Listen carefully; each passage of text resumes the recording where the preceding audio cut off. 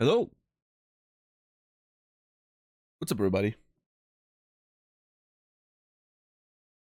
How are we doing today? Let's see. Warren, Shazar, Melon, Anktar, JC, Mark, JR, Zulu, Rasta, 10 bucks, Timmy, Sokaman, Garrus, Seraphin, Redacted, Scratch, Colette, Cassie, Fearedon, Mac Ace, Frito. Hope everyone's doing good on this Monday, 26th of August. What's up, Mark? It's rare to see you here so early. I'm guessing you have the day off or something. Yeah. Yeah. How are we doing? How are we doing today? Playing some interesting games, doing some interesting things. Back to work for some of you, I'm guessing.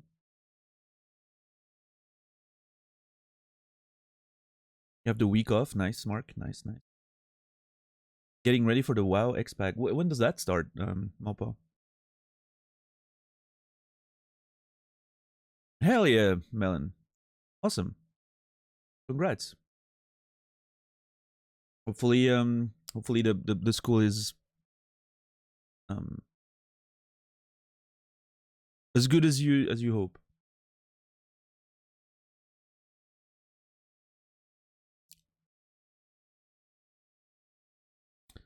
I think it already started.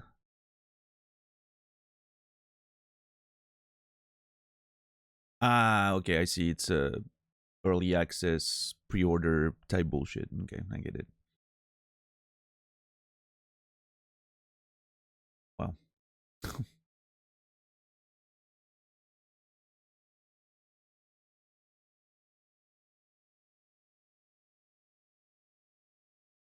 Yeah, it's it's so dumb. Some people have already finished the new content. Well, I'm not surprised there. They probably had already polished it in like beta or whatever. What's up, Iron Core? Nice, Melon. Yeah, sounds good.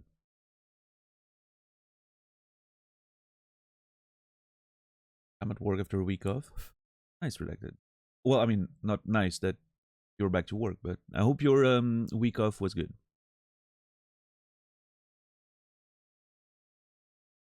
It's not pay more for early access. Is if you don't pay enough, you have to start late. Yeah, yeah.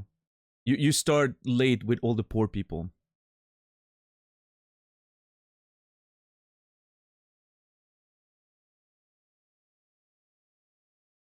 Get to the point where we have to wait 2 weeks to play our new games. I mean, there's a weird thing going on right there because if at some point, if it reaches a point where it's bad enough, it's like, well, the release date's just later than what or you know what I mean, right? The release you just consider the release date, and I'm pretty sure the release date is always going to be when everyone can get in, right?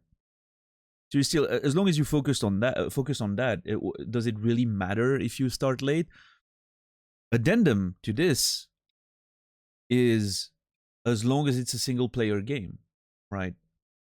As soon as it's a multiplayer game, then it brings some weird issues, right? Especially when certain performances expected from like players and their gear. Like imagine if you're in a big guild in WoW right now, you have to get in on the early access, right? Because you want to potentially get the world firsts and all that, and all that stuff that's important to these people. What if you don't have the money though? Or what if paying like 30 bucks more puts you in a weird situation? I don't know. When it comes to multiplayer, it's really fucking weird. If it's a single player game, I don't give a shit. Like, I don't like the practice, but I personally don't give a shit. Like, I'm gonna play the game when it comes out. I can wait. I've been waiting years for some games. I'm fine. I'm not an impatient kid. But when it comes to multiplayer, that's when that's when it gets really really iffy for me, and I think it becomes very predatory because you're using that FOMO and that sort of the expectations of the social pressure to you know make sure that you make more money, I guess. You know? I bet some guilds got broken because disagreement on early access or not. Yeah, I mean, I don't know if it went as far as breaking a guild, but I'm pretty sure some people got in trouble because they didn't want to get in on the early access. That has to have happened, right? Now, that to be fair, it does alleviate a lot of the server issues, which, you know. But I don't think that's the main reason why they're doing it. Just, I guess, a nice side effect for rich people. And ultimately everyone else, because like the server issues are obviously like the server offload is probably very good even for like normal players, right? That get in at the normal time. But yeah, I mean, ultimately it's just it's corporate greed. It has nothing to do with improving the player experience. That's just a nice side effect of a terrible practice. But what can you do? It's just the norm at this point, I guess. What's up, Coolie? Especially since early access date is just before the weekend and launch is on a Tuesday. Yeah, that's, you know, another very convenient, you know, situation there, I guess, Warren, right?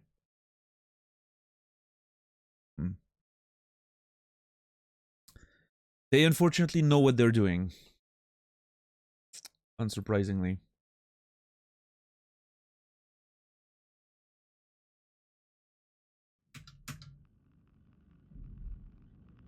It is what it is.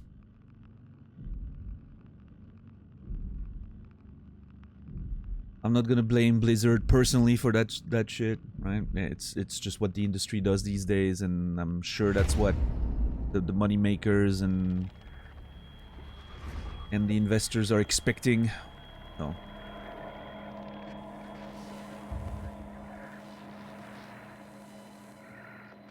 it's just a shitty system, and that's it.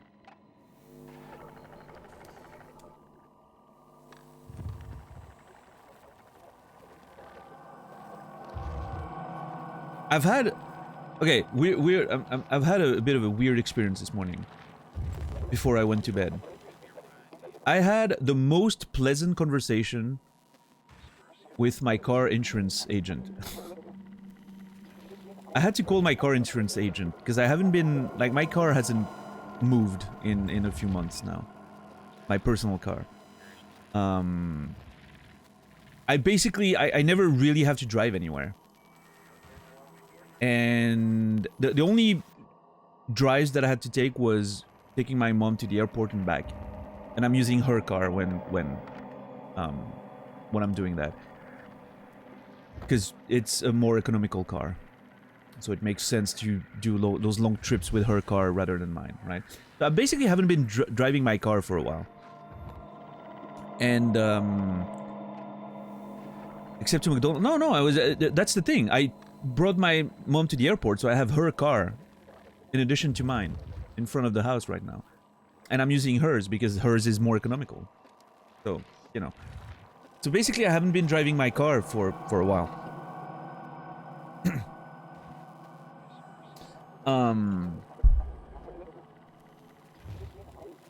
And so I was like, you know, I'm gonna call my insurance agent and I'm gonna see what I can do. And it's a bit weird because it's right now is when I'm supposed to pay my you know, the next 6 months of insurance.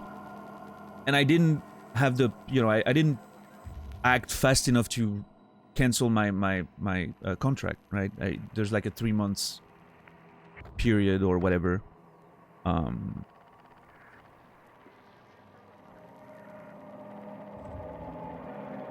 And the period is for like 6 months. So basically I would, you know, I would get fucked if I was to cancel it now. But anyway, so I call my insurance agent and I explain the situation. And she's like, she's offering me like a perfect solution on a platter. She's like, oh, you can just go like grab the registration plates and then inform us. And then we'll, you know, we'll only bill you for the few days that you've been on the period that you were supposed to pay for. But it's not going to be a cancellation, it's going to be a suspension. So it suspends your insurance, right, for a whole year. If at any point you want to start, you know, driving the car again, you get the plates back because they're going to be saved for you for like a year. You get your plates back, you put it back on, you tell us, and it starts automatically again. You get a new bill, and that's it. If you don't, after a year, Like if you sell your car or anything, it's gonna get cancelled automatically. You don't have to do anything, and all is good in the world. And so I'm like thinking, I'm like, hold on, like, you know, in my mind, I'm like, I was ready to like pay the full price and get fucked, and then, you know, like basically get it cancelled after the end of that period. But she offers me like a beautiful solution on the platter, and I'm gonna save like $1,000 thanks to that. It's some crazy shit. I was like, that person is the most pleasant insurance agent I've ever spoken to. She was so cool. And I was baffled. I was like, you know, I can't believe I'm getting that great of a solution. And she was like, well, I mean, that's, you know, that's our job. We're trying to help you. And I'm like, well, it's great when it works. You know, I was just baffled. Like, that's what they all say, right? But then they just want to, you know, fuck you as soon as you actually need them. In this case, just perfect. I was so happy after that. I was literally giddy. I was like, oh man, this was such a pleasant interaction. Anyway, saved a whole lot of money there. That's great. I don't know if I'm gonna sell my car. I'm tempted to sell it because I don't know. I don't drive it enough to justify paying that much for car insurance. Unfortunately, pretty expensive. So I don't know. Maybe I'm gonna sell my car. I really can't find a lot of need for it these days anymore. And if I really need the car for some reason, if I really need a car, I just organize myself with my mom and I grab hers and I just, you know.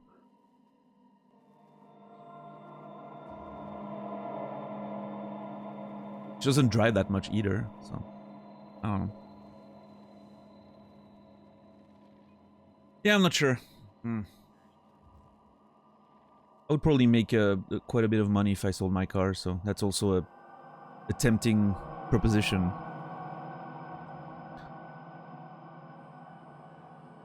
We'll see. I'm gonna have to think about it. In fact, I'm pretty sure I could sell my car, buy a cheap one, like, you know, a cheap used one, just to have one, and still end up with a whole bunch of money, so.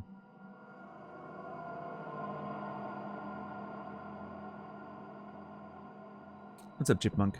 I don't know if I said that again already, but also thanks, Saladino. Well taken care of.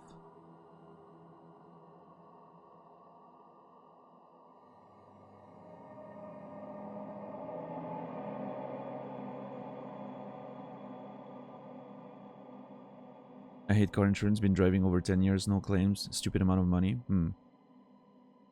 I assume your case is very easy to resolve. That's why she was so nice and forthcoming.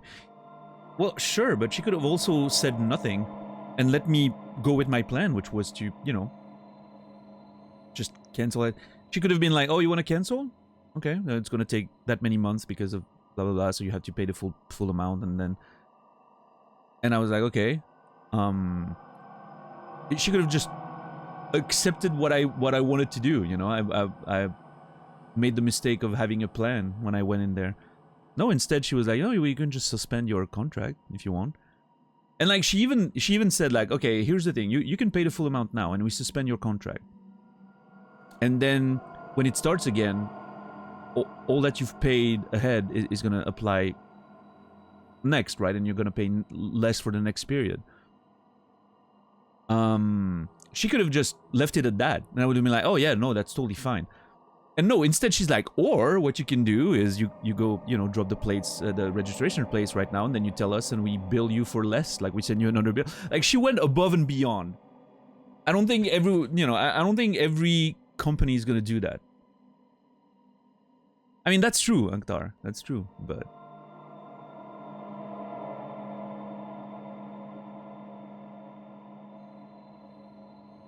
to me, like, having dealt with such situations before, it really felt like she was like, hey, I can save you $1,000 right now. How about that?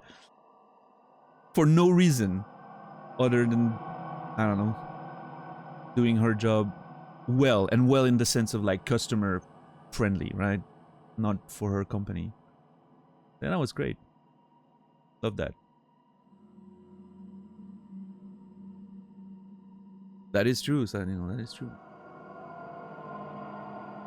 Hopefully it doesn't affect, I'm assuming it only affects if the special characters are being used, right? There's no like leniency aspect of it. Can someone say best and cheap in chat just to make sure?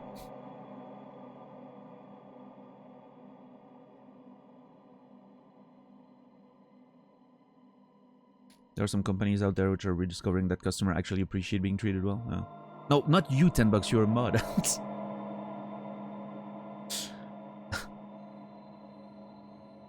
Alright, thank you, Zulu. Yeah, all good. I didn't know, like, I assumed, of course, that the special characters were, like, you know, down to the single character, but you never know with those. Automod is weird. Let me tell you. Automod sometimes mods stuff that I'm completely mind blown with.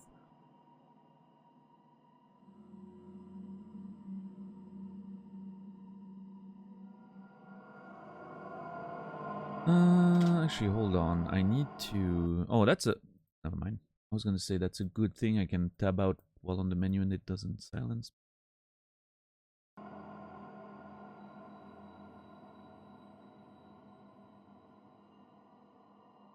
Car insurance is mandatory if you want to drive, Melon. Yes, yes. If you can't get your car registered if you don't have car insurance in Switzerland. I don't know if it's the same everywhere else, but here it's how it is. Which is great, by the way. Because obviously you don't want to get in trouble with someone who doesn't have insurance on the road, right? Like, that would suck.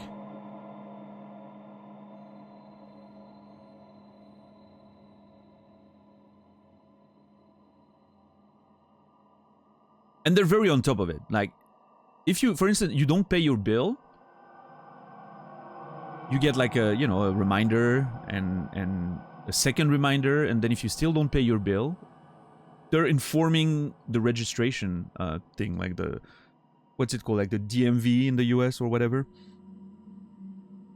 It's the OCN, it's called here. But anyway, so they inform the OCN.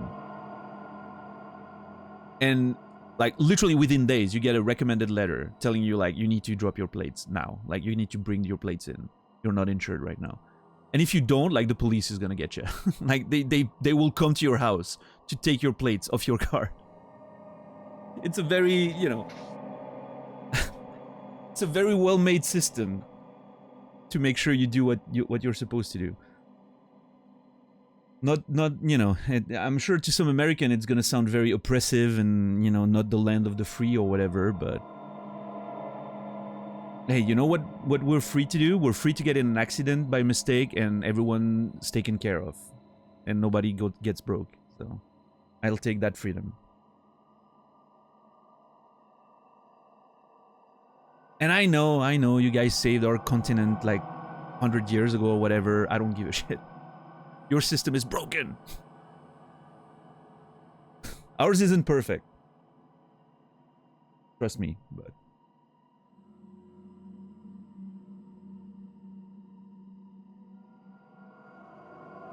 Ah, I see, so, you know, nice. You know, they will change the character soon, though. Yeah, they're getting smart.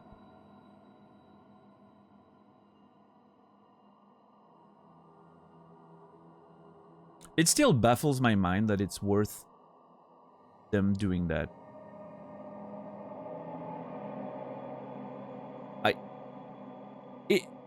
If we still get spammed by bots for, like, you know, viewer botting, it means it's working. It means they're making some money with it. Otherwise, they wouldn't do it. But who's fucking clicking on those links? Unless it's like a phishing link? Could be that, right? I guess. Maybe it's not even like a real offer. It's just a phishing link. I never tried clicking on it to see what happens. I'm not going to. But...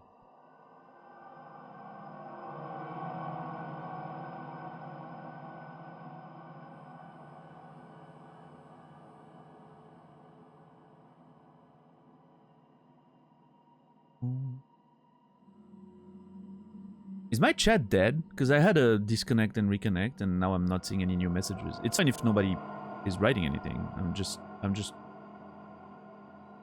I'm wondering if my chat actually died, and I can't...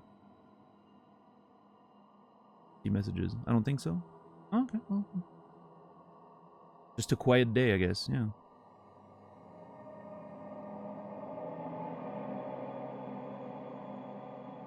It's fine. I'll talk to myself.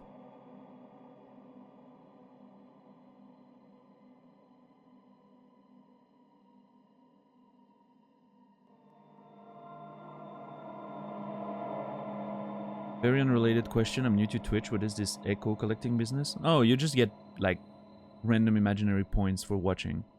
There's nothing you can do with them. They're literally useless. But I guess it shows how long you've been around. I don't know. We might do something with them one day.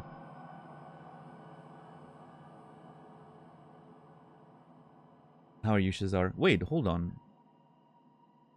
That wasn't your first message today, right? Or is my system broken? No, you had one earlier.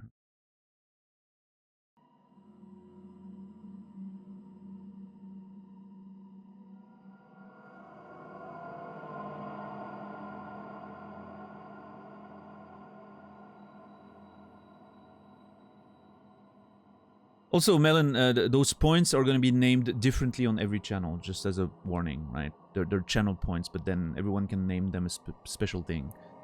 So if you go on a different channel, it's going to be a completely different, like, currency, so to speak, right? So just don't be surprised if you don't see that name, that particular name anywhere else, and you see other stuff with a different icon and everything.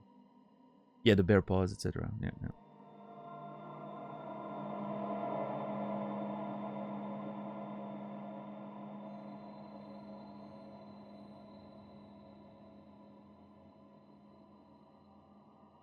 So, like, is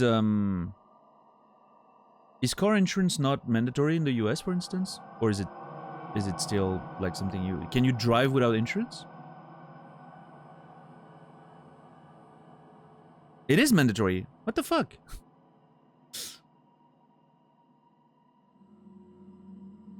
You need a certain level of coverage. It's voluntary in Turkey. Okay. It's mandatory, but... Okay. I'm assuming some people don't do it.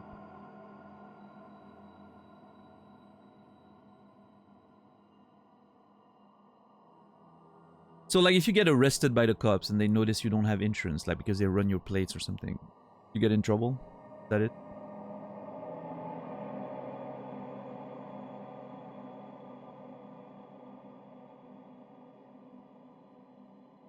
You lose your license? Jesus!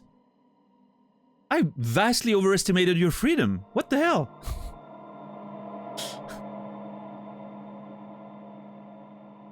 That's a brainy. How are you doing today?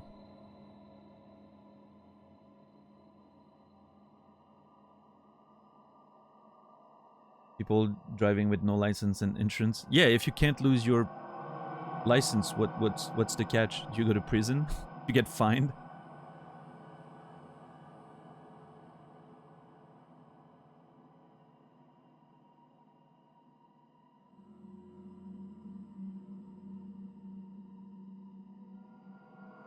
I've been playing a bunch of Street Fighter yesterday.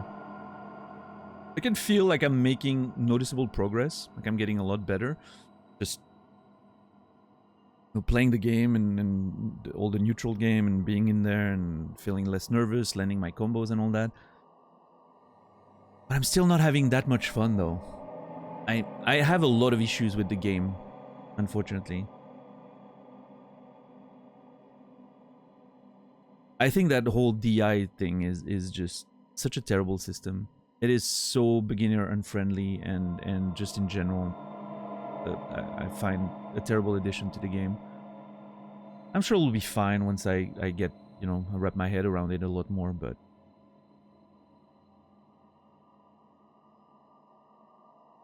What about Tekken? I mean, I haven't played Tekken in years.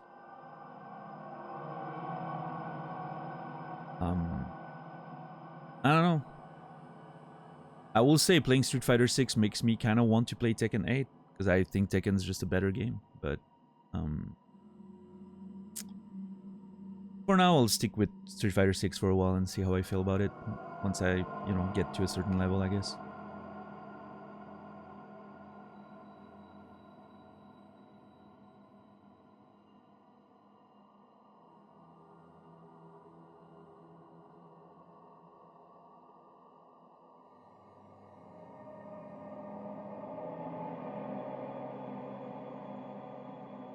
Yeah, 10 bucks. What's up, Infamous? Been meaning to get back into the Yakuza game, got distracted before when I tried to play them. Yeah, I should probably get into those games at some point. Yakuza seems fun.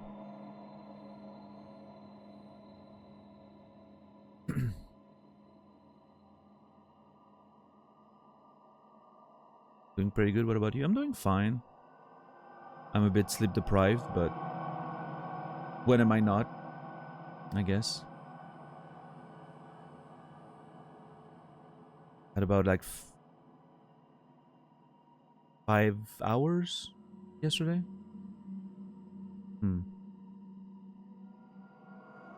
5 hours is survivable. Not great, but it's survivable. So you guys on Discord but fell back asleep? Yeah, you should join us one of these days. Yeah. It's generally a good time. You can hear Naz being toxic on Street Fighter to other people. You can hear me being toxic to myself. The whole thing. Yo, Melon, thank you for the $1. A great Turkish theater artist once says. Am I supposed to read all of that for $1? You're getting a lot of voice acting from me for a very... I'm kidding. Thank you, Melon. I appreciate the $1. A great Turkish theater artist once said, all the top officials at the Ministry of Economy must be alchemists. They found a magical way to turn the Turkish lira into shit.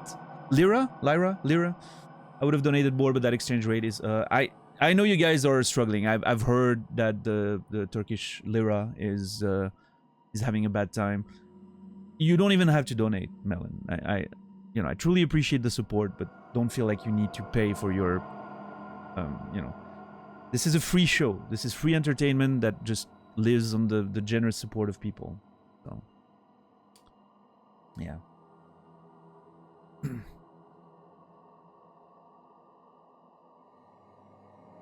Can anyone just barge in when you're hanging out on Discord? When we're playing Street Fighter, yeah, we're like going into the public NAS server. Like we're going into public channels on NAS's server.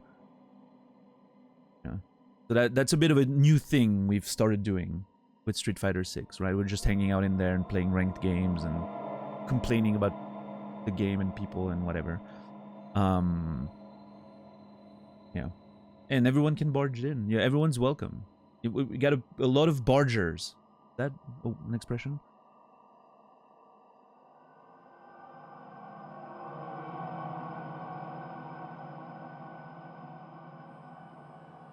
They were on heavy sale recently. Bought the complete edition that contains all the game parts for the last two for less than $50. Are you talking about Yakuza? Yeah. Oh yeah. Yeah, I should probably try those games at some point. I don't know if I should stream them though. I don't know if they would be good streaming content. I guess there's a lot of passionate people about them. Like a lot of people like that series, but I don't know. It doesn't seem to be a super exciting category. I don't know. What's up, Jaken?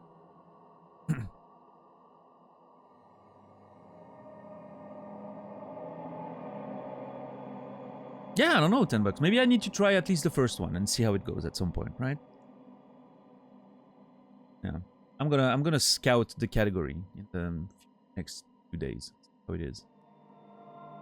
Oh man, Sifu is so good. Sifu was my game of the year 2022. Easy. I mean, 2022 was a pretty mid-year, but man, Sifu was an easy game of the year winner for me. What a great game.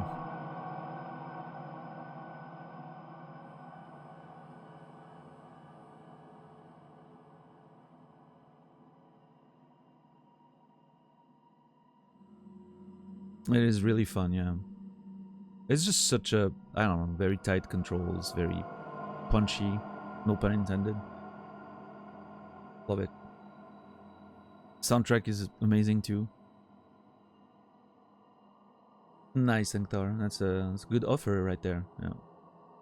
Complete series down 70%. I'm assuming that doesn't include like the more recent ones, right? Only Sifu had DI.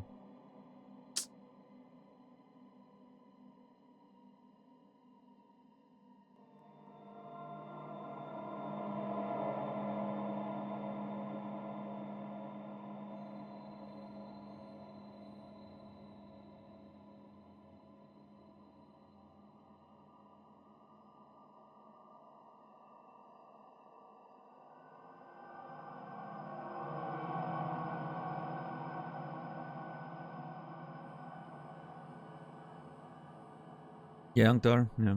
Yeah, that's a good thing to look into, I guess. Pretty cheap.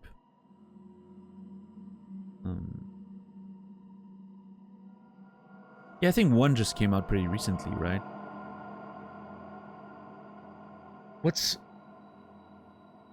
Was it a spin-off or did 8 come out? I know, hold on, like Yakuza, like the one that we call Like a Dragon here, which is the name of the series in Japan, but here it's just one game. That's 7, right? And then 8 is coming out soon or has just come out? I don't know.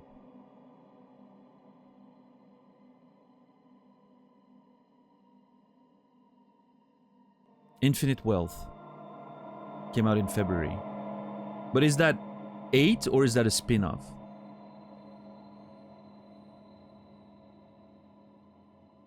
It's a very confusing series. That's 8, okay.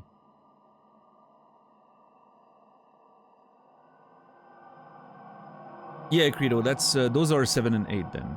Yeah. They changed the combat system at some point in the series for some reason. Direct sequel to his story in 7. Okay, okay.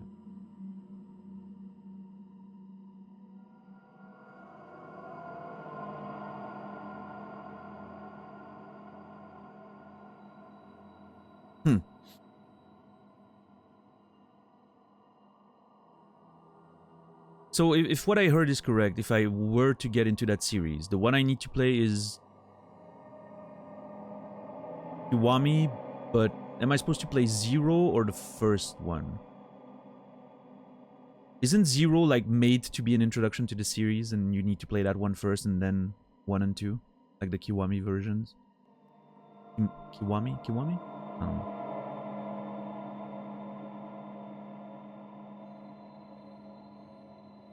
Zero is a prequel. Yeah, okay, but I've heard that it's a prequel that you're supposed to play before, like it's designed that you play them before doing the remasters or remakes or whatever. There's a lot of prequels you're supposed to play them after, right? They're meant to be for players who have a knowledge of the series.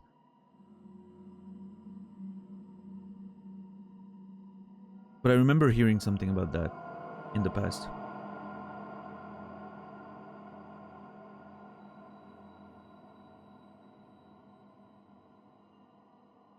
I remember the combat being numbingly bad in the first Yakuzas. I don't know, it seems fun. It seems like big, you know, brawler, beat them all, like, sort of combat.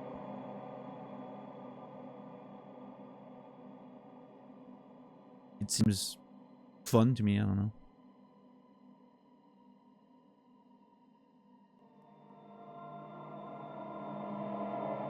The spin-off you're thinking of came... I'm not thinking about a spin-off though, Jake. If you're talking to me, at least. The bundle contains 0, Kiwami, Kiwami 2, 3 remastered, 4 remastered, 5 remastered, 6, and I believe some DLC. Okay. So it's just missing like a dragon and the new one, you know.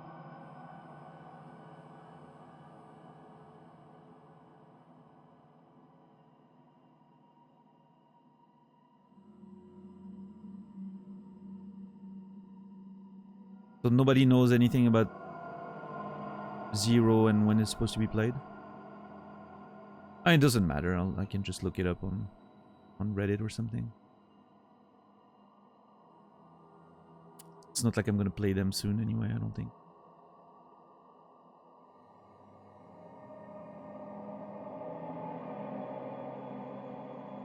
Played some of the Wukong game and the hitbox of something else. Easily the worst offender I've came across in years. Yeah? Interesting. I've seen some weird conflicting opinion on that game. Some people seem to think it's like an easy game of the year, and some people think it's just a mid-action game. I don't know if they intended to be played first, but I loved starting with 0. Okay. I've heard play 0 first. But yeah, I don't know. It's something that I've heard. I'm pretty sure at some point. Right, $10. Yeah. Yeah, I don't know. I don't know how how accurate that is, but I've heard that basically the whole Kiwami project sort of was designed to have like 0, then 1 and 2. But I wasn't sure if I was misremembering that. It's a lot of games to play though. Like Jesus, if I was to get into that series and if I enjoy it and I want to play through it, that's a lot of games to play. Oh well.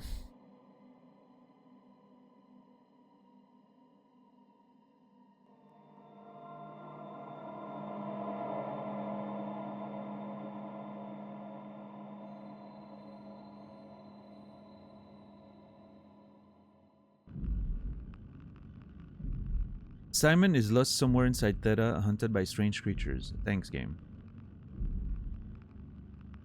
A nice summary of what's happening.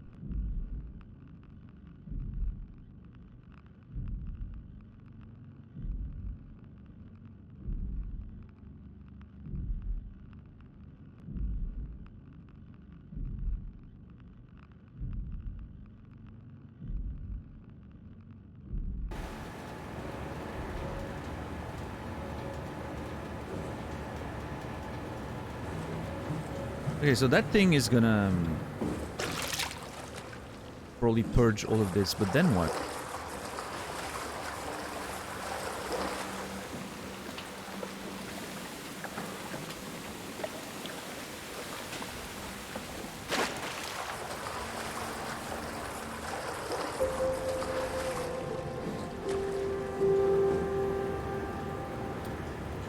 Hey, Reki, thank you so much for the tier 1 17 months. Appreciate it. Thank you so much. That's a lot of months right there. Hope you're doing well. Thank you for the support. Reki, you will be remembered. Thank you.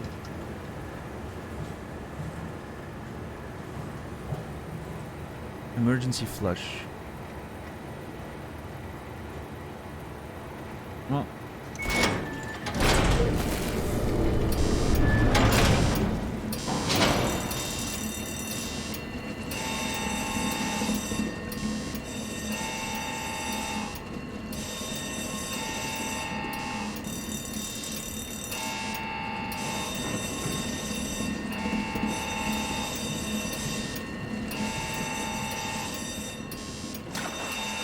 Ah, fuck.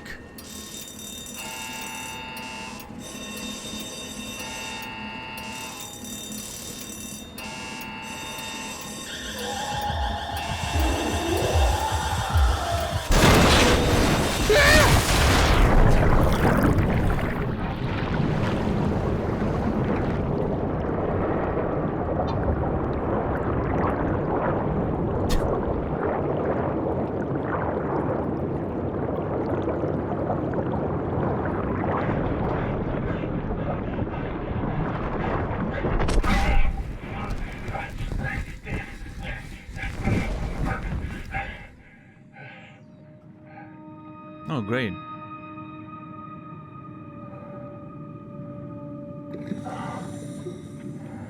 What happened to you? Jesus.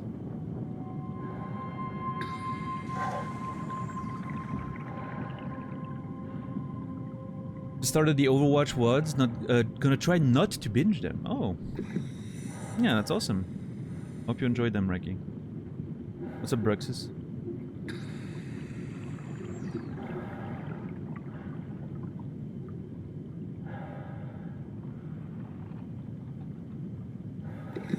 I did get flushed, yeah. That's literally, quite literally what happened.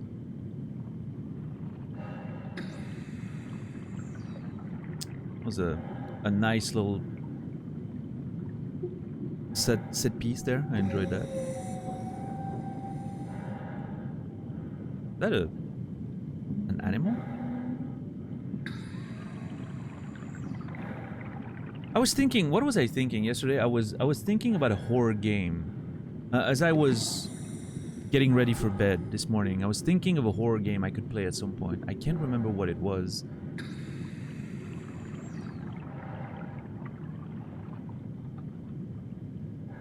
I don't think it was Dead Space, even though I want to play Dead Space Remake.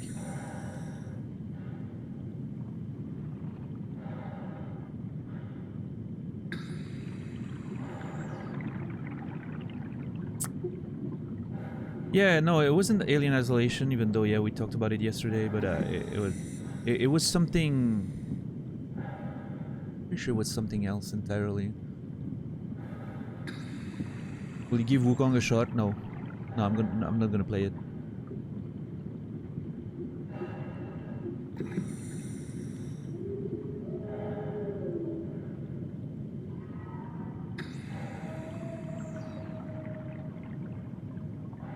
It's not Five Nights at Freddy's, no. Night Trap, Darkwood, Signalis, I can't remember. Like, I just had a thought at some point. I was like, huh, that's something I could play at some point, but...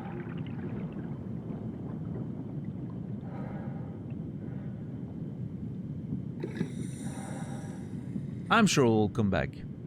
If, you know... If it matters.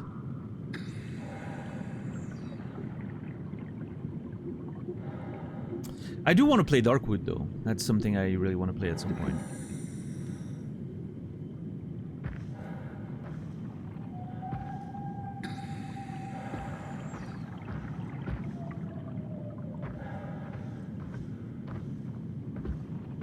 Yeah, Darkwood seems really interesting. Signalis is so great. Yeah, I may give that a try too at some point, yeah.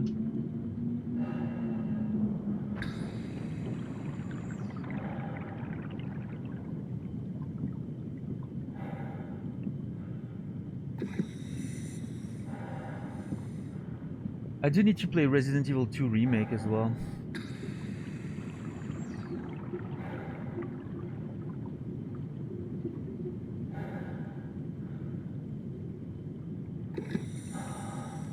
Yeah, I don't know, man. It's bugging me. Like I feel like I thought about a game and I was like, oh, that would be a good streaming game, and then I completely forgot.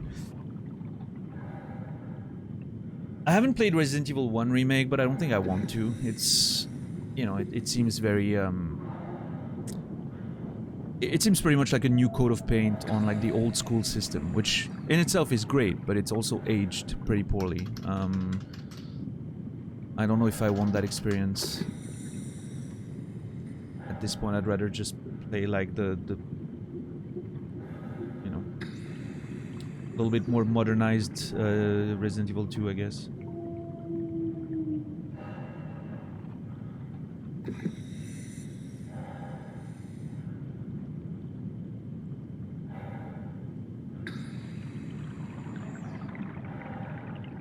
I've touched the Resident Evil 1 Remake. I remember installing it at some point. I think it was free on PS Plus Extra or something.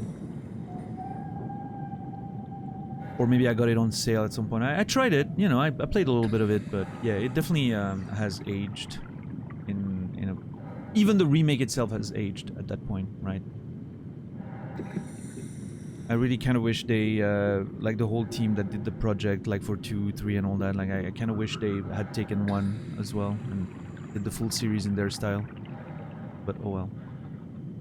What's up, White Wolf? How are you doing today? I didn't get any picture of your stash, by the way. I don't know if I was supposed to find it somewhere, but... I'm very disappointed, White Wolf.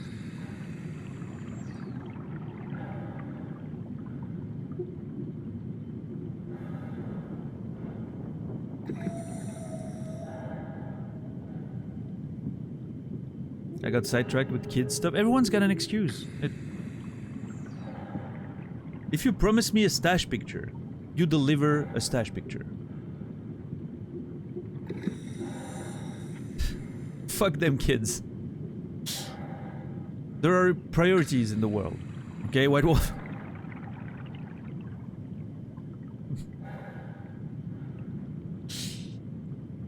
Do like Jaken. Jaken doesn't care. These poor pregnant wives just doing everything. And he's like playing games with us. Be more like Jaken. I'm kidding. I'm sending a lot of trash right now. I'm flinging my poop all over the place. Obviously joking. Right?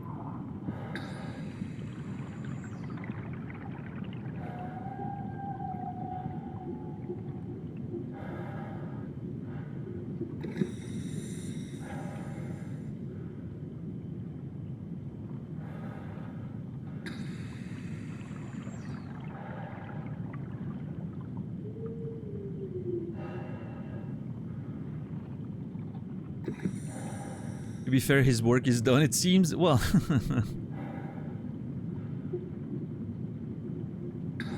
Talk shit, be terrible at Souls game and SF6. Be like Jaken? Oh. I don't know, is he bad at Souls games? It's not... you know... I can't pretend that this is very surprising news, but...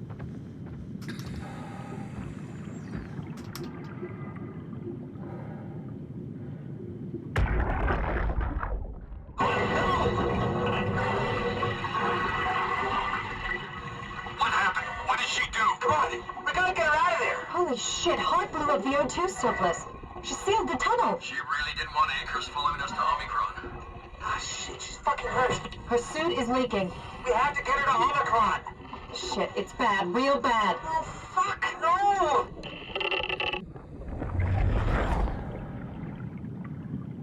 Uh-oh. Wait, who's in trouble with her suit? Oh, Hart. Yeah. Hart is in trouble.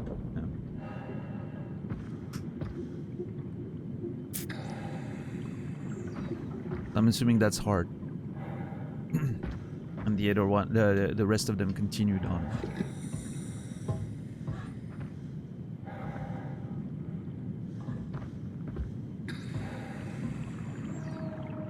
Wait, what?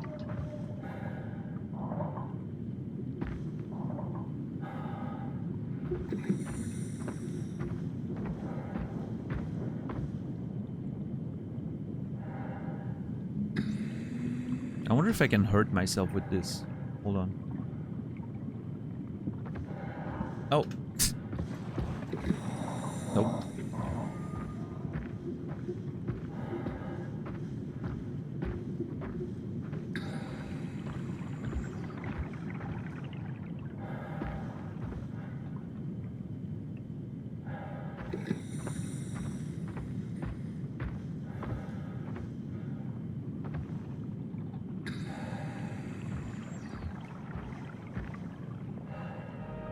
Fuck is that? Whoa, hold on. Alright. Let's find Omicron.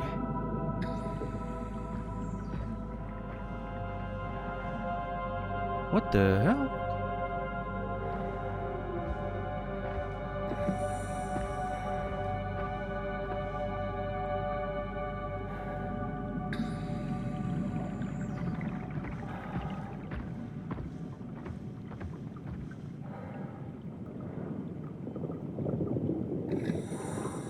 They kind of look like these old school underwater mines or whatever, right? For like anti-submarine mines, but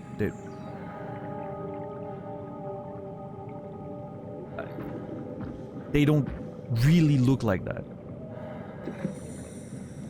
Are they nets to catch fish or something? Like, it's so weird.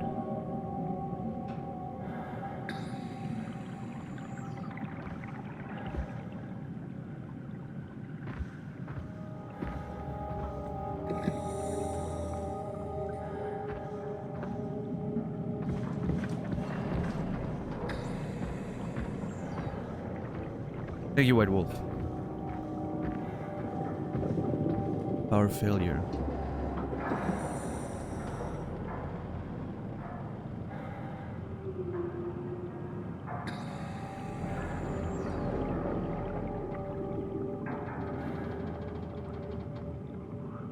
It's a start.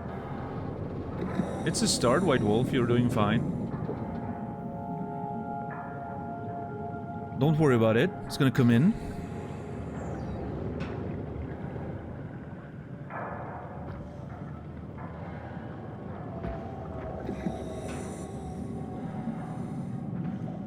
How old are you, White Wolf? It's a lot of gray hair.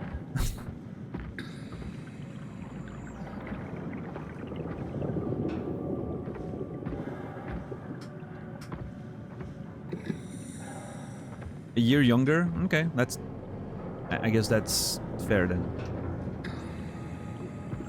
He just said he had kids. That's true, yeah. That's gonna take some years out of you. No. Plus, you know, the military career and all that. Yeah.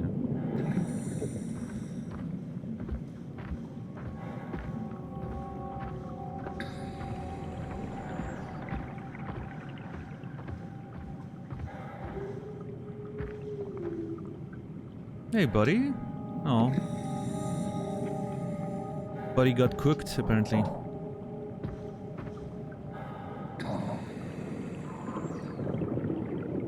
They look like a Bomberman face.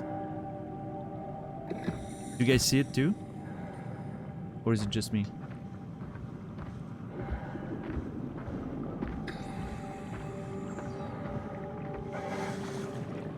Totally?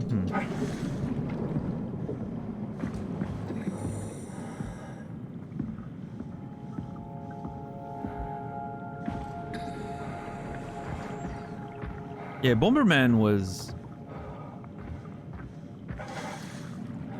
I dare say, revolutionary when I was a kid. It was such a fun game. It was sort of like the early days of PvP, right? In video games, it feels like. Where, you know, outside of like sports game, like it was one of those first games where you could kill people. I thought that was great. Yeah. Some of those like early video games experiences, like along with Worms. I remember spending so many hours playing the first Worms.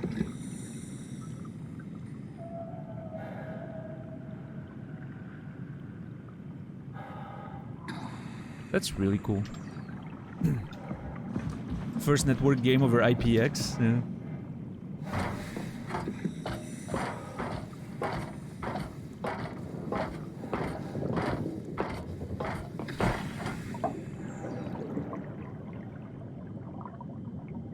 Oh, brother, what is this?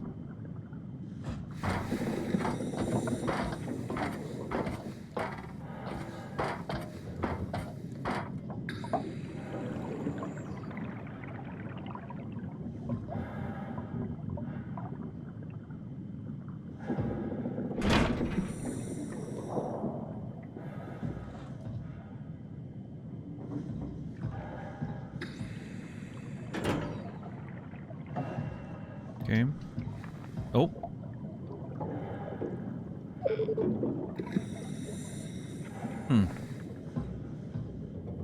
Before flushing, make sure to open valves and turn on the pump.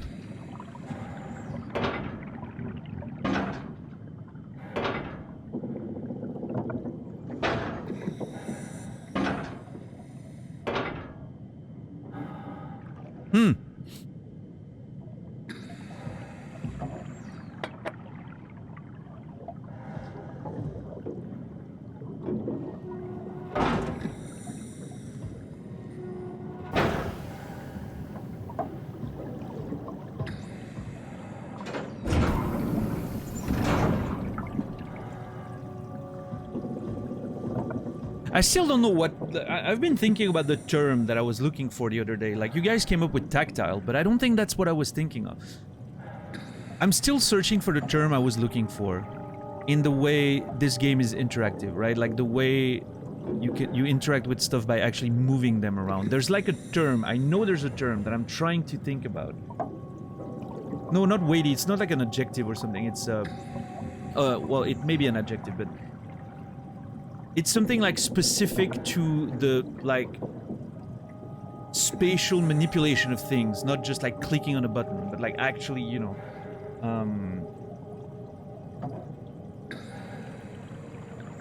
it's been on my mind since yesterday, since we talked about it, but I couldn't find it. I'm pretty sure it's a term that I've learned about when I was in teaching school. Talking about like kids, you know, actually playing with objects in their hands and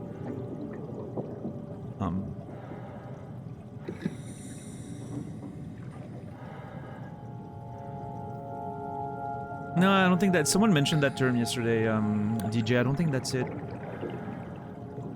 How are you doing today, by the way? Good to see you.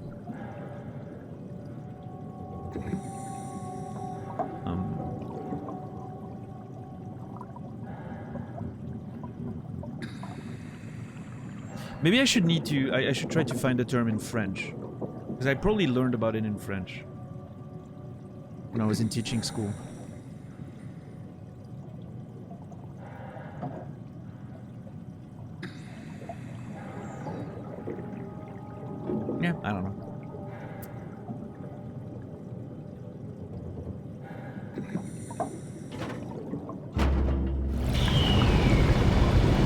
Reki, you know what? I think that might be it.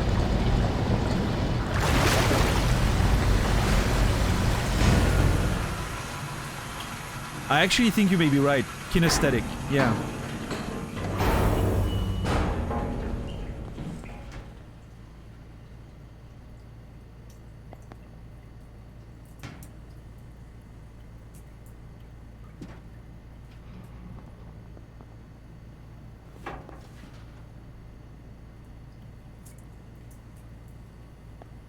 Yeah, maybe. I don't know. Could be, that could be it, though.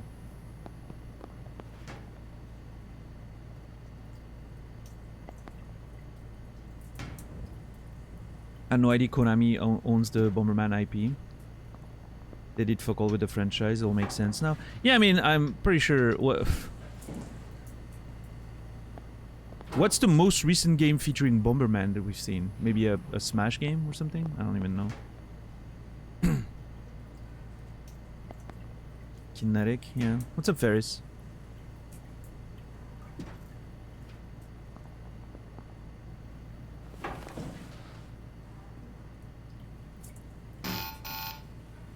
What do you mean?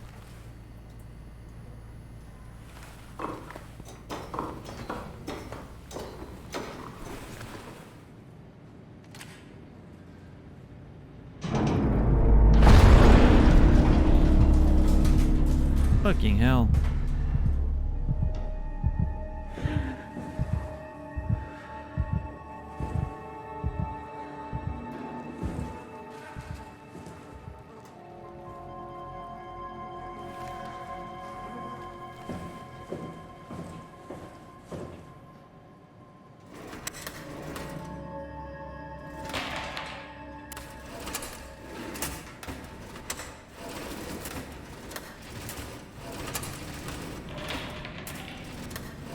But yeah, I think I remember like the term I'm looking for, and again, it could very well be kinesthetic. It was I remember it was something we used in teaching school when we were talking about like activities and you know, games or like educational items or whatever that related like manipulation, like physical manipulation, as opposed to just like thoughts or whatever, right? But I think kinesthetic might have been it. The more I think about it, the more it like brings me back to teaching school. Oh.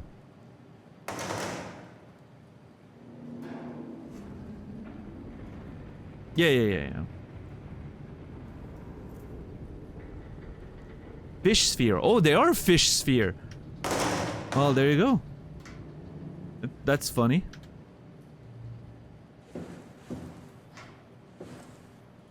They were actually just elaborate fish nets. Hmm.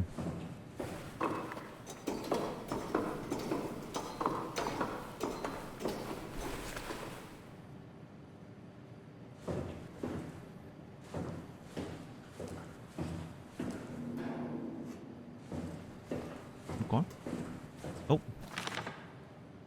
Adam Goliski is ordered to come to Theta as soon as possible. Urgent from Strohmeyer. Oh. Gask? I tried to figure out what it was about, but they wouldn't tell me anything. All I know is they asked if you were missing or if you were dead. Something must have freaked them out. I think you'd better do as they tell you. Herbie.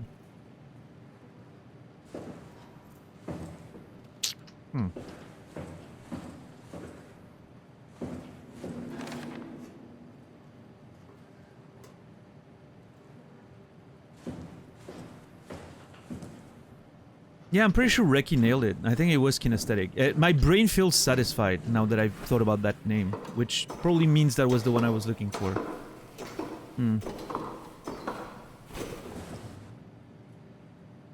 Thank you, Reki.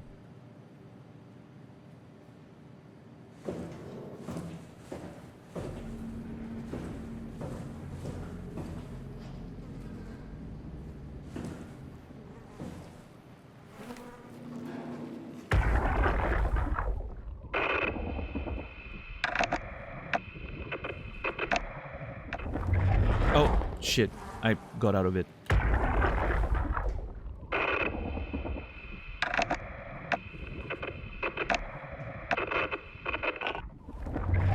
Oh. I'm not getting anything. Never mind. I can't read him like the others.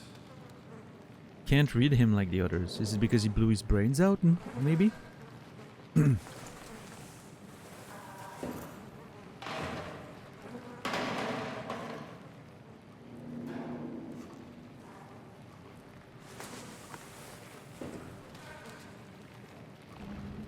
Should I use the butthole? Am I? Yeah, I'm actually not perfect.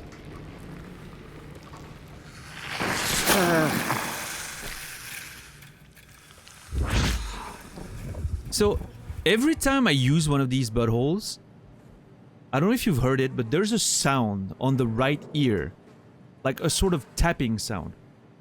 And it's always making me think that something is hitting on my door. And it's absolutely terrifying. It's absolutely terrifying. It's a very, like, sharp tapping sound.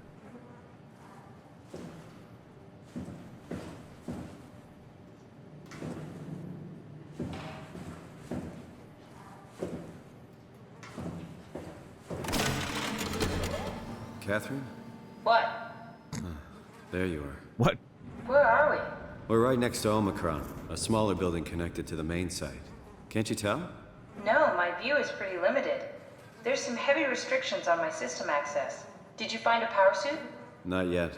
Trying to figure out how to get into Omicron, the big building. Oh, okay. Keep up the good work. That's it? You got nothing? Good luck. Thanks. Yo, Brendan, thanks for the Cat? raid. Oh, How are you so okay with all this? With what? Being a talking box, for one thing. Not being human. It's not so bad. So, you're not bothered at all by not having a body? I'm getting there. You're making me feel really self-conscious. Come on, be serious. I never felt that comfortable being human in the first place. This isn't much worse. Not being able to move would freak me out. Glad you got the box and not me.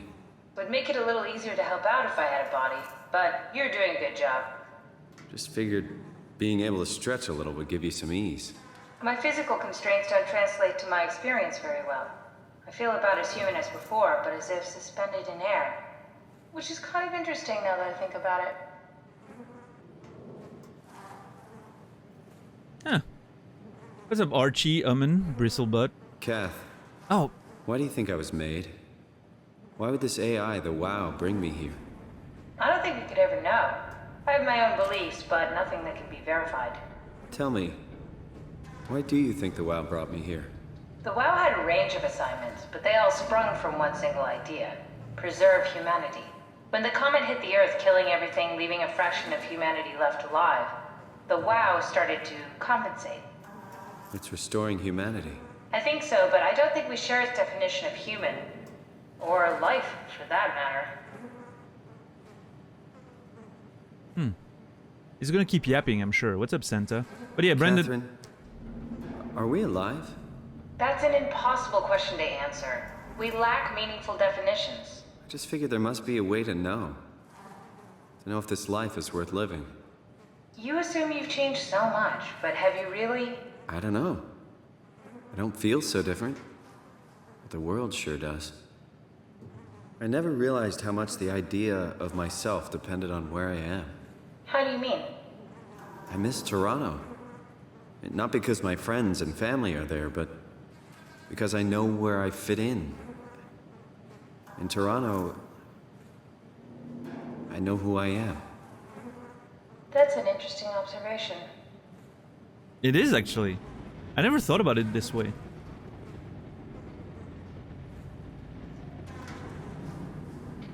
Huh. Brendan, thank you so much for the raid. I appreciate you. Hope you're doing well. Hope the games were good. Seems like you're taking on to Bison pretty well. Hopefully that, you know, gets you to the next level in your Street Fighter career.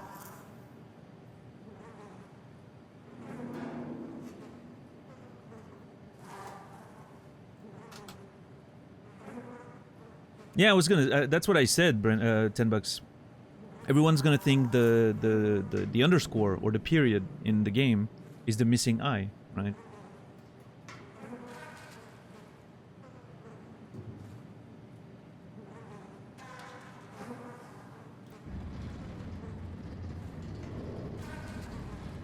Yeah, DJ. I don't think you were all butts though. Like if you were all butts. I don't know. Is Toronto actually worth visiting? I don't know anything about Toronto. I've heard some good stuff about it. Yeah, it seems like a good place to live. Yeah. My usual handle is B period son, but Twitch doesn't allow the period. Yep, no, makes sense.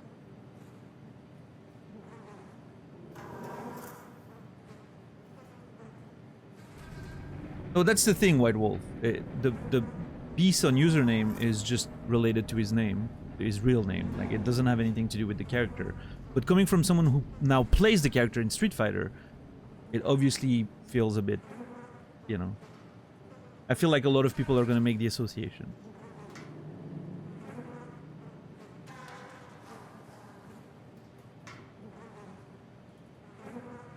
Canada is real. Yep, Canada is real.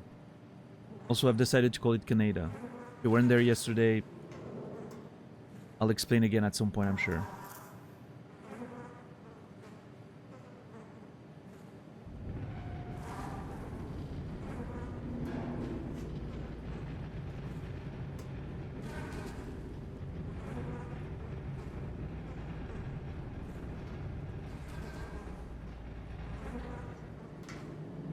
Lots of flies around here. How did they survive? Wasn't this place flooded like 5 minutes ago? Oh no, that door was closed. Never mind. Yeah. Canada. I need to watch Akira again. What a great fucking movie.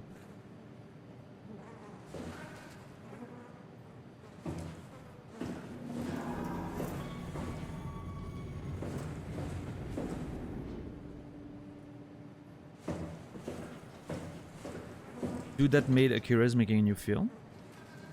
Wait, was that Katsuhiro Otomo or was the movie directed by someone else? Yeah? Ooh. Otomo is not a very productive person. Like, he's not a very prolific person, right? Every time we can get something out of him, I'm excited for it.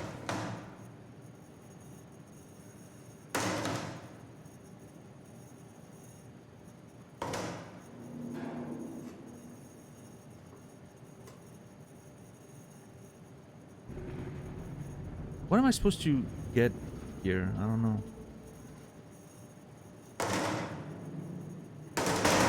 Oh, shit.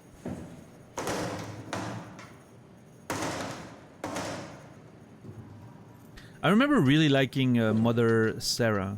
His other manga. I thought it was really cool.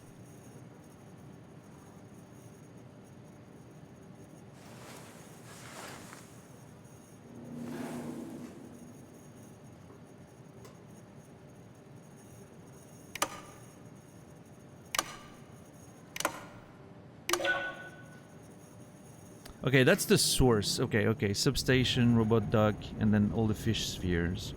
I'm assuming my goal is to light up Omicron and...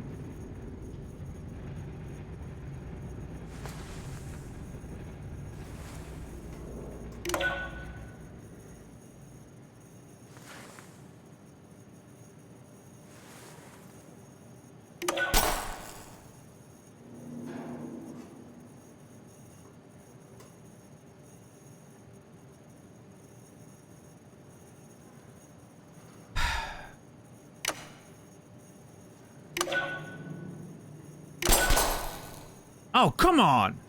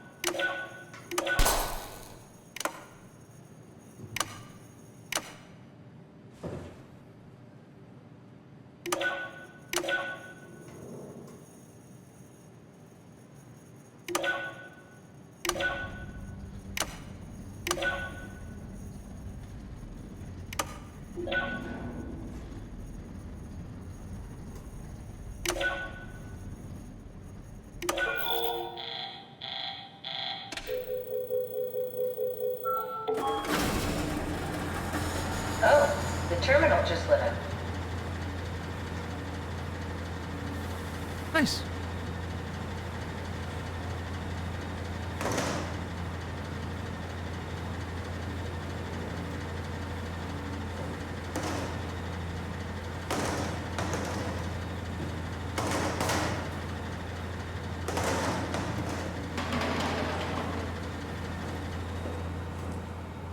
Black box status, system updates, radio buffer, Omicron. Okay.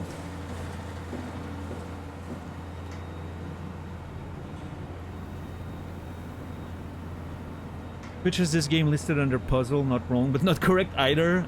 I mean,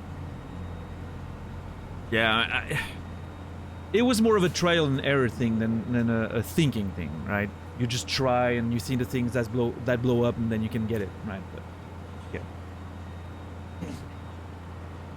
I will say though, on the plus side of it, even though the puzzles aren't very complicated, at least they're varied. There's like interesting little mechanics every time, like you need to play with the buttons and all that. I haven't seen the same puzzle twice, right? So, yeah.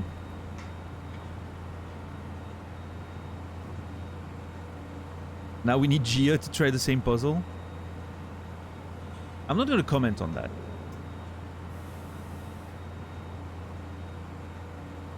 Because I don't want to be mean.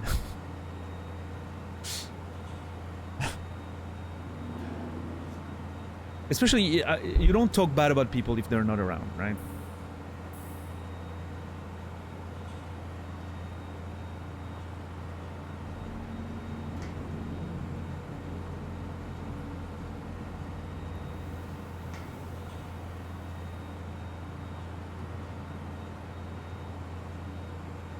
Yeah, warn us.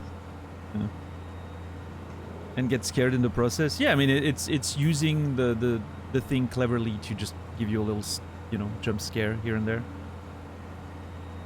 I think this is a very cleverly designed game in general. I think they've done a great job.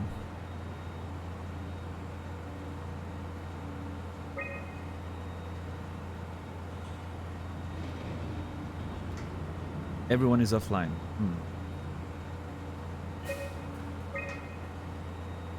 System updates. 2098. What's up, Captain Dax? How are you doing today? User wall check. Updates enables black box failsafe cartridge 4 implemented. Standard X4B extension. Area calibrator for ACR. Diagnostic tool for post-impact contingency plan.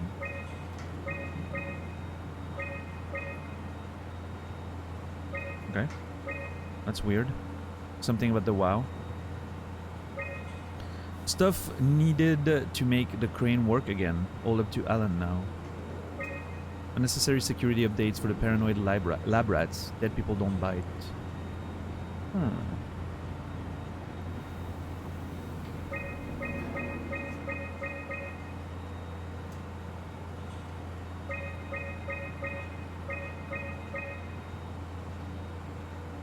Yeah, doing alright, Captain Dax.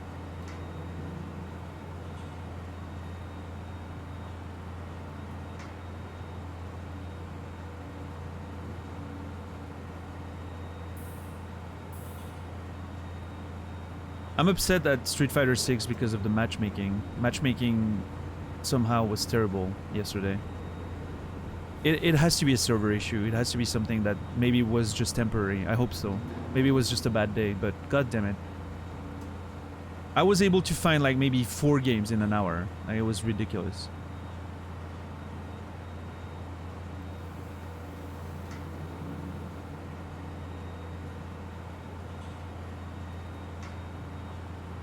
Yeah, Melon?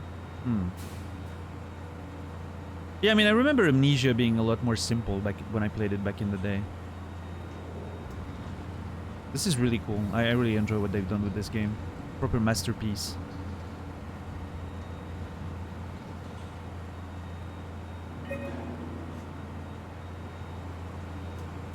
Yeah, that's awful. I'm hoping it's just temporary, because otherwise I'm just like, if I need to, like, if I can only play like 4 games in an hour, I'm just not gonna play the game. Like, it's just not a realistic proposition for me.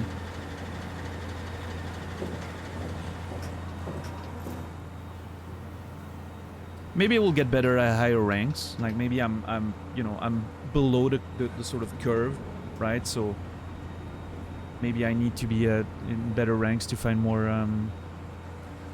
matches. Wow, Senta. That would be a shame.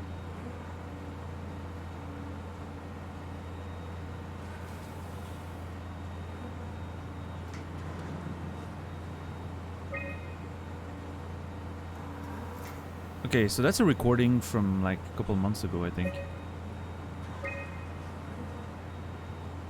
Quarantined. There has to be a way to cancel the lockdown. Have a look around the room. Uber, do we have any painkillers left? This tinnitus is becoming crippling. Sorry, we only have heavy stuff left. Morphine level drugs. I'll take it. Feels like my head is about to explode. Can do, that's stuff for emergencies. Besides, Cameron thinks the ringing will settle when JR reaches 100%. Then tell him to hurry the fuck up. Should be a matter of hours. Just hang in there. Keep me posted. Yeah, well, I have this thing I need to take care of, so I'll talk to you later, okay? Sure thing, Herb. It must have overloaded his black box. Humans have black boxes? Here we do. Company policy.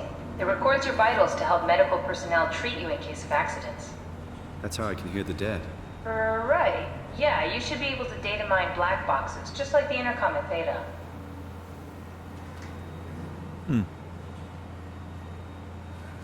I mean, I like the way she's putting it, right? I'm data mining, but it doesn't explain how I can just interface with it without any connection or whatever. Like, this is a strange power that I'm getting. I wonder if, in a way... Oh, that could be a nice twist. I wonder if I'm a manifestation of the WoW. And that's the reason why all these creatures are so aggressive with me, because I'm basically torturing them. Because I'm keeping them alive in that sort of weird state, right? So they want to attack me to kill me. I wonder if I'm a manifestation of the WoW trying to become human and save humanity. That would be an interesting twist right there. And it sort of fits with my theory that initially was that I'm a sort of manifestation of that alien substance that, you know, arrived with the comet. But my understanding now is that the comet had nothing to do with it. It wasn't an alien substance. It was an artificial thing created through the use of that, that substance they're using. That fluid thing, right? Yeah, that'd be an interesting twist. I would enjoy that.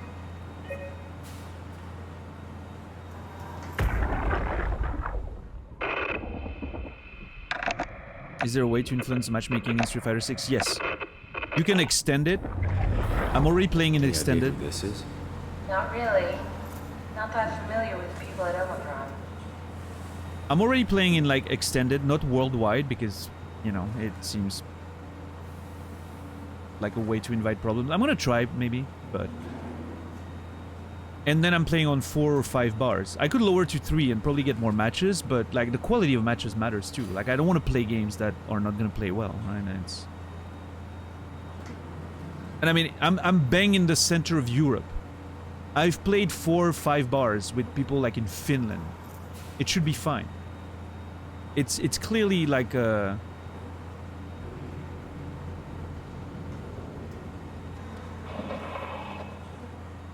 Are you hearing that glitched noise? Yeah, I'm getting... What is that? I was gonna say I'm getting like perception glitches. You know, it's clearly like a server issue. I should be getting matches. Like, I'm literally in the middle of Europe. There's no reason why I wouldn't.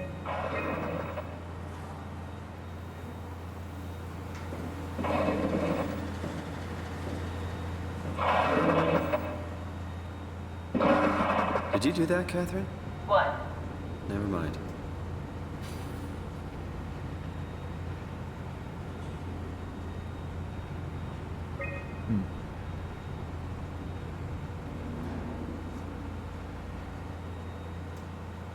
I wonder if that guy is Adam Golaski. I think I solved it. Solved what? Why do I get the feeling that we just got lowered into the back of a van? What are you talking about? Is the WoW directly communicating to us, giving us the information we need? Am I imagining that shit? Somehow?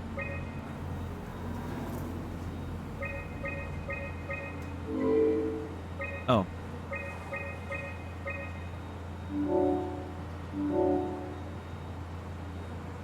Omicron retracted the quarantine shutters.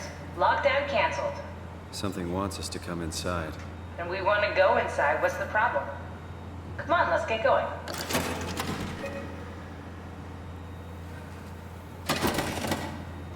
I think Catherine is a little too excited about all of this. Oh god, my vision is glitching.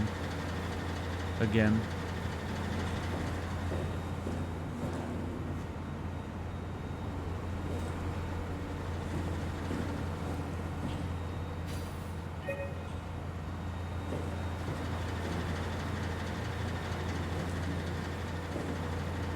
Never a good sign.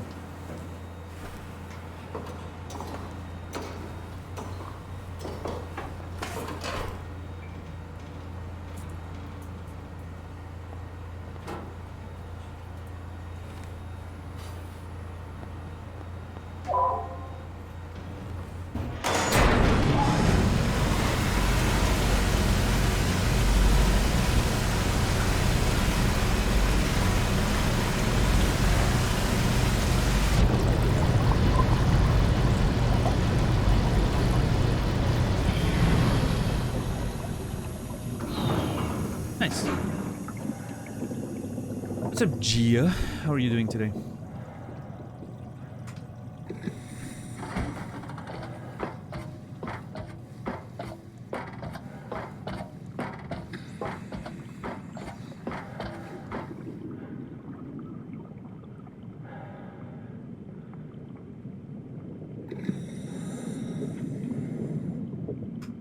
Oh. I didn't see that dead dude when I came in.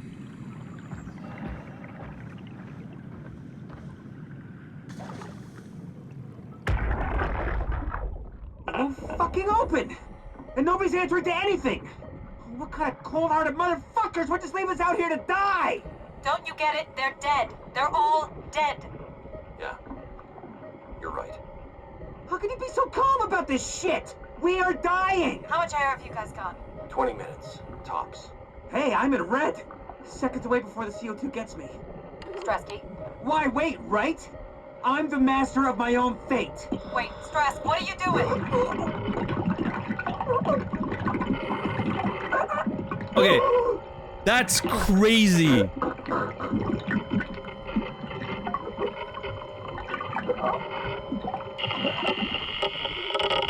Listen, I understand wanting to feel in control of your own death.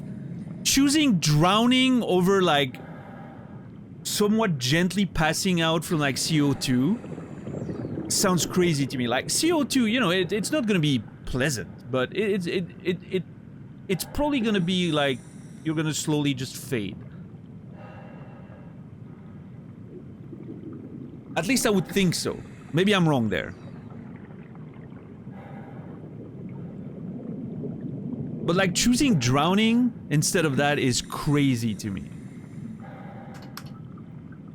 I don't know.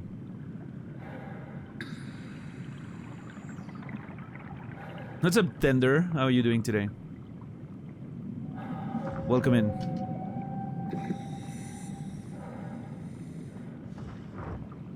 Yeah, thank you, thank you. Yeah, I haven't seen the Prestige yet, Captain Dax, so...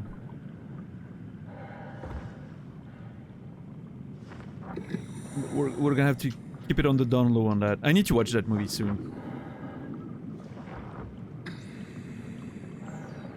It's got a point, you do seem kinda cool. Yeah, Credo? Well, thank you. I'm glad you think so after 2 years.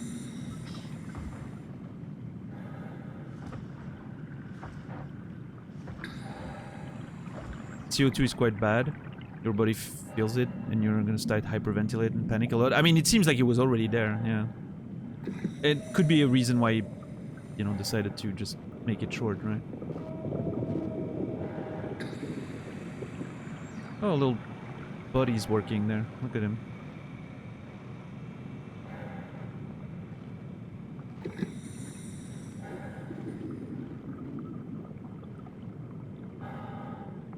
Yeah, I don't know. Drowning just sounds like a bad time, man. I don't know.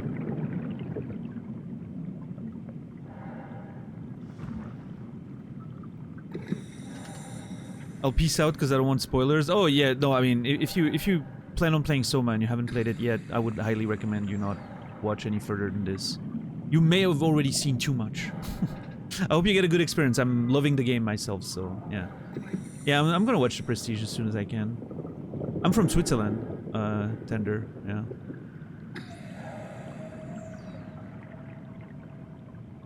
Right.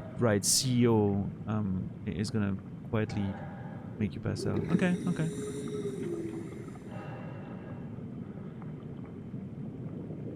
Yeah, I mean, maybe CO2 is not that. It feels like it's hard to be a more painful way to go than drowning, but maybe that's just my own preconceived notions, I guess.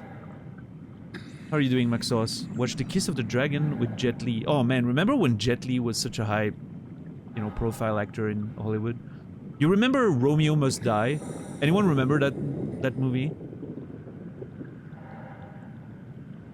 I loved Romeo Must Die when I was younger.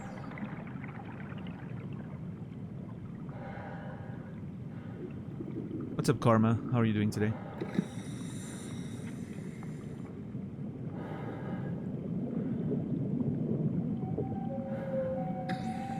Lack of oxygen without CO2 buildup would be peaceful.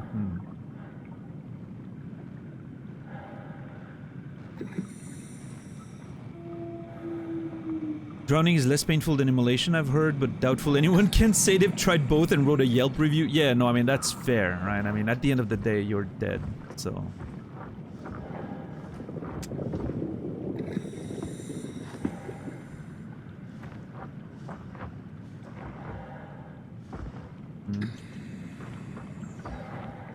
From what I've heard by people who drowned but got saved, right, after the actual drowning, it feels very painful in the chest, like very sharp pain in the chest, but...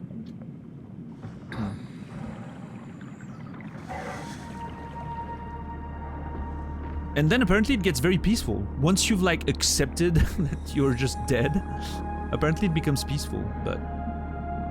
There's a pain at first, yeah, when it gets in, right? Okay, that music is extremely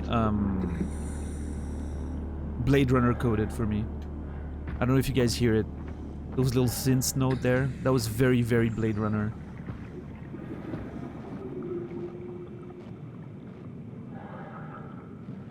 Yeah, exactly, that scene in The Abyss, right, DJ, when they breathe, like the fluid. Apparently that fluid thing is a thing, like it actually exists. Which is crazy to me. But apparently it's a thing that actually exists. What's up, Carl? How are you doing today?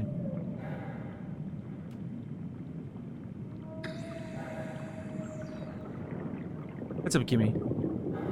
Oh, it's more complicated than that, Karma. I am a diving suit. I literally am a diving suit. Possessed by some upload of my consciousness, of my memories.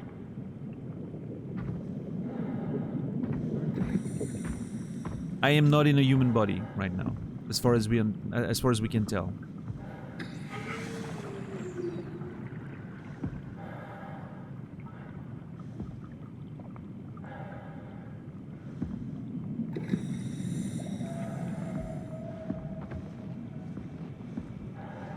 I don't know if I said hi, Kimi, but if I didn't, hi, Kimi.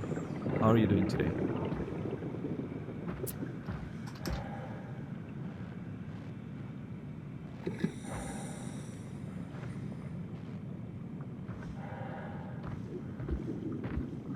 Very tired.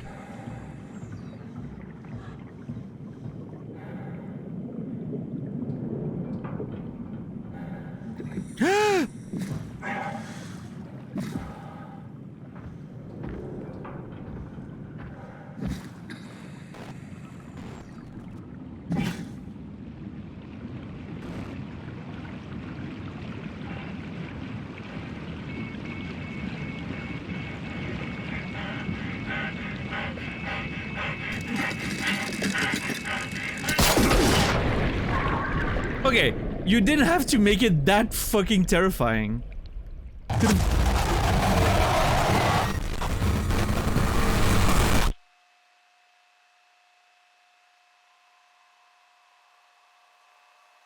You know what? That's the first time I died in the game. That's legitimately the first time I died. Yeah, it is.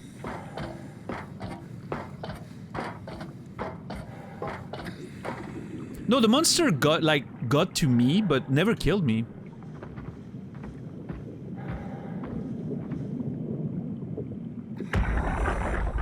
They just like damaged me. Fucking open. Yeah. I'm not sure if I'm supposed to fucking open. listen to the whole thing. And nobody's again. answering to anything. What kind of cold-hearted motherfuckers would just leave us out here to die? Don't you get it? They're dead. They're all dead. Yeah. You're right. How can you be so calm about this shit? We are dying. How much air have you guys got? 20 minutes. Tops. Hey, I'm in red. Seconds away before the CO2 gets me. Stresky. Why wait, right? I'm the master of my own Recommendations on IEMs? Stress, what are I mean, you it depends doing? what usage you want.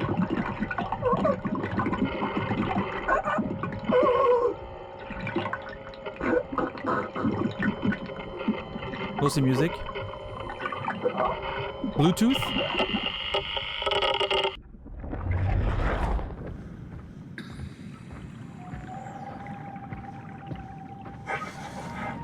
Thinking wired?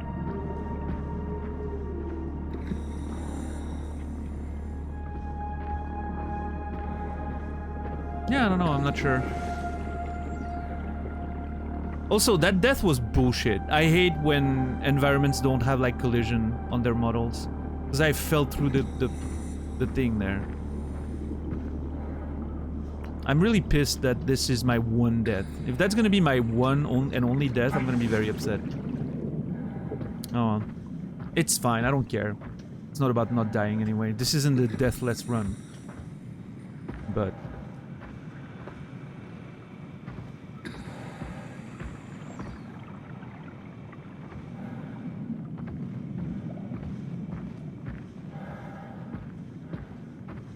could have been, it could have been, yeah. It's certainly not now, that's for sure.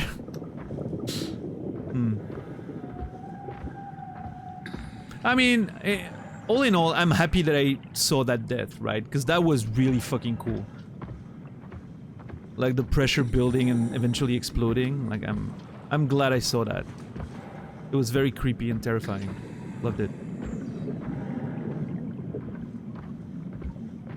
I could feel the panic, just drowning down there, and just the pressure, you know.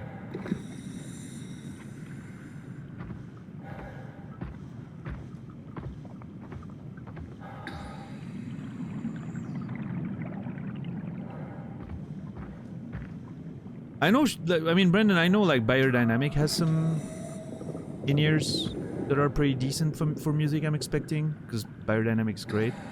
Shure has some that are really, like, pretty much, you know, top of the line, but they're mostly, like, you would mostly use them, like, for, like, in-ears, like, during a show, right? You would use that for monitoring as a musician.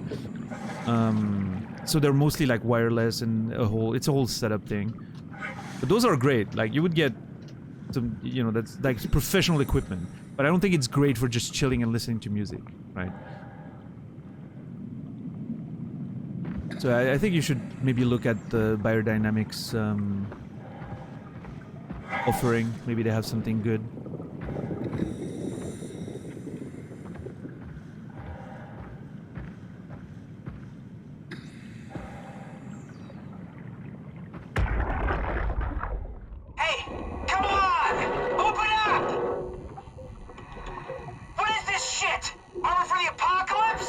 Omicron is in quarantine.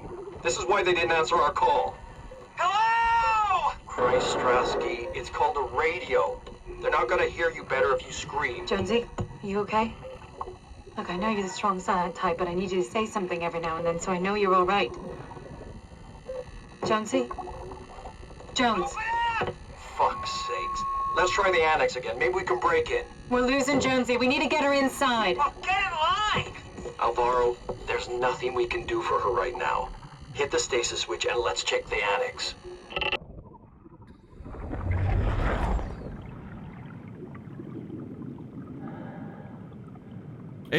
I really like that, the way you follow that team and you see what happened to them at every step, and everyone's just, it's getting more and more dire. Kind of a cool narrative thread.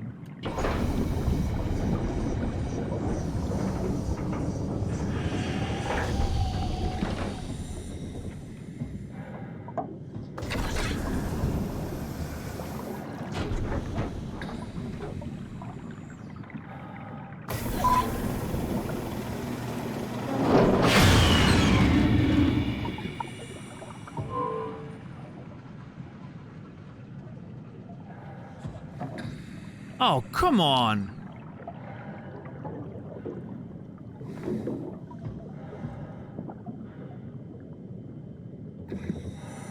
Yeah, Brendan?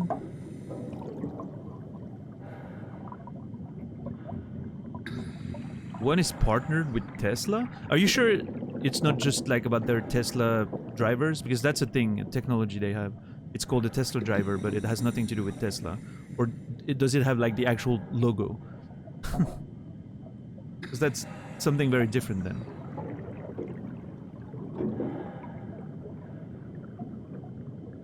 This is why we hate marketing? Yeah, I guess so. Yeah, no, the biodynamic Tesla drivers are really good. That's what's in there.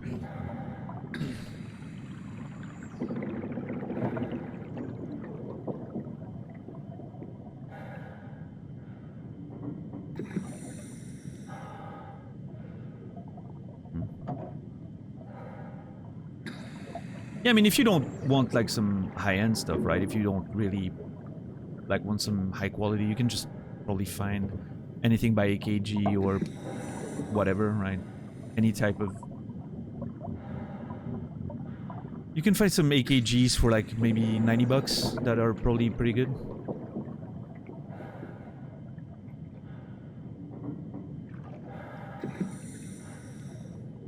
And if you want even cheaper than that, then you don't even have to ask for recommendations, I think. You just grab whatever's cheap at your local supermarket.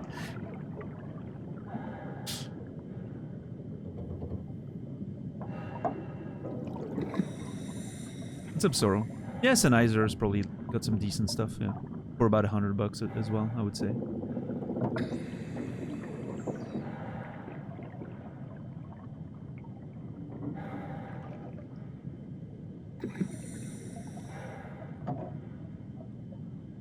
Heard a lot of good things about the Truth Ear X's. Okay. Alright, let's see. They mentioned the annex, which is, I'm assuming, is where I'm supposed to go. Wait, isn't that where I just was?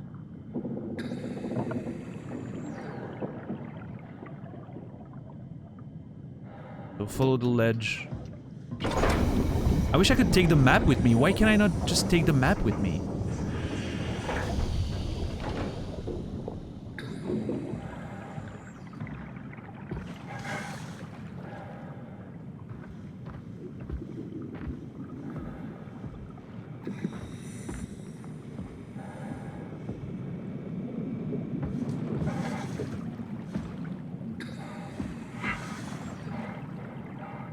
Oh, another dead body.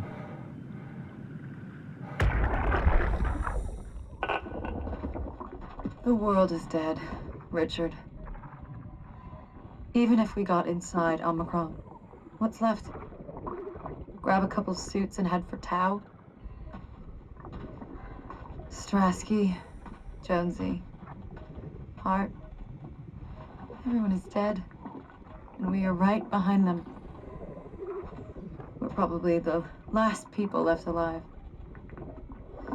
The last moments of mankind.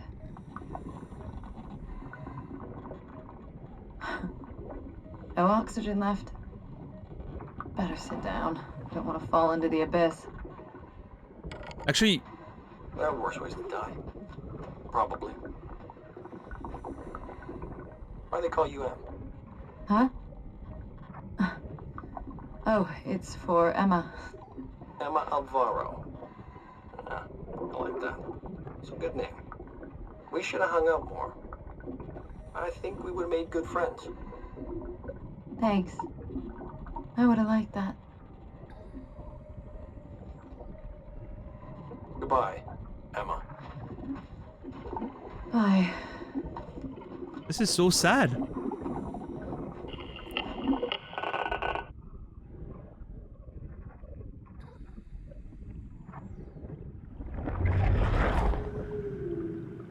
Man, this is so sad. I wonder, it makes me wonder if Richard, was it, jumped down after they had that conversation. Because he says, you know, there are worse ways to go, and there's only one body here. Makes me wonder if he just jumped down. I was gonna say, like, when she said, you know, better than plunging into the abyss, I was like, no, plunging into the abyss is stressful for a while, but at least when everything implodes, you're just gonna die instantly. Like, it's not so bad.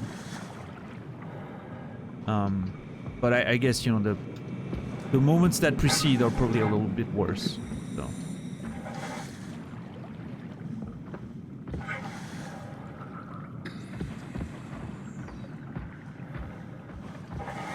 Just want to make sure I didn't miss anybody. All those scenes are pretty cool.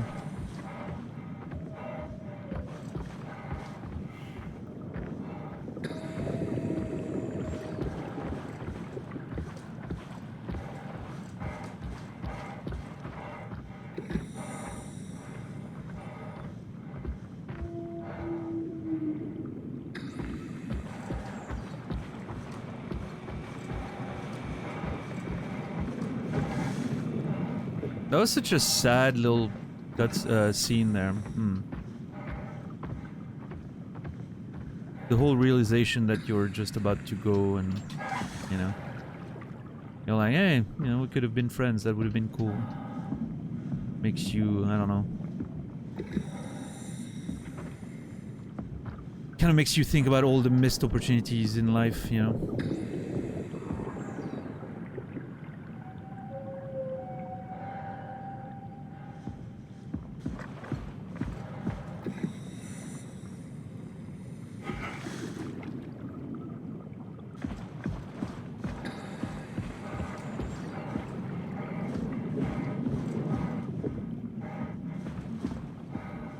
I'm not sure where I'm supposed to go there. I'm wondering if maybe it's down there somewhere because of like the position of the thing, but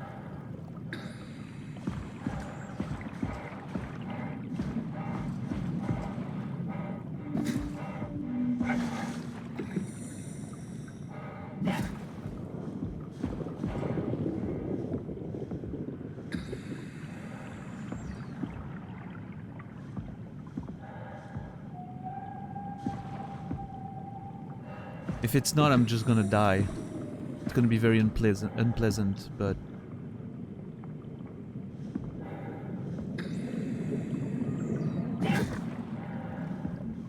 yeah, I think I'm dead.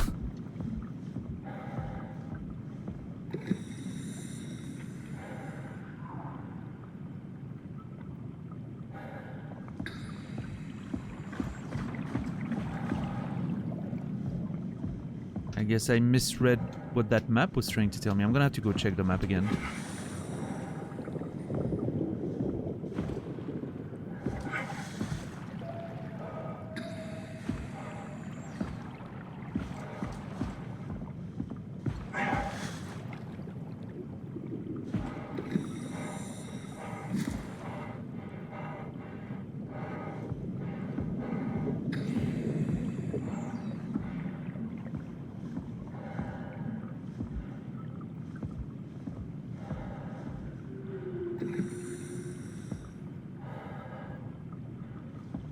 Yeah, I definitely misread the map. I don't know.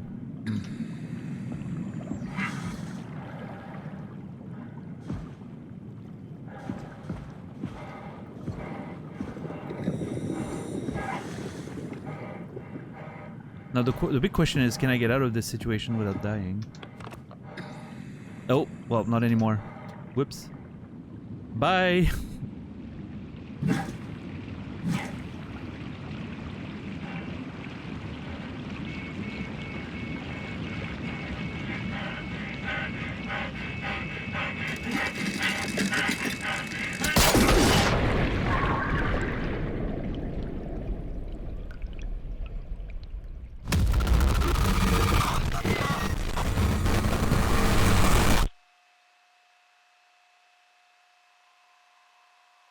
I did.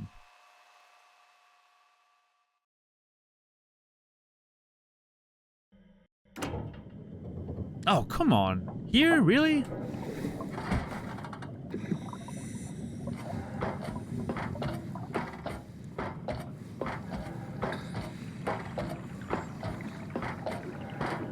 That is a wild checkpoint. Alright, Brendan. Have a good one.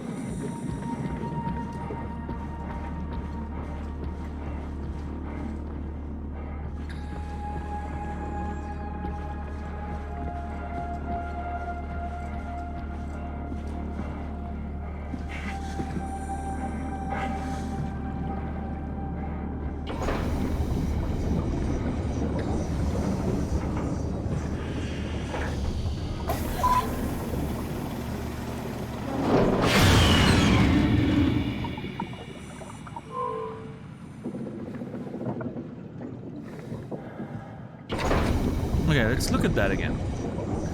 Okay, so that's the entrance. And we're supposed to look... Oh, the annex is the building I was in. That's not the... I thought the annex was where I was supposed to go. Okay, I need to use the shuttle tunnel, I guess. It's on the right, the yellow side there. Yeah. Okay, I misread the situation. I misunderstood what the annex was, because they mentioned going to the annex, right? As like an alternate entrance, but that wasn't it.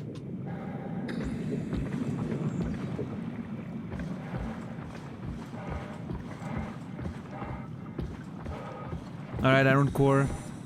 I hope you have a great rest of your day, man.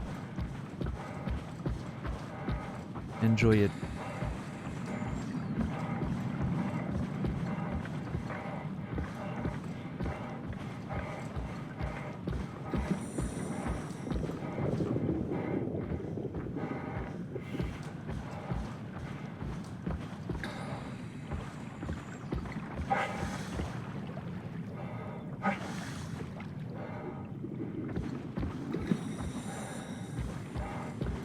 That's where we came from, right?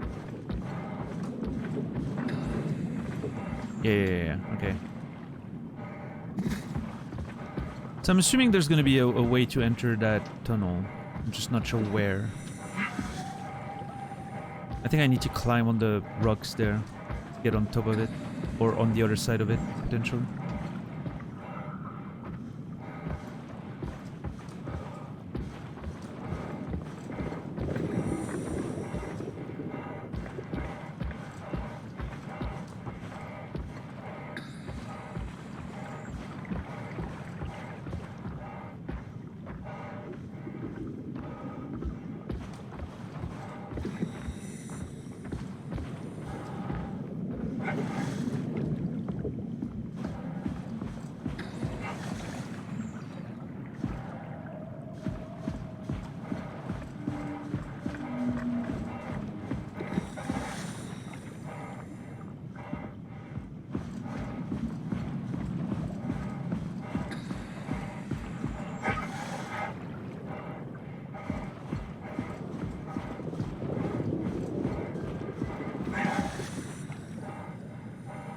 Is that a thing crabs do?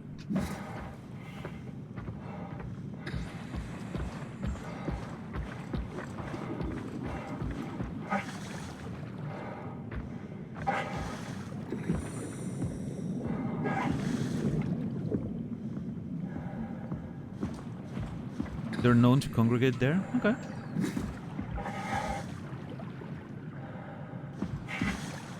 But there's no way I'm supposed to go up there. Like, this would feel very weird.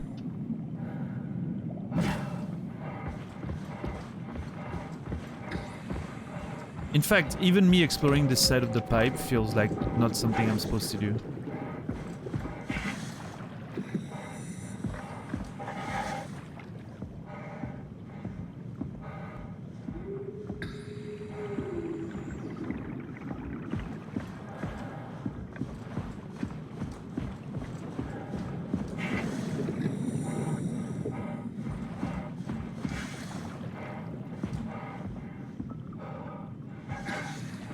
It has to be something super simple and I just missed it.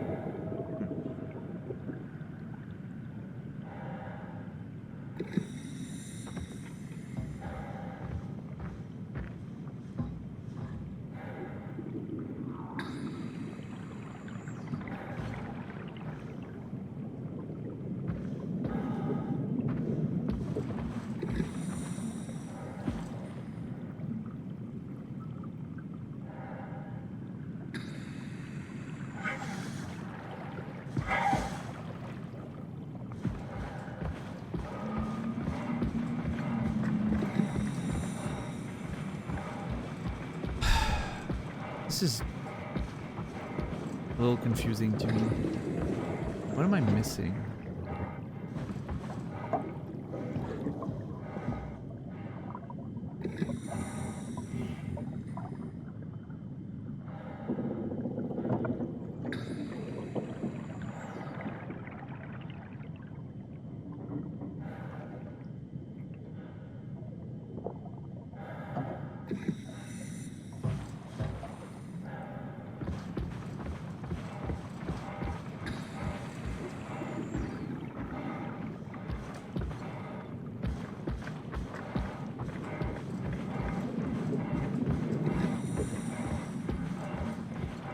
The most obvious thing would be the shuttle tunnel, right? Like that's the thing that makes sense. It's an access to the inside. But I haven't found an entrance to it.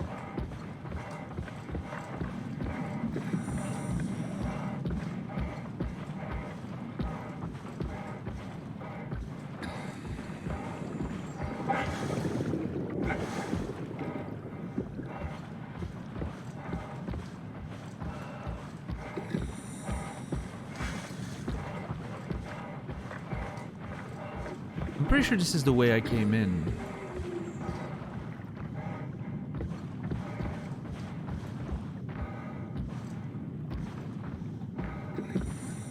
Yeah, it is. And that's the tunnel. It's broken. I think, maybe? Yeah, that's where I came down from.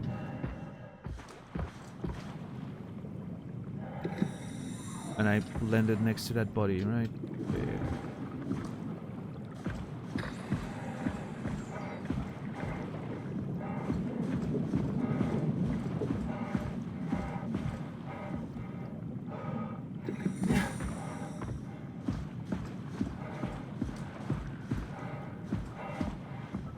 Yeah.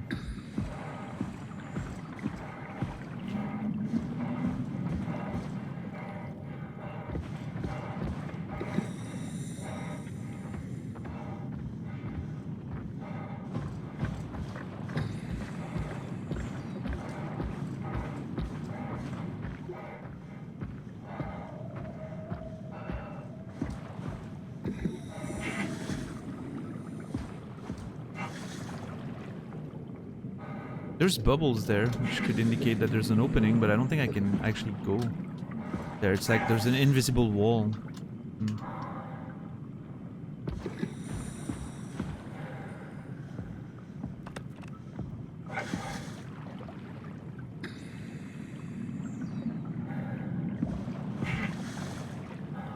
Yeah, no, this is jank. That there's no way this is the intended way.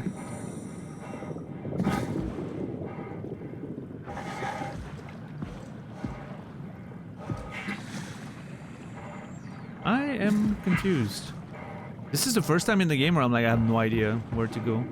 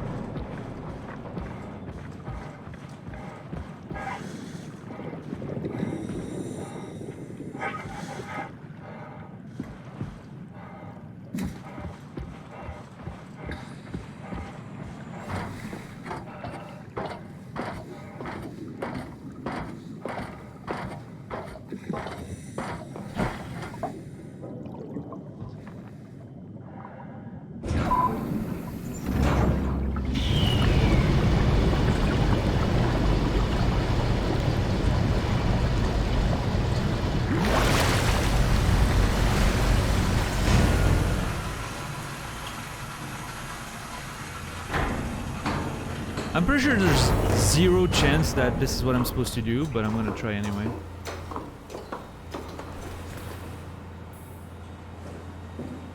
No, I can't even interact with it. Never mind. I thought maybe activating Catherine again and asking her about it would help, but...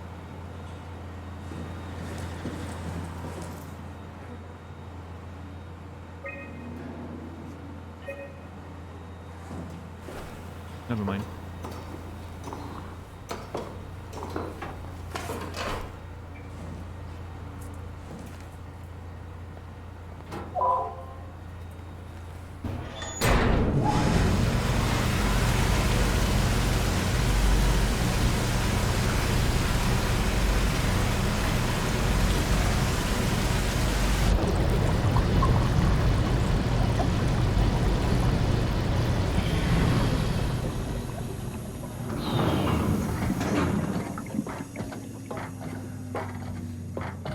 I'm gonna listen to the memory next to the door again, in case I missed something on the first listen.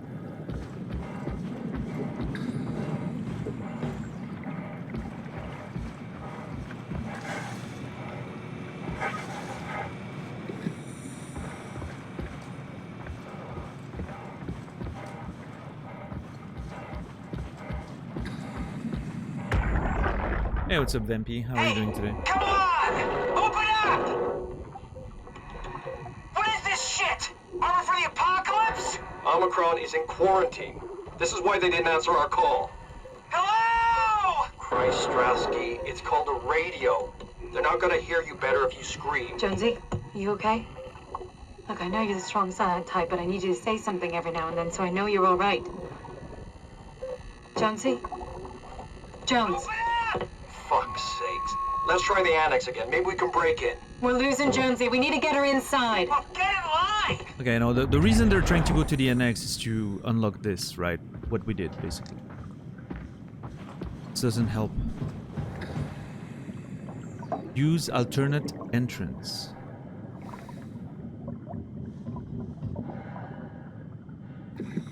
I mean, it shows another entrance on top of the thing there, but how do I get there without falling?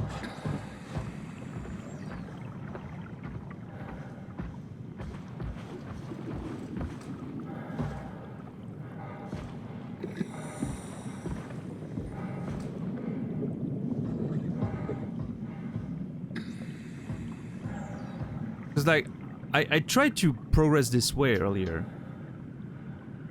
And I fell through the fucking, like, models.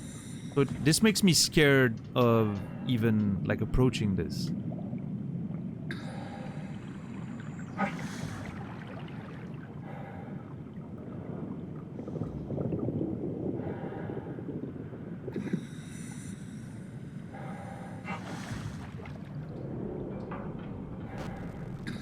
Oh shit, what's going on?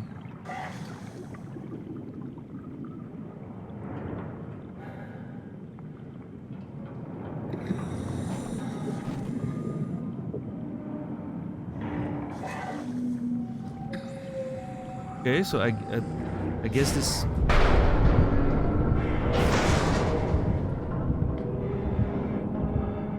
Oh, I guess that was it then. I got scared because of falling through the models earlier. And so this made me want to stay away from this, but apparently that was the path forward. That's an unfortunate, like, sort of side effect of me glitching through the floor earlier.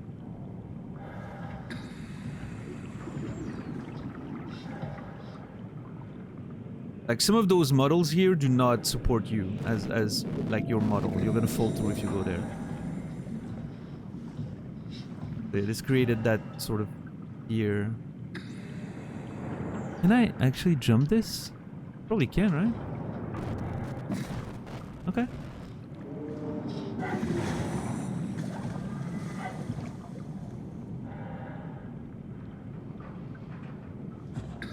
Alright, that was just it. Okay, I definitely made that harder for myself. For sure.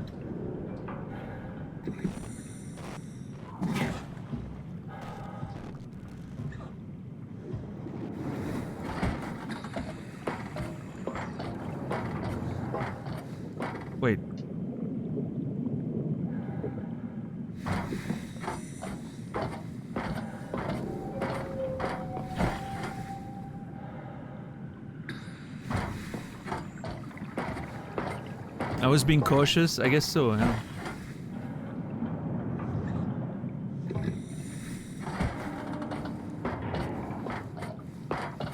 But I think it's an interesting, that's an interesting point about game design here, how sometimes something not behaving in the way you would expect, like in this case, you know, like some of the, well, I don't know how to call it, some of the beams not, not really existing, can make it then confusing for you to actually understand what you're supposed to do. I think you fell through a real gap. I don't know. It felt to me like I was standing on one of the beams, but maybe I'm wrong. It's possible.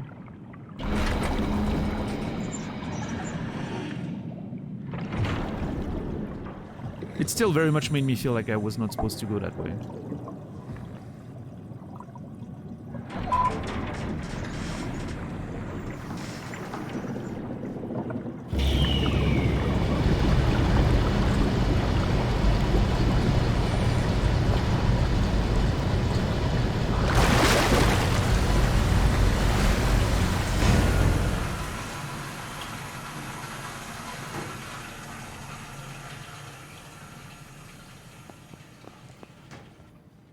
Let's find that suit and get out.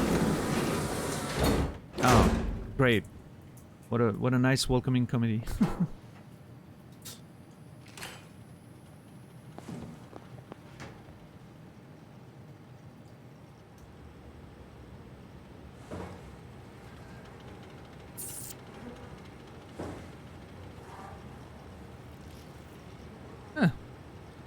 Nice shoes.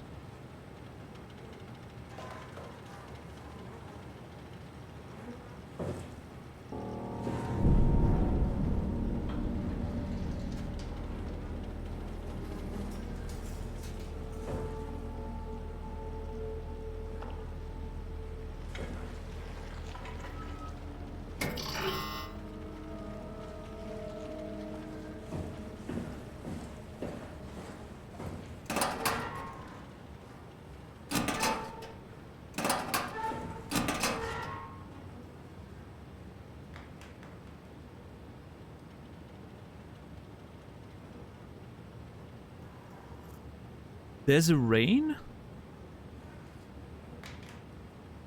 Okay.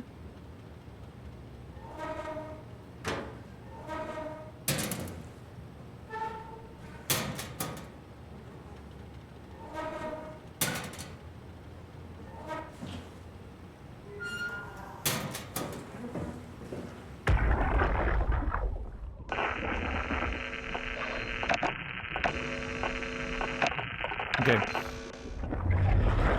So that sort of confirms that I'm getting their memories from the implant in their head, right? So if they blew their heads out, I'm not gonna get it.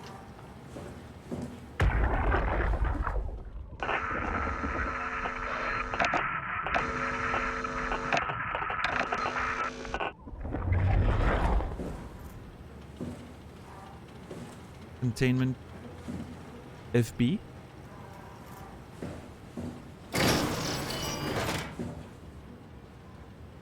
Okay. What the fuck?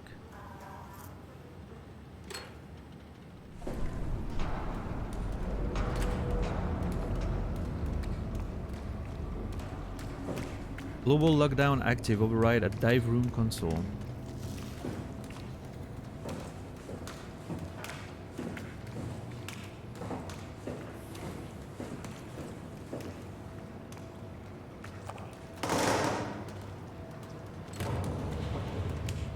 Who left that light on all this time?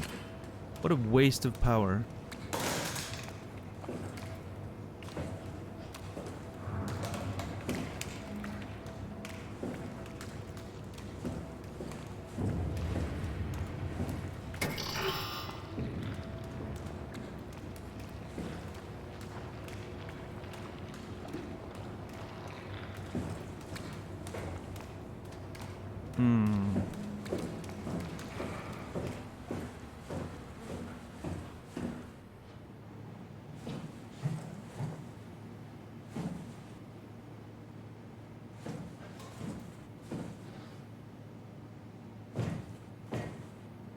robot repair bay, dispatch containment, dive room.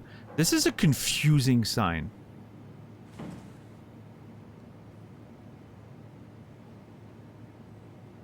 Just me, or... I guess it's meant for people coming from upstairs? But even then...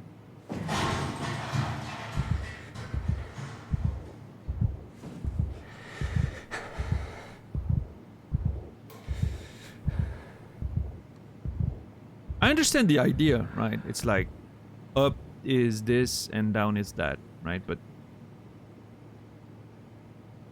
I don't know, my brain is, you know, very literal when it comes to signs like that. I don't know, it's probably my undiagnosed autism. I don't know.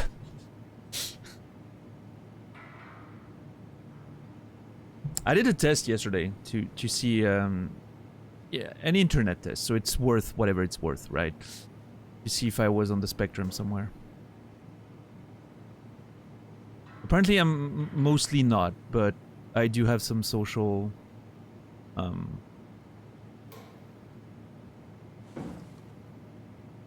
when it comes to like social stuff, I may be slightly somewhere on there. Everyone's on the spectrum. It's a spectrum. Yeah, but you know what I mean, right? Yeah. What's up, Funk Buds? Tier 1, 2 months. My favorite place to lurk while I work from home. Well, I appreciate that, Funk Buds. I'm hoping you're having a good time. And good luck with work. Thank you so much for the resub. Funk Buds, you will be remembered. Turns out you're just a regular nerd. Yeah.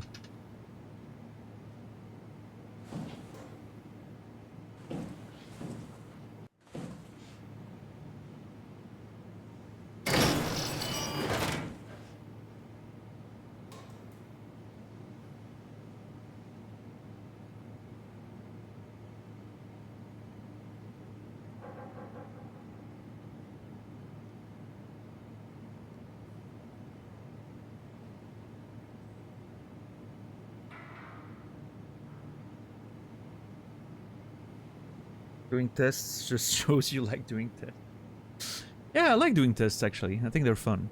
They can be an interesting way to ask yourself questions.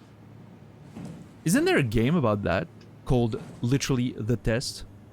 I think I should play that at some point. Well, play, quote unquote.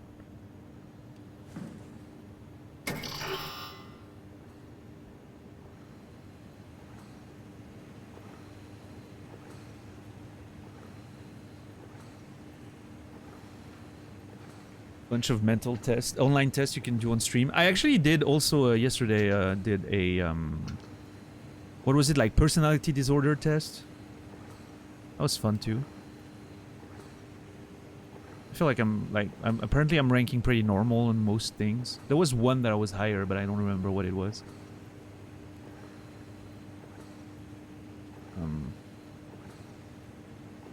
If I see the list again, I could remember, but.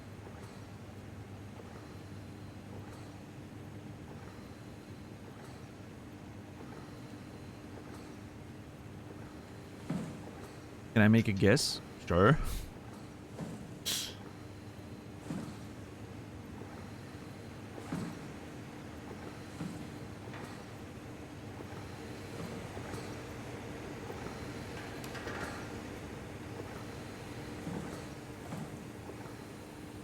See, that makes a lot more sense. Love it.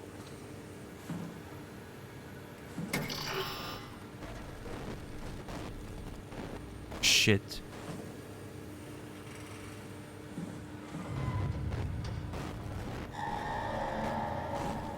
Game, what the fuck?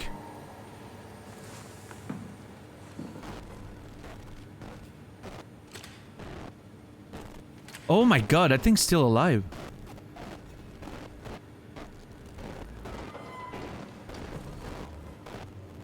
I'm a Ravenclaw. I'm actually a Hufflepuff. I did the full version of the Pottermore test, right, with all the questions. And I scored exactly equal on Ravenclaw and Hufflepuff. Because, like, the story of how I got there was that I did the Pottermore test twice. One time I got Ravenclaw, one time I got Hufflepuff, and I was like, oh, well, that's confusing. And so I found the, like, extended version that lists all the questions. I scored exactly the same on both. So I feel, in that sense, based on the lore we know, the hat would probably ask me which one I prefer, right? And I would probably pick Hufflepuff because their house is a lot more chill. It looks like a nice, comfortable burrow. I like it.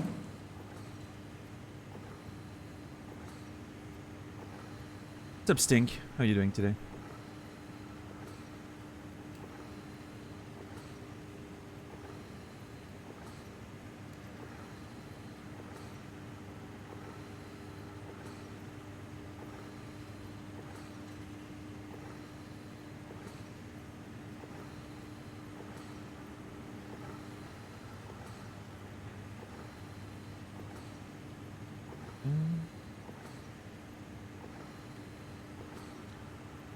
Oh, hold on, let me see.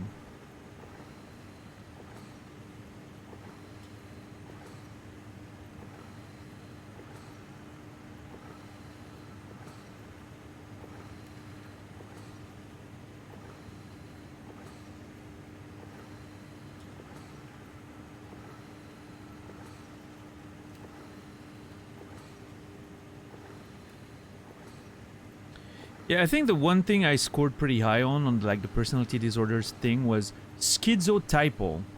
It's called. I don't know exactly. Like, I don't remember the exact definition, but I think that's the one I scored pretty high on.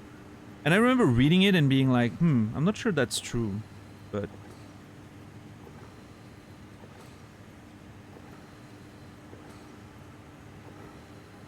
schizotypal personality disorder. Let's see.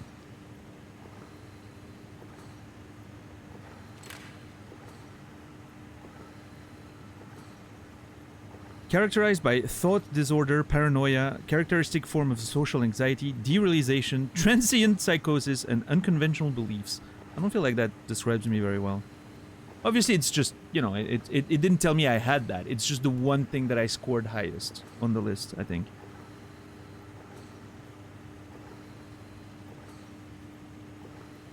Paranormal and superstitious beliefs are common. I don't think that's true.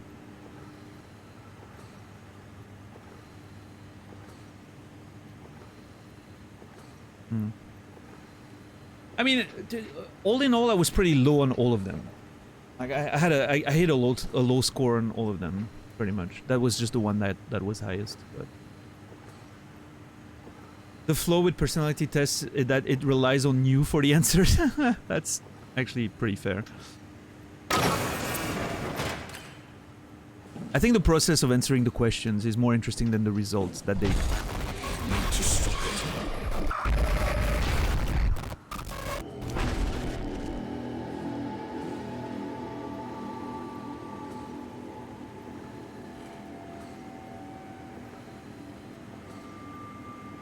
Okay, that was terrifying.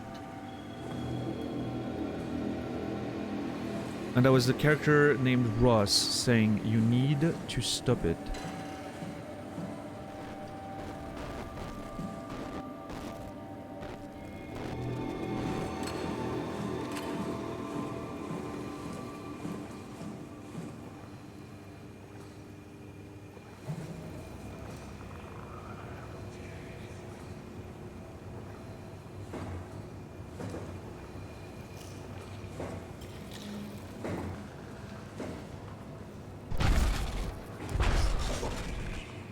Fuck!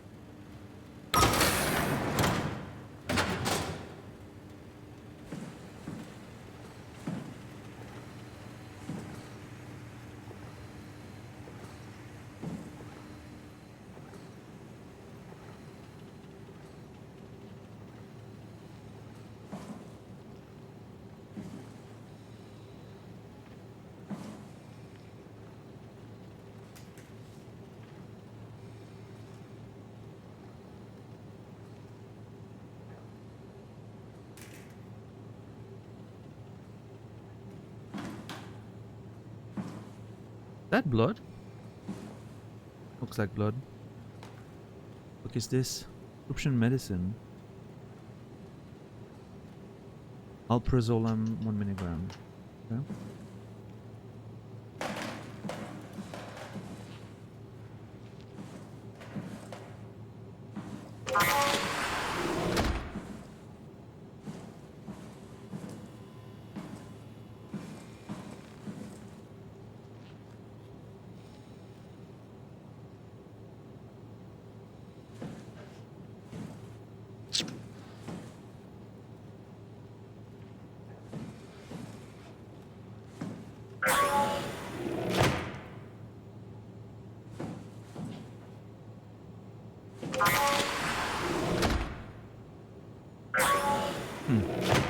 Curious.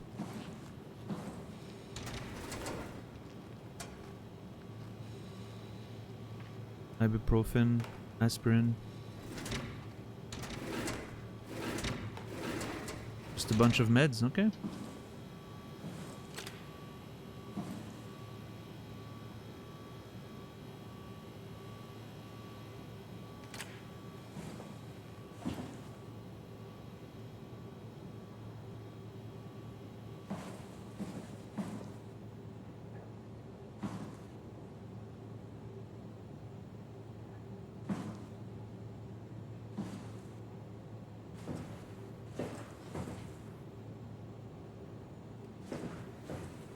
Yeah, this is pretty terrifying, honestly.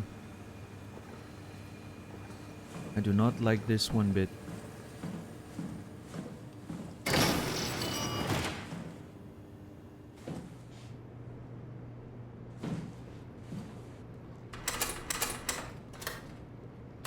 Yeah, Sorrow.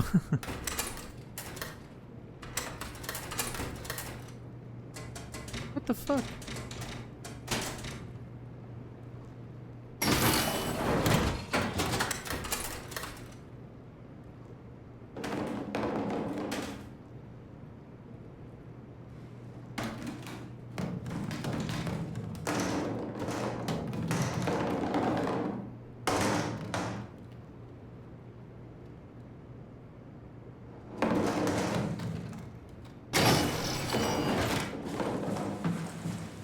Not sure why this room even exists. Doesn't seem like there's anything to do with it.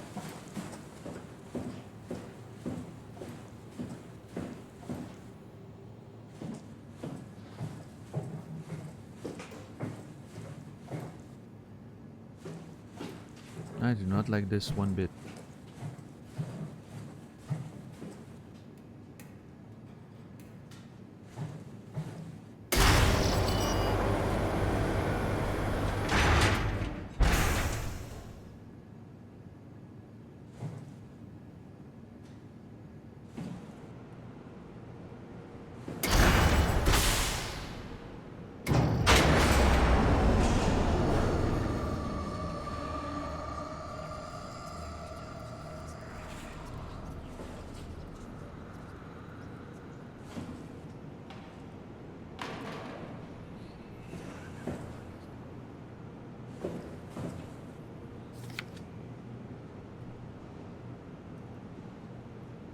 Catherine on the left. That's basically the same crew. They made it all the way there. Hold on.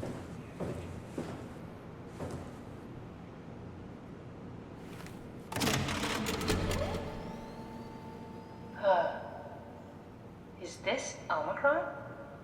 Everything is so basic, so limited. I hope it's not the Omnitool falling apart. Okay, we need to find you a power suit. You know, so we can go into the abyss without ending up like a recycled can of soda? You think we'll find one that fits me? I mean, I'm kind of in a suit already. That's been bothering me too. You know how you were transferred from Vancouver? Toronto. From then to now. How could I forget? Okay, so we do it again. You want to send me to the future? No, you idiot. I want to transfer your mind into a new body. What? Look, we already know it can be done. We don't need to make it a big deal. It is a big deal, Kath. It's a huge fucking deal. There's got to be something else that can take us down there. The Dunbat at Theta was the only vessel that could take that pressure, and you saw what happened. Then think of something else. Simon, please. You don't have to switch this instant. Just Play along for now. If we find something else, then great. If not... I'm not promising anything. Thank you, Simon. Have a look around the room. This is where they would keep the power suits, if there are any left. Okay, that's an interesting proposition right there, because obviously transferring into a new body, from my understanding, means that the person I am right now is dead, is gonna die, right? I'm gonna be left behind. Just like the original Simon in Toronto is dead, technically, right? But the copy would proceed, right? Simon, look for a suit in the lockers.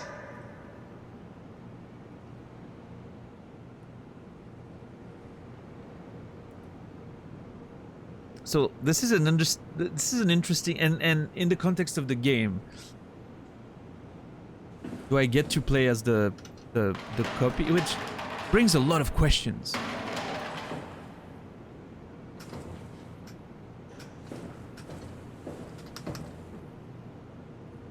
What are you waiting for? Find a power suit and let's get on with this. I'm pondering over my existentialism, Catherine. Please chill.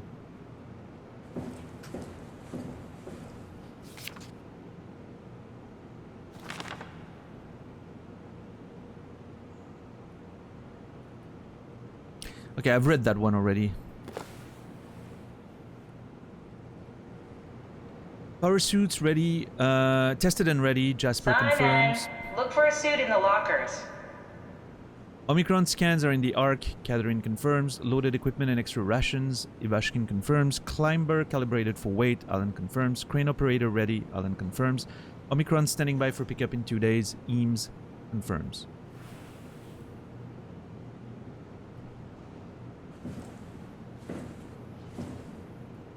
If an AI is transferred into the body, does that mean the result of anything created afterwards cannot be art? It can be. Again, like What are you waiting for? the issue with Find AI a power suit art. and let's get on with this. The issue with AI art is not the creating process. It's the sentience that comes with it. I believe that for something to be considered art, it needs to be created by something sentient. Something self-aware. To a certain extent, at least. Something that, you know, like art needs to be the product of someone. If there are any power suits left, they should be in the lockers. Someone sharing their experience as a conscious being, right? So if AI ever becomes sentient and self-aware, then yeah, they can make art, because then they're going to create something that tells us about what their experience of the world is. And it's going to be super interesting to look at, right? Simon, look for a suit in the lockers. It's going to be a window into what it's like to live as a sentient artificial intelligence in the world.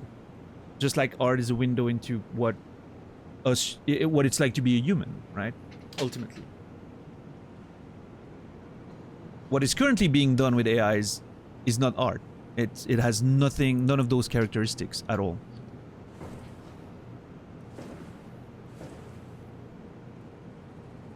What are you waiting for? Find a power suit and let's get on with this. Dude, can I remove that thing so she shuts up? Where's the mute button?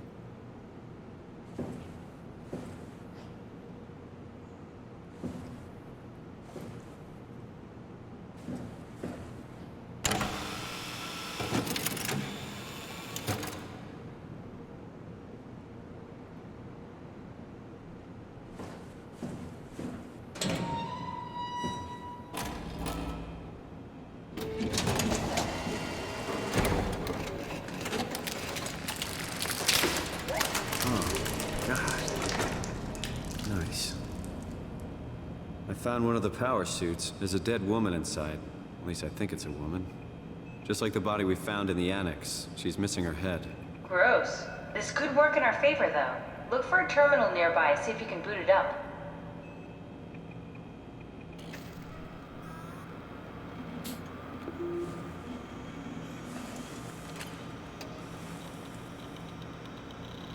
Raleigh Harbor. Where's the head? Good question. I thought it was in there, but apparently maybe not.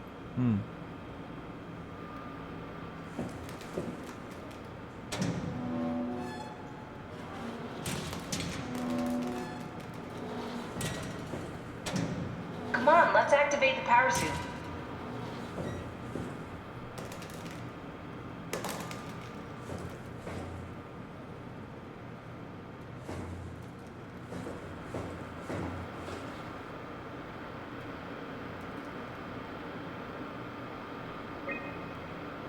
HPS information. A high-pressure power suit guaranteed to withstand temperatures spanning from 50 degrees to minus 75 degrees, while keeping a steady 40 degrees on the inside. That's very warm. Holy crap.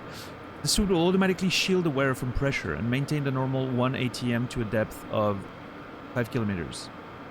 The onboard controller monitors the wearer's physical state and is able to minimize the risk of shock, hyperventilation, and dehydration. The suit is easily assembled through rotating neck and wrist rings that lock the gloves and helmet in place. Note that the joints won't seal unless the controller is able to identify a wearer through a set of sensory systems. Suits may be locked to specific personnel, but as default, the suits will accept anyone.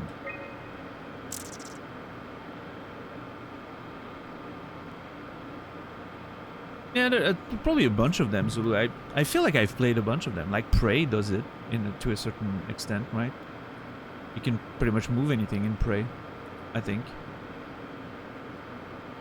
Can you not? I can't remember, actually. But I think it does, yeah.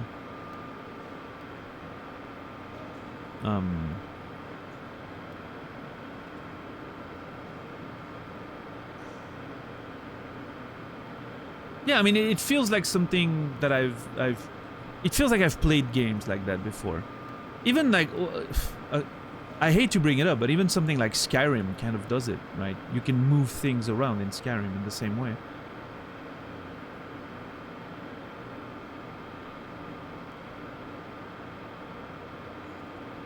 Yeah, that's crazy, Antar, yeah. Yeah, most of the Arcane games, Man, I still need to play Dishonored. I really need to give Dishonored a proper crack one day.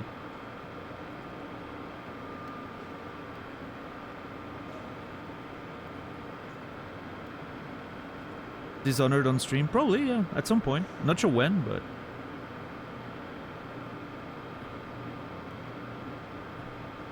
Yeah, Radical? Yeah, a lot of people have told me that. A lot of people have told me that it's a pretty good game. I played the very first Thief back in the 90s or very early 2000s, Amen. I think it was late 90s, like 99 or something. I haven't played any other ones.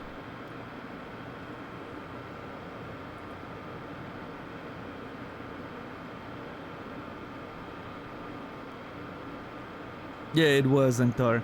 I remember the fact that you could fire a water arrow to extinguish torches blew my mind when I was a young teenager playing games. It just... I could not believe how amazingly interactive that was. And now it's just like, it feels like common stuff in games, but obviously in 20 years a lot of stuff has changed. The controller is the onboard computer monitoring pulse, brain activity, body temperature, stress through skin conductance. It uses this information to provide the wearer with the safest experience.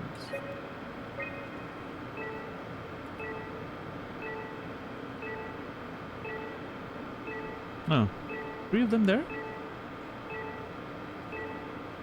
Or am I misreading this?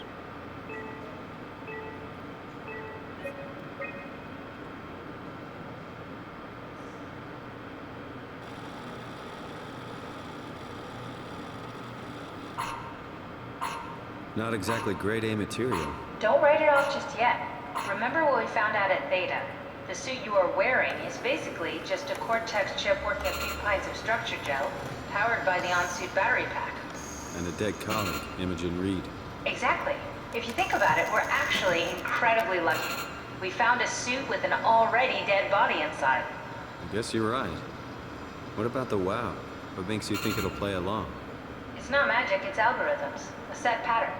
The WoW won't be able to deny us, even if it was capable of wanting to. I'm still not crazy about this plan. It feels wrong. Please, Simon, I can't give up on the Ark. I need this to work. So we need a Cortex chip, structure gel, and a battery pack. That's one hell of a shopping list. Thanks. I'll just hang around here if that's okay. I'll be back. No, brother.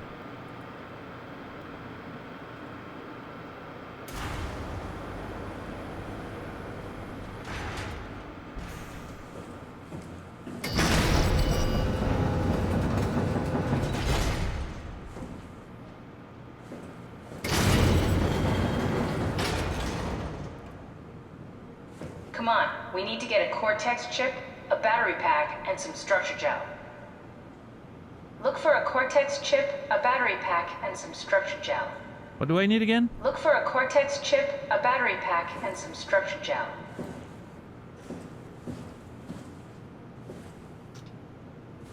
Well, let's go.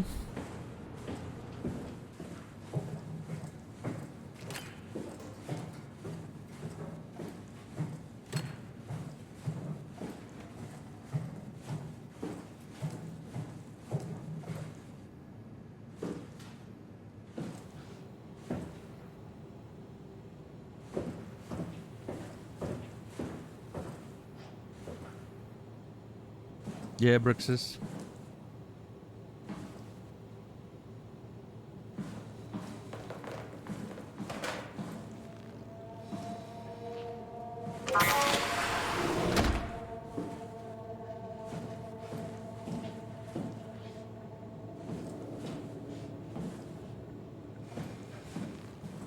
I'm not sure where to find everything I'm looking for there, but...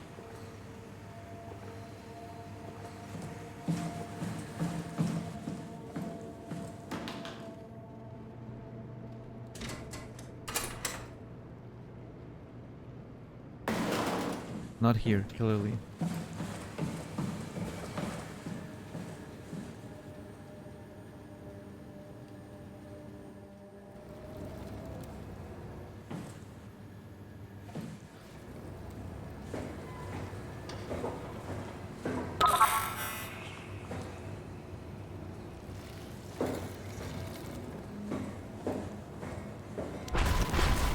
Fuck! I hate this shit.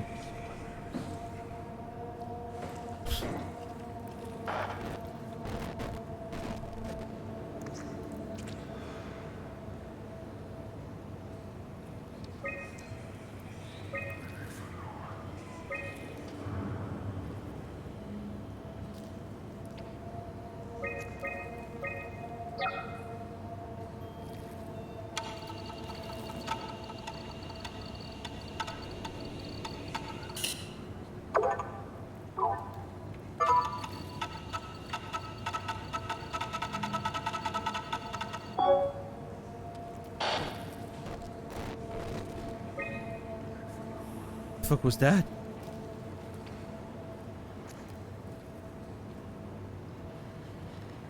I got scared. I'll do it again in a second.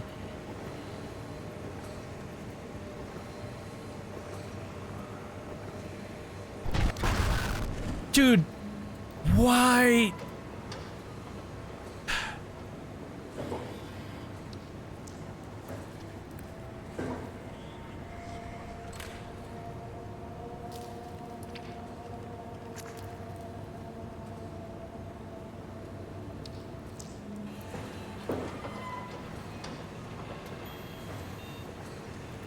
I hate this game.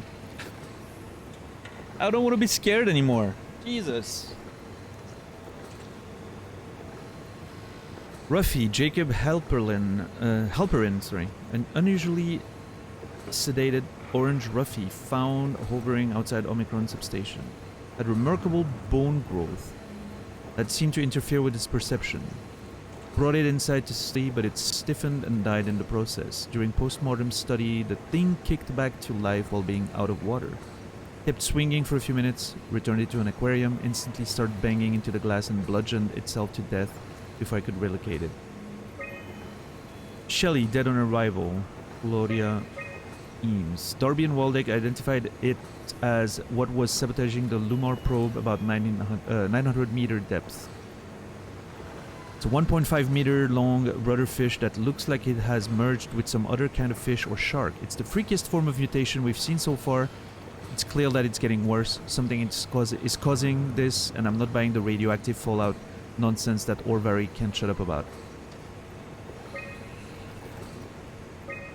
Johan Ross, dead on arrival. The dead man found on the climber this morning has been identified as Johan Ross, the AI psychologist working at Tau.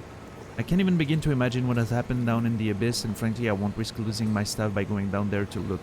If the ARC team is alive, which I highly doubt, they will have to find a way to give us a sign. We're not going down there again without a good reason. So the dude, that weird dude that was talking here,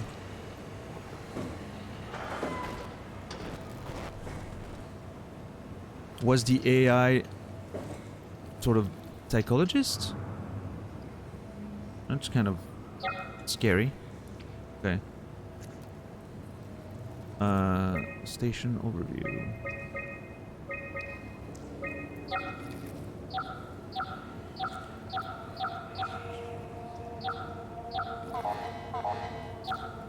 Huh? We suffer, it said.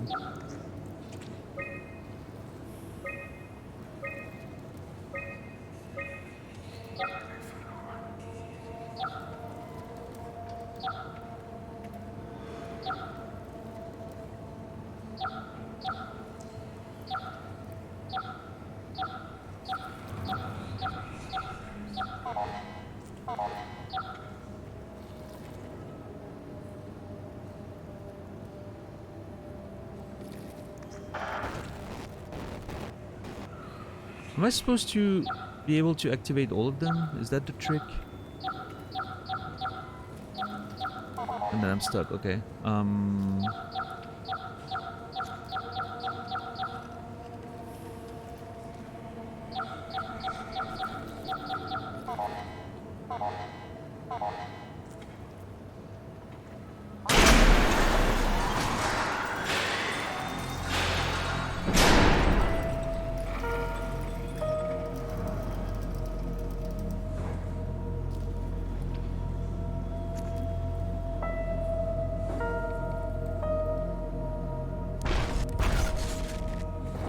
God, I hate this.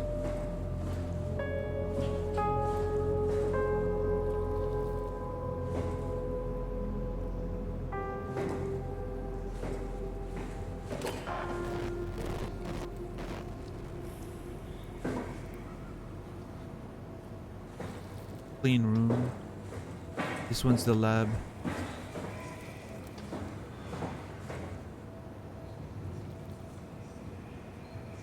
Cold storage. Ooh.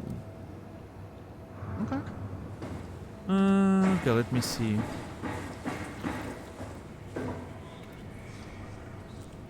Lab. Lab.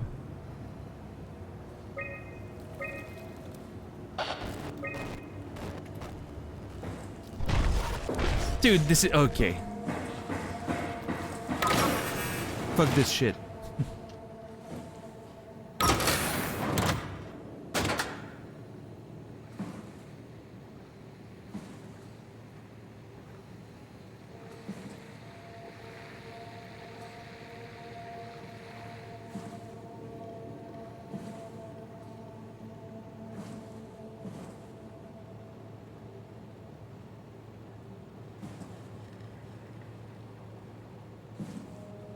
Lab rats. Common squid.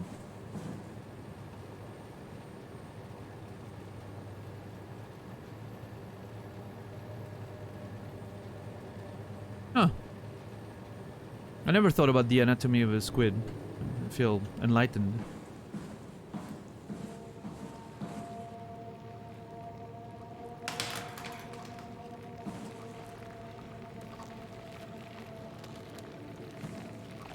Okay, we have a butthole here in case we need it later.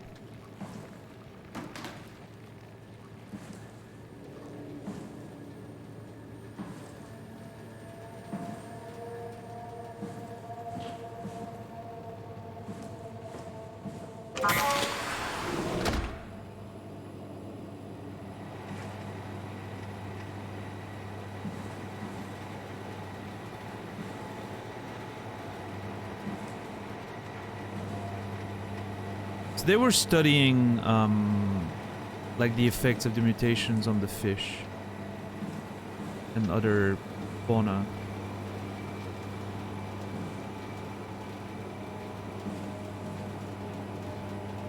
We noticed pretty early on, right, that the fish and everything seemed infected. So that's interesting.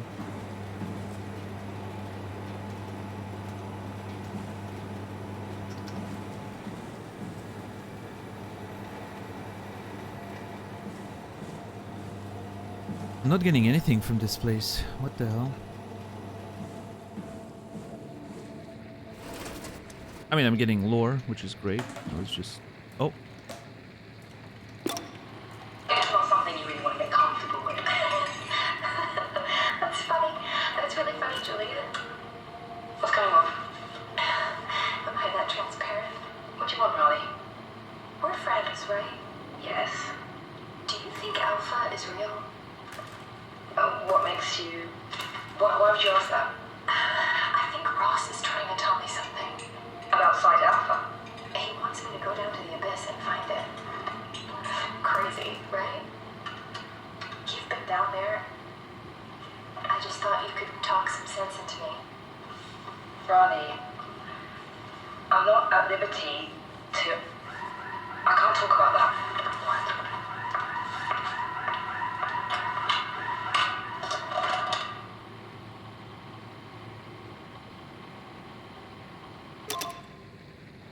Do you think Alpha is real? I'm not at liberty to talk about that. Interesting. I wish I could listen to all those tapes.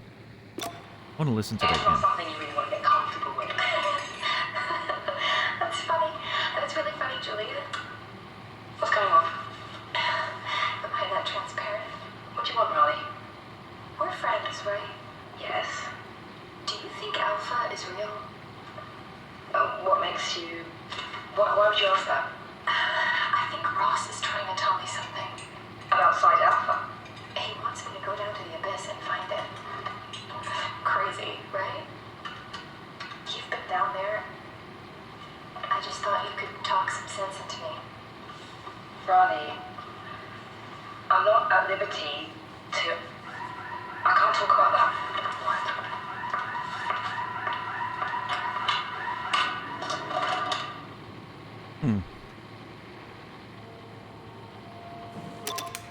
Apparently there's some doubt about what potentially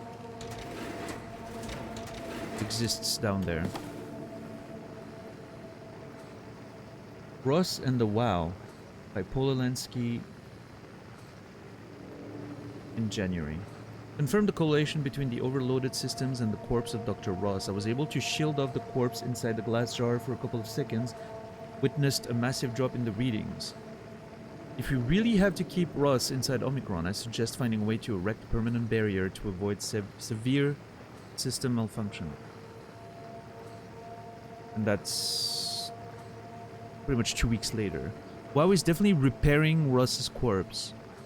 It's the most insane thing I've ever encountered. Somehow the WoW, primarily relegated to the structure gel inside the walls, is bombarding the corpse with every system it can access. The glass jar is surrounded by an unhealthy amount of electromagnetism and radiation, which seems to be instructing gel already stuck inside Ross's body. Not sure what the WoW expects to happen when it's restored, but at least all the crazy should stop when the body hits 100%.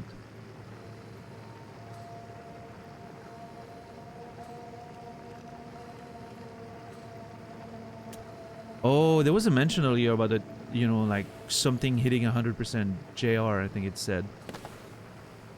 Probably in the name of, like, Ross is like a... his first name is a J or something. And so, the WoW doing this process Apparently was creating issues with everyone else too.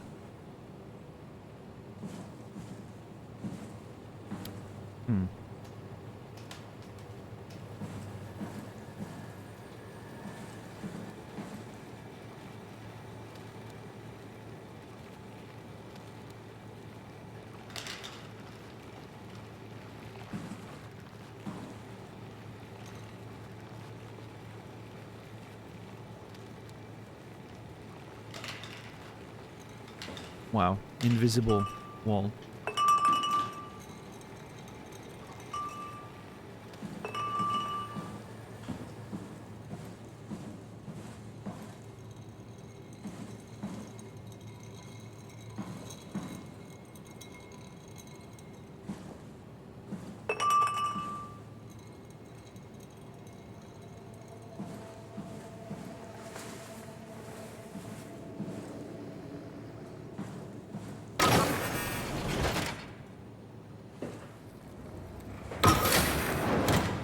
I'm not looking at it. I don't want to get scared again. I'm ignoring its existence.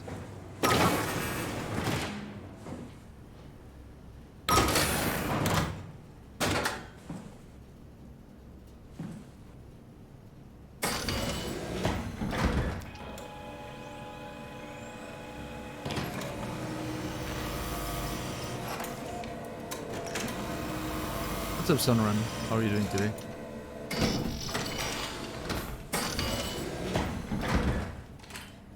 Uh-oh.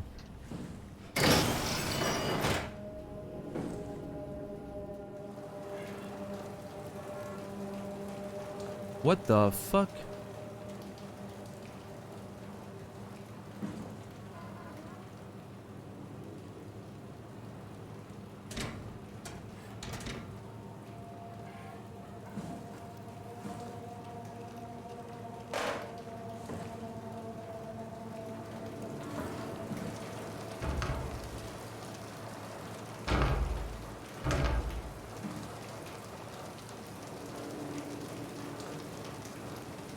Okay, if the water's been pouring on that body for like even days, like I'm not even talking like months or weeks, but even days, the body should be in a much worse shape, I feel like. Like water's gonna do a lot of damage very quickly.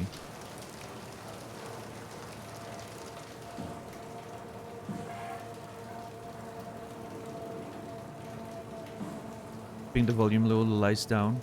Yeah, good luck. I feel you. I'm prone to migraines, unfortunately, and it always sucks very much.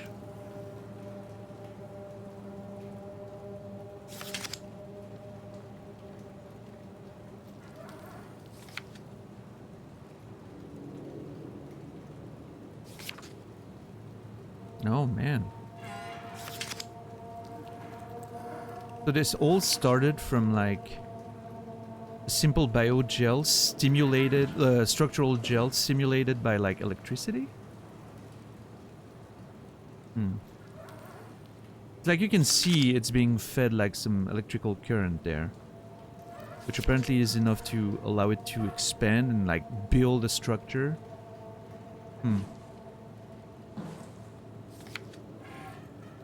Oh no! Poor little rat.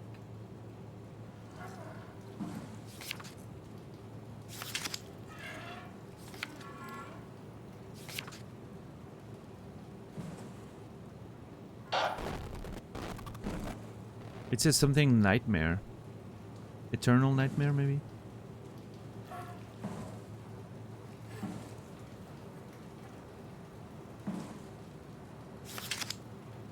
Structure gel is a connector interface between energy, pulse, and organic tissue.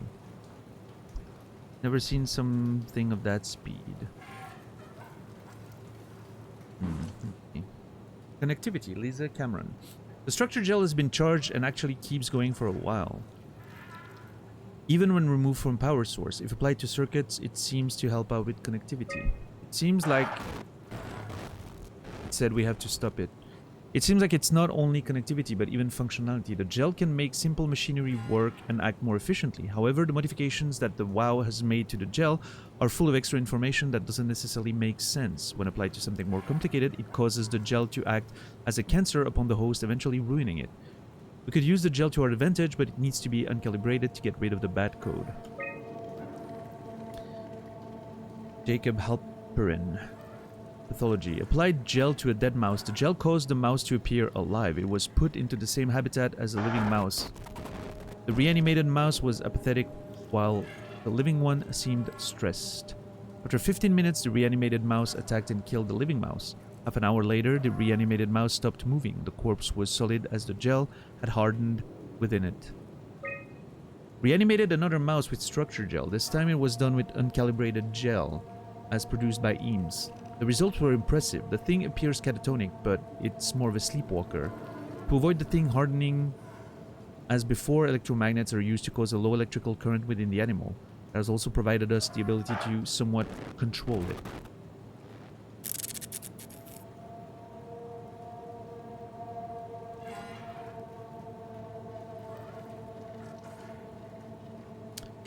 The structure gel remains unchanged on a fundamental level. It's still the same cross-linked gel with aligned graphene in a polyunsaturated matrix that was installed throughout Pathos 2 a few years ago.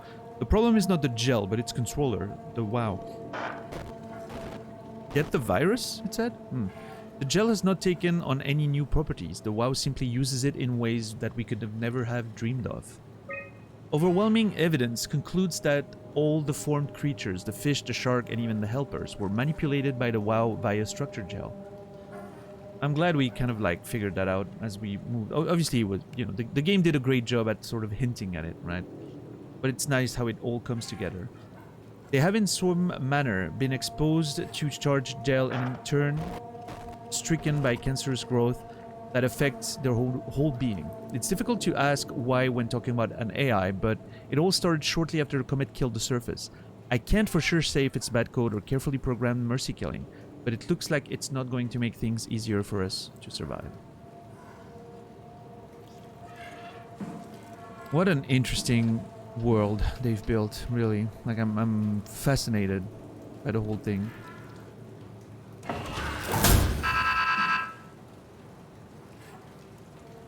Fucking hate video games.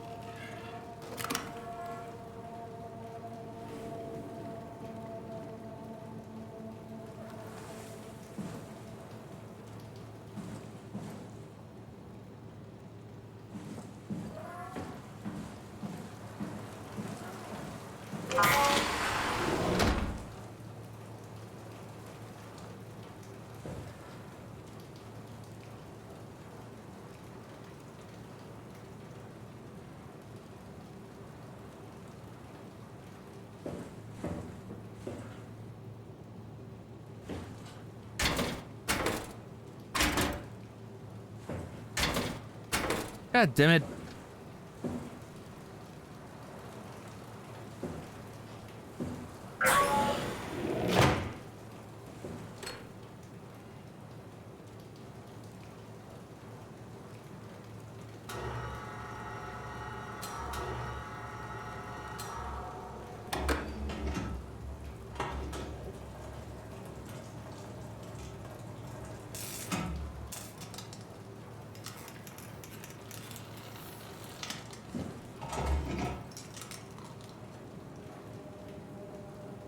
The fuck?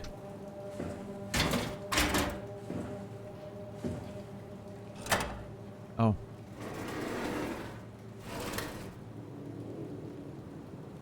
Yeah, I get it.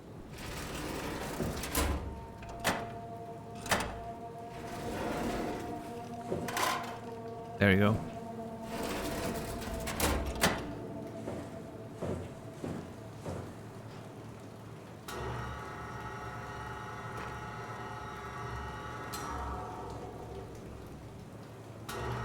No.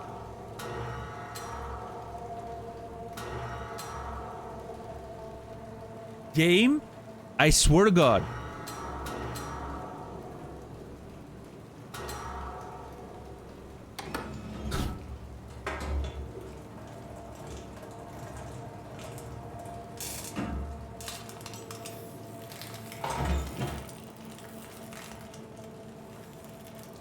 It's a goal. I'm kind of worried. Like, wouldn't that potentially contaminate the whole thing? I don't know. Hopefully not.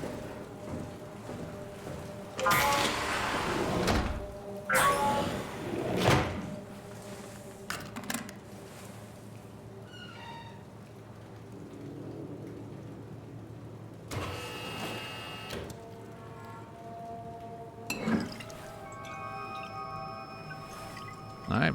We found the gel. 1 out of 3. Beautiful.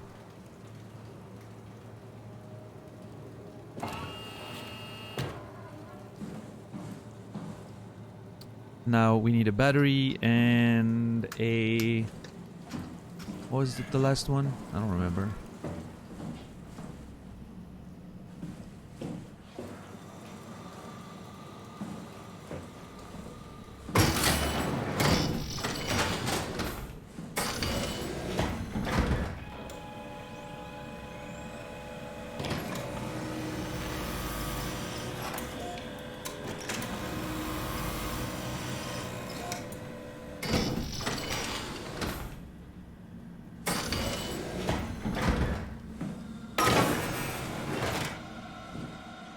All games are bad, yeah.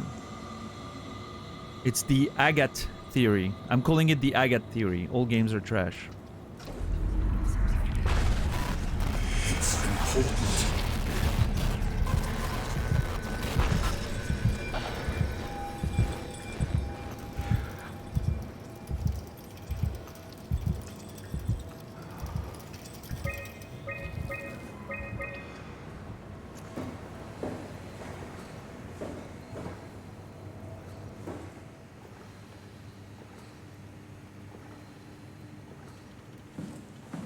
Oh, those are open now. Hmm. That's where we came in, right?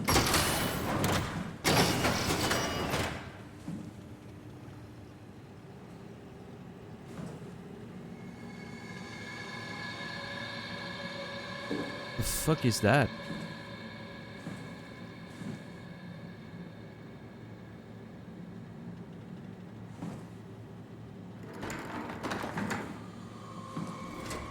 Oh, nice.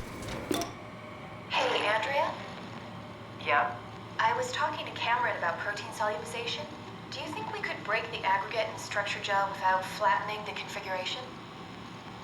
Jesus. That was a mouthful. You've been listening to Cameron, that's for sure. What do you want, Raleigh? Can you blame me for trying to figure this out? I've been having the dreams too, you know. I don't know what to believe. Oh, I know. Everything from the sudden signal amplification in black boxes to having a comatose Dr. Ross locked up in the glass jar. We've all been going a bit nuts. Tell me about it. Feels like my head's about to explode. Hypothetically speaking, could we stop the WoW from mutating? It doesn't work like that. Even if there was a Site Alpha? Hypothetically speaking, I guess we could try. Raleigh, are you recording this? Sorry. I just... Sorry. Bumbling. Okay. I'm gonna listen to that again. Always need 2 listens to really make sense of things. Hey, Andrea? Yeah? I was talking to Cameron about protein solubilization. Do you think we could break the aggregate and structure gel without flattening the configuration? Jesus. That was a mouthful. You've been listening to Cameron, that's for sure. What do you want, Raleigh? Can you blame me for trying to figure this out? I've been having the dreams too, you know. I don't know what to believe. Oh, I know. Everything from the sudden signal amplification in black boxes to having a comatose Dr. Ross locked up in the glass jar. We've all been going a bit nuts. Tell me about it. Feels like my head's about to explode. Hypothetically speaking, could we stop the WoW from mutating? It doesn't work like that. Even if there was a Site Alpha? Hypothetically speaking, I guess we could try. Raleigh, are you recording this? Sorry. I just... Sorry. If there was a site alpha, could we stop it from mutating? Apparently it doesn't work like that. I'm not sure exactly what they mean. This is... There seems to be like an aura of mystery around the nature of the WoW itself, which I find interesting.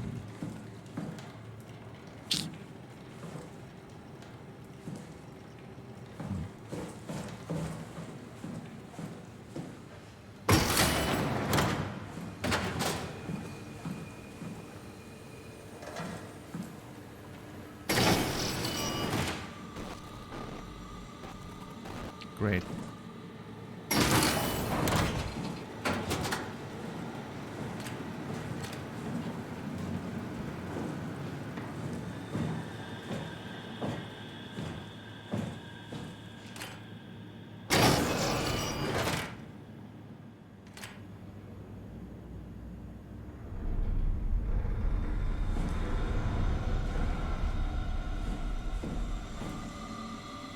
Omicron, medical research facilities, advanced mariculture, home of the ACR, Abyss Climber Rig. Enjoy your stay. Thank you. Yeah, I've been having a great time.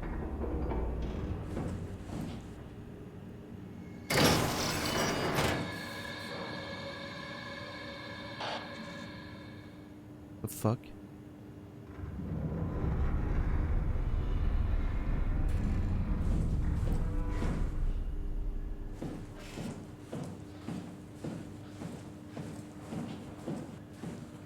Oh man, more dead bodies, great.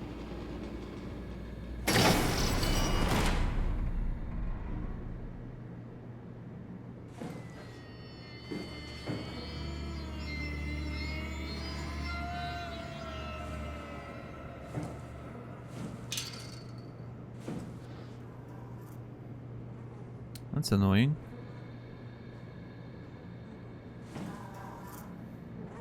Oh Lord.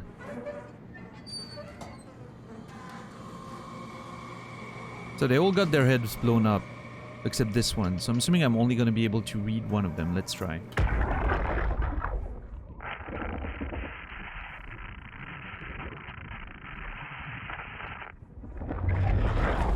Yeah. Oh, never mind. This one doesn't have a head either.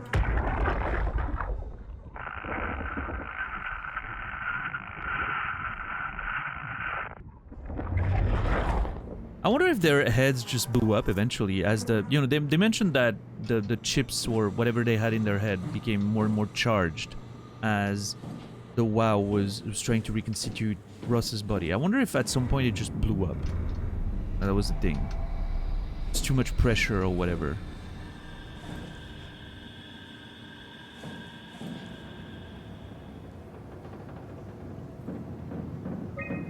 So we're here right now, right? I think. Yeah.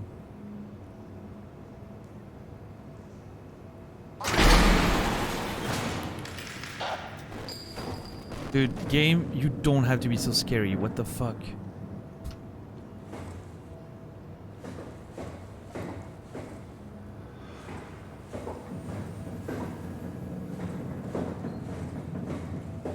Everything in this game is designed to be scary when it activates. Every sound, every...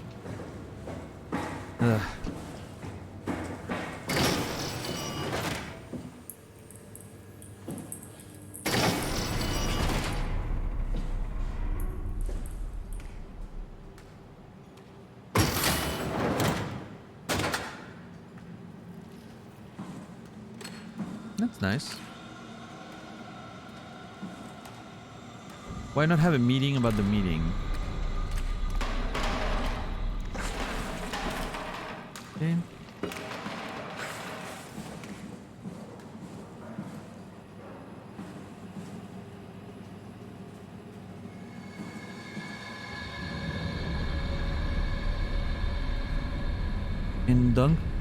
Inductional something? Fish and rice? And some of those meals.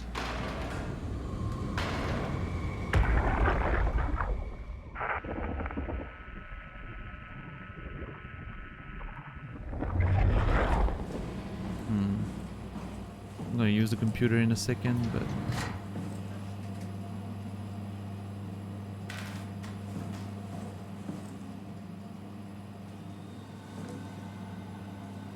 Yeah, I'm pretty sure... What I'm starting to understand is that I think all of their heads exploded.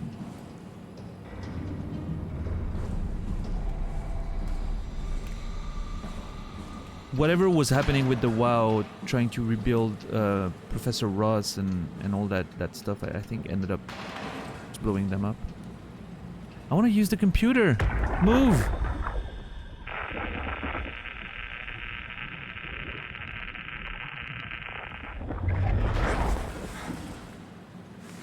Do not tell me I cannot use the computer. That's so unreal.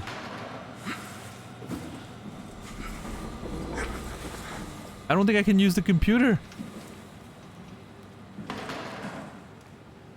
Oh, never mind.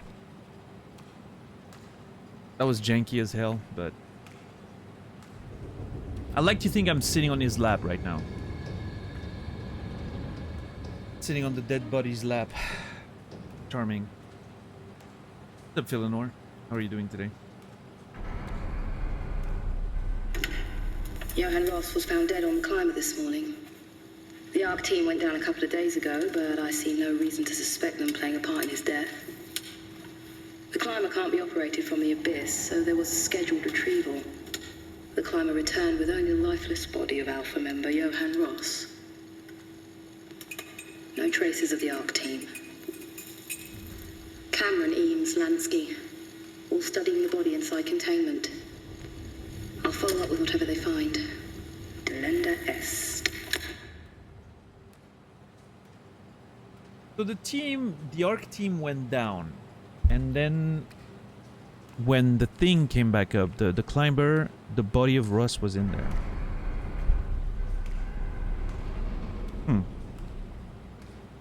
Was maybe there's what if Ross was sort of sent as a Trojan horse of some kind by the WoW as a way to sort of like spread its influence over the rest of the station?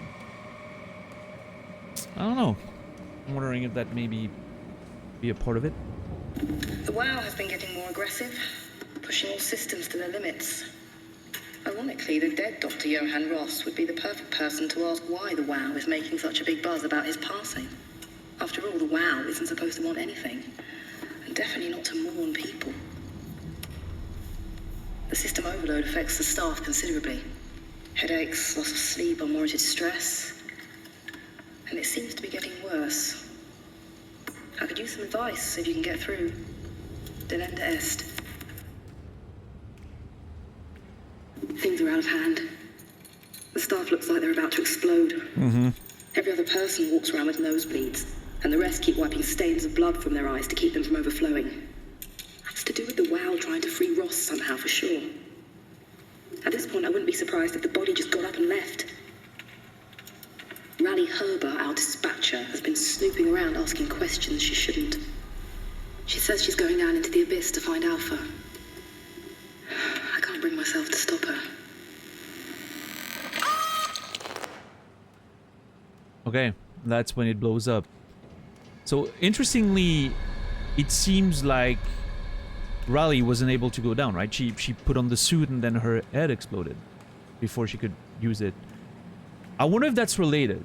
What if it's the WoW preventing someone from going down there? I don't know. There's an interesting thought here, I guess.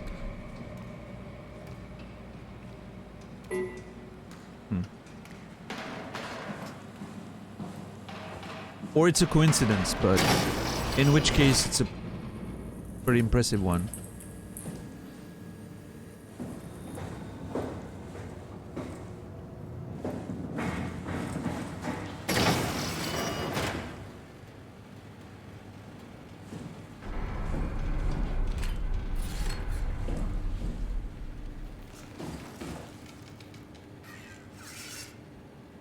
The hell?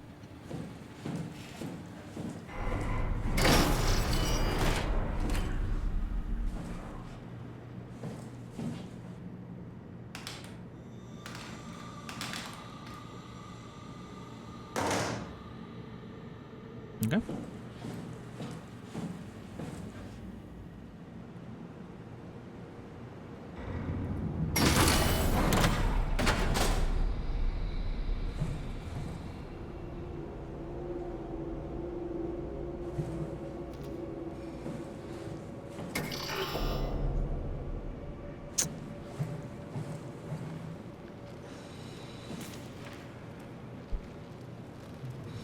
Oh god, this one's still alive.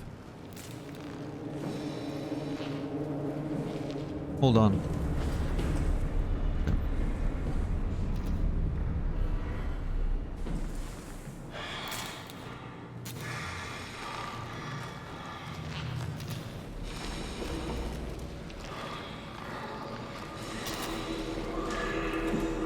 That just seems like a bad time. I don't know.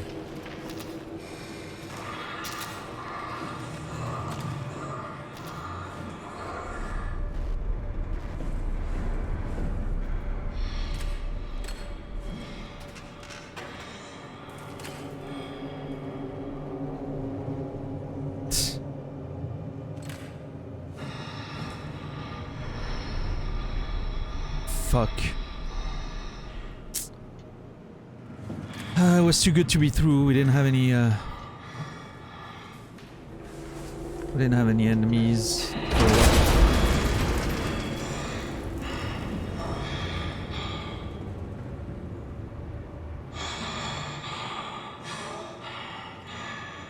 No, they're just normal human beings that have been taken over.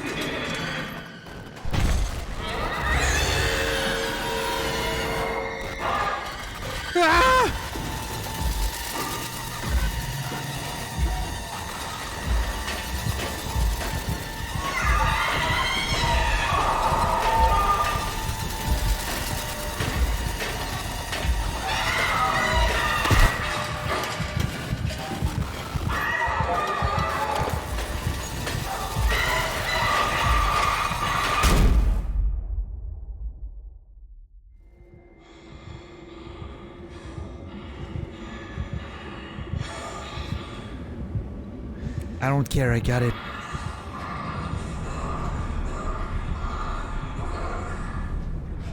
Should have killed me when you had the chance.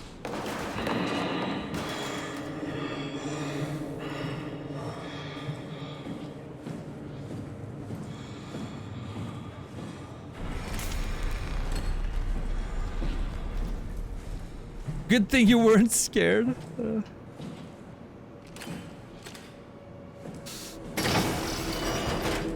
Okay, I need to use one of the buttholes.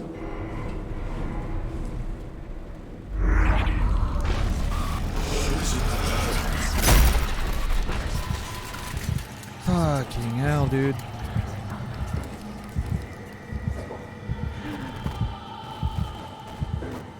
Stop panicking!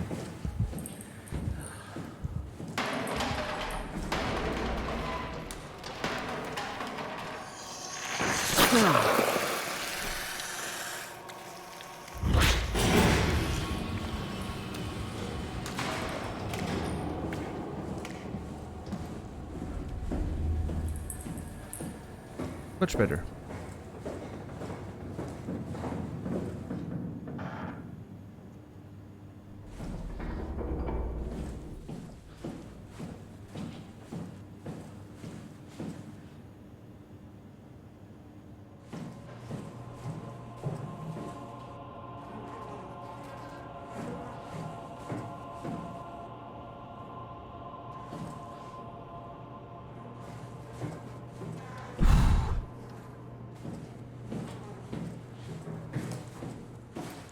Okay, now I'm not sure how to go down now.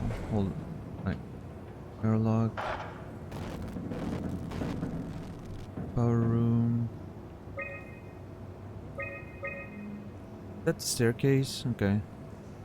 If I go out and I go down, I get there. Not sure.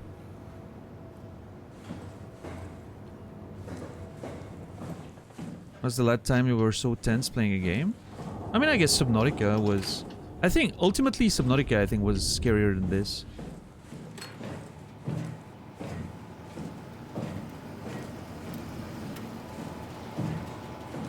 This is more like... typical... Oh no, dude. See, the thing that was dead here has moved. I'm not happy about that. This is more like traditional horror stuff, right? It's designed to be scary. Jump scares, all that trash, you know. Subnautica was just like a profoundly terrifying experience just because it was scary on its own.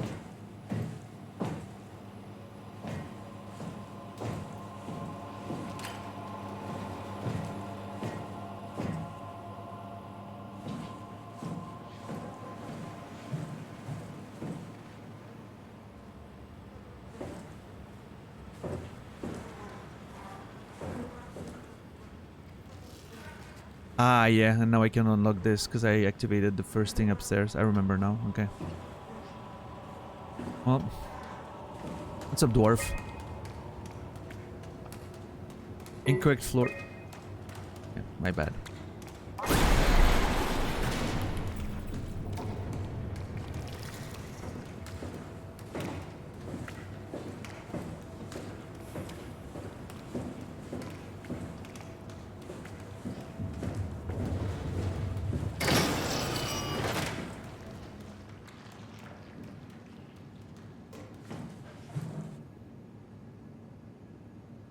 Oh, that thing is alive.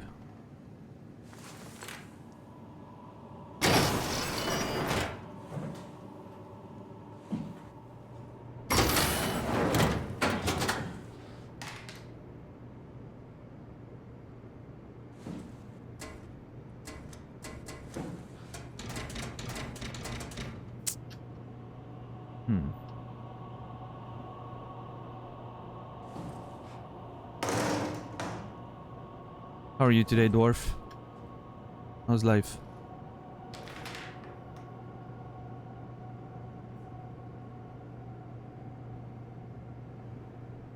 Oh yeah, I mean, you know, I'm not saying it's like a horror game in a dismissive sense, right? Like I'm not. It does what it's trying to do really well, and it's a very well designed game. Again, like what we're talking about, like the tactile aspect of. Like needing to activate all the buttons like manually, like you know, all those things, and the general lore and the way it sets the mood and the ambience is it's a really well done horror game. It may be, honestly, it may be close to my favorite horror game I've ever played. I think Alien Isolation was a great experience. I enjoyed that one very much when I played it back then. But I'm a big Alien franchise fan, right? I think that played a part. As far as a game standing on its own, I think this one does, like, it's doing a lot of things really well. So yeah, I wouldn't... There's a chance this is the best horror game I've ever played. I just love the story and the overall setting, and There's a lot of good stuff to enjoy there. But then again, I'm not like a huge horror game enthusiast, right? I've played... My earliest memories of horror games were Alone in the Dark, and then later Resident Evil, right? The first one on PlayStation. Like the original Alone in the Dark was my first horror game experience. I have a very striking memory of the first time I played that game.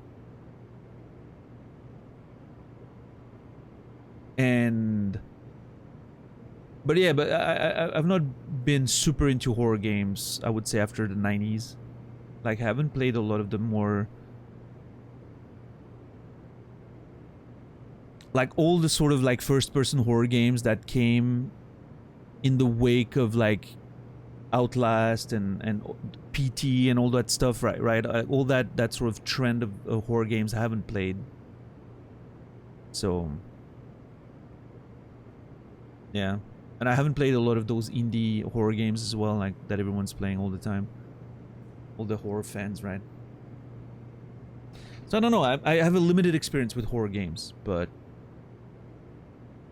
this one wins me over not by its horror gameplay, but by its narrative, mostly.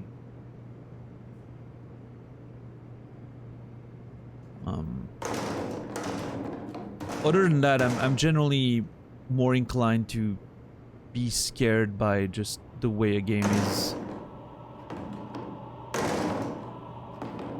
doing its environment, right? Like Subnautica is a great example. It's not trying to be a horror game, but it's scary as fuck. Because it's setting up its environment very well.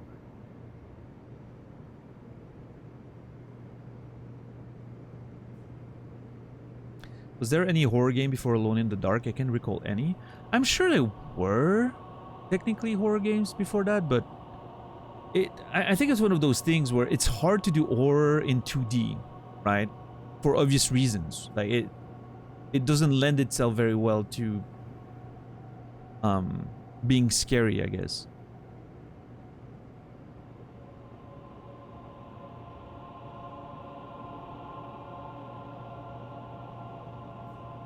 Friday the 13th on NES scared me as a child. I don't think I've played this one. Let me look it up.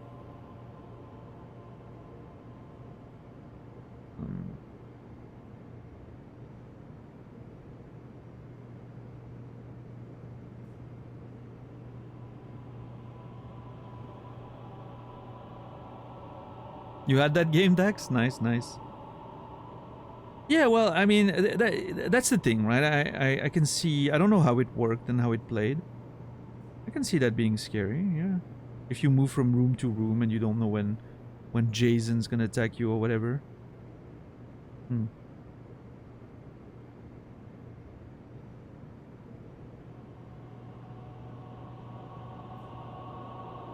Every time the music would hit and Jason would appear, would just mold me. I felt helpless. Yeah, and I guess that worked on our unexperienced childhood brain, right? Like those first experiences of being helpless in video games, where usually in video games you're the one with the guns or the kicks or the punches, right? And you can just fight your way through the games, which tends to be the sort of norm at the time. And suddenly it's like a game that makes you helpless and you have to run away or whatever. That can be pretty scary, right? Yeah. But yeah, I think 3D games definitely helped with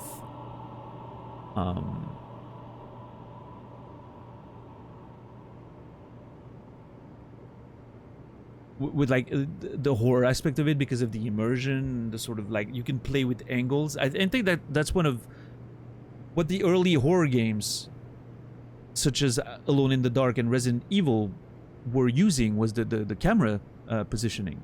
Fixed camera positioning was a great way to create horror situations in games that didn't have a lot of the tech we have today, right? Because you can play with those angles to hide something from the player's vision, which obviously leads to, you know, like I need to turn that corner, but I can't see what's there. I can't just stand next to the wall and lean or move the camera in a third-person game to to look at what's behind, right? Like the fixed camera was such a clever way to create horror, I think. And obviously this is not something that players enjoy very much these days anymore. So they have to use different tricks to create that horror again, because you have a lot more control over what you're looking at. And I think that's the reason, in many ways, I think the reason why first person is so popular in horror, because it's a limiting factor, right? You can't, unlike third person games, you can't stay behind a wall and turn the camera to see what's behind, right? You have to actually expose yourself to see something. And I think in many ways that's a great way of utilizing perspective. Notice how parts of the game over the shoulder tile exploration like a dungeon crawler. Yeah, I'm looking at, I just looked at screenshots, Captain Dax, but I don't know how the game played, so it's hard without seeing it in movement. But I can imagine like the dungeon crawler aspect being, again, like a use of limiting visibility for players, right? You have to turn around to see what's behind you or stuff like that. Scary moments in games weren't horror games at all. The original Tomb Raider series had a lot of settings. Oh, dude, that makes me think, Philanor, related to that. Anyone remember the Super Nintendo version of Jurassic Park? That's a very early memory of me being terrified in a game. So it had two different gameplay sequences. One was a sort of like Zelda-like overhead camera, and you were just moving with your character in the park and everything. There was one scary moment with that, which was the T-Rex attacking you. You were walking like in a long corridor in the forest, technically, and suddenly you hear boom, boom, boom, boom, and then the T-Rex shows up and you have to just run away from it. That was very scary for me as a child. And again, a big part of that was the unknown, because you hear the footsteps, but you don't see the T-Rex on the screen until it's really closing in on you. So that was that sort of way to build pressure, was, again, like using something that's off screen. And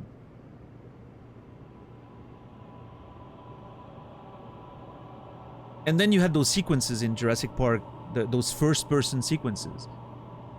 When you enter the building, you would suddenly switch to a first-person view. Very, old school, janky first person that you would see on Super NES, right? With the Mode 7 sort of engine. And those were scary too, because again, like, first person, you had to turn around, you would hear sounds, and it felt scary to fight those dinosaurs in those buildings or run away from them.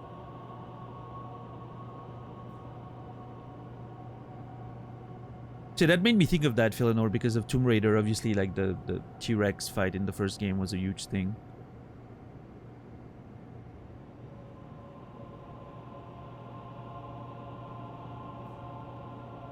Maniac Mansion, first horror game. I don't remember if that game was, it was obviously was a point-and-click game, so it's delivering the horror in a different way, I guess.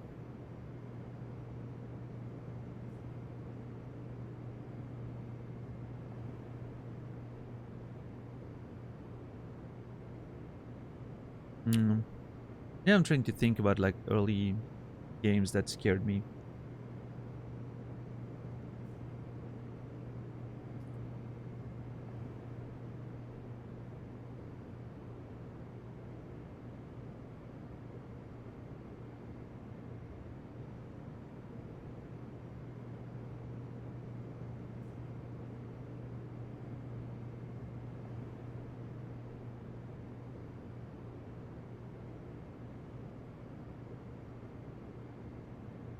I think I remember the first Prince of Persia game that I've played, which was on Game Boy at the time. It wasn't the first Prince of Persia, but it's the first one I played. The Game Boy version. I remember it being scary because I felt very lost, and everything felt very scary in that world. So,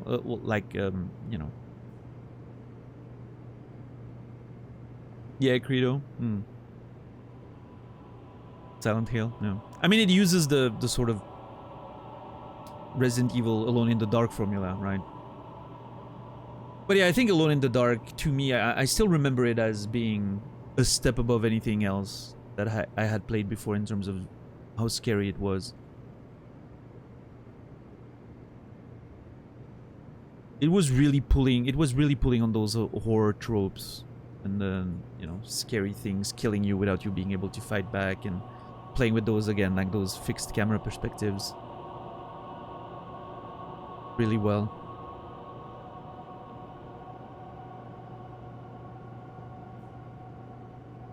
I know the question's not for me, Philanor, but I'm very excited for the Silent Hill 2 remake because I've never played it. And I want to play that game because I've heard that the story is really, really great. So, looking forward to it. Oh, you know a game that used to scare me a lot?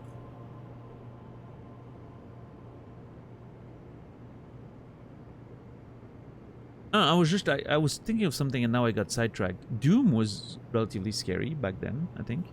The first Diablo was scary to me as well. But now I lost the one I was thinking of. What was I thinking of? A scary game from back then that wasn't necessarily supposed to be a horror game.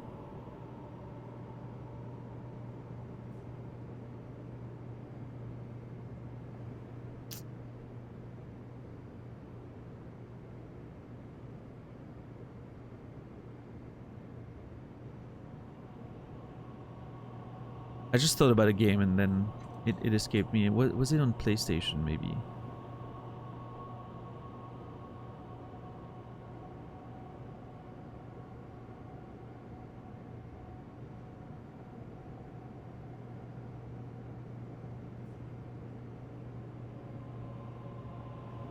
That was Half-Life 2, yeah, Zulu. That was much later though, 2004 or something, right? 2003, maybe? Yeah. But the first game was still sort of scary as well.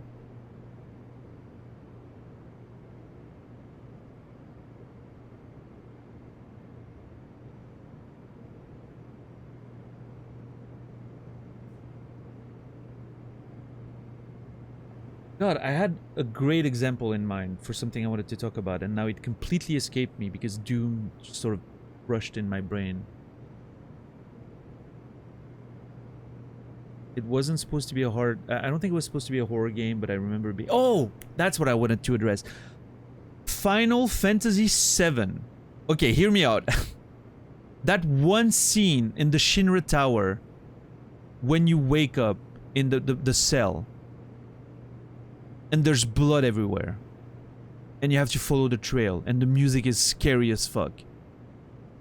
I remember I played that in the middle of the night when I was a teenager because I was supposed to go to school the next day, but I was playing Final Fantasy VII in secret in my room.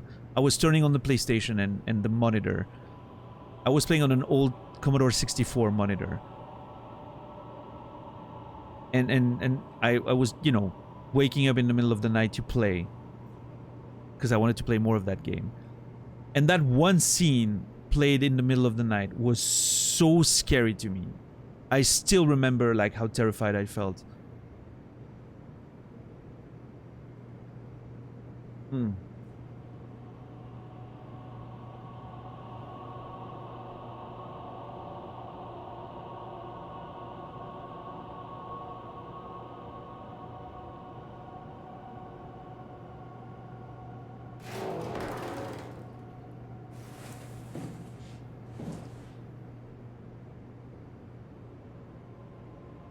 Oh, that's what I need, the Cortex chip.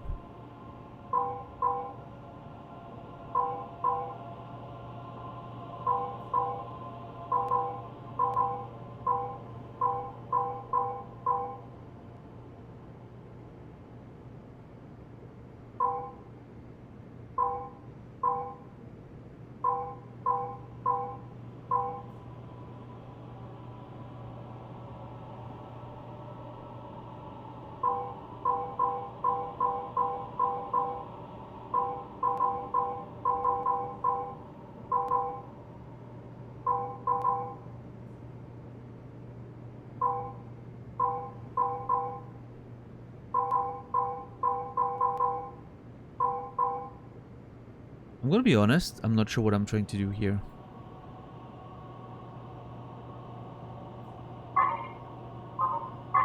Oh.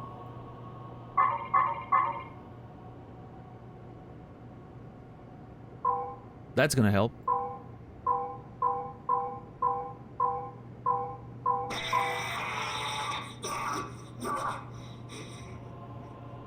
What the fuck?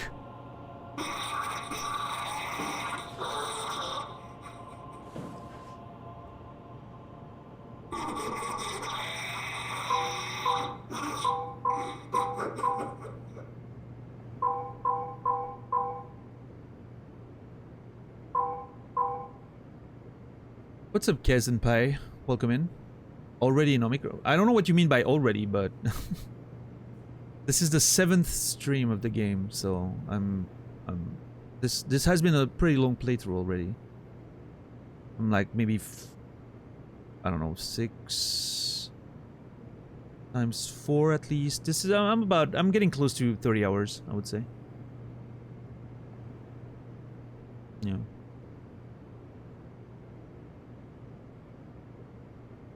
But yeah, also careful with messages that could, you know, potentially give me too much information. Yeah, welcome in, Senpai.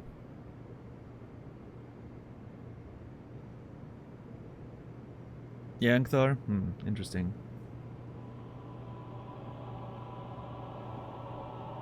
Wasn't that a book originally? Or a short story?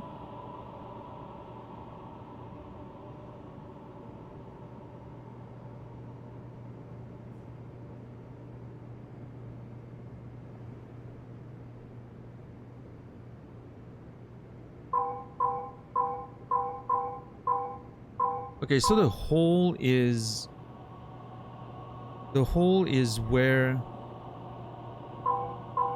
it's gonna exit.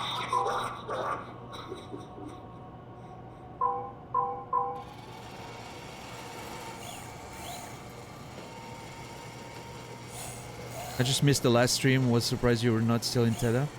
Yeah, we did pretty well. The whole you know, like section in the rooms and all that took me a while, but because I was scared mostly. But ultimately it was okay.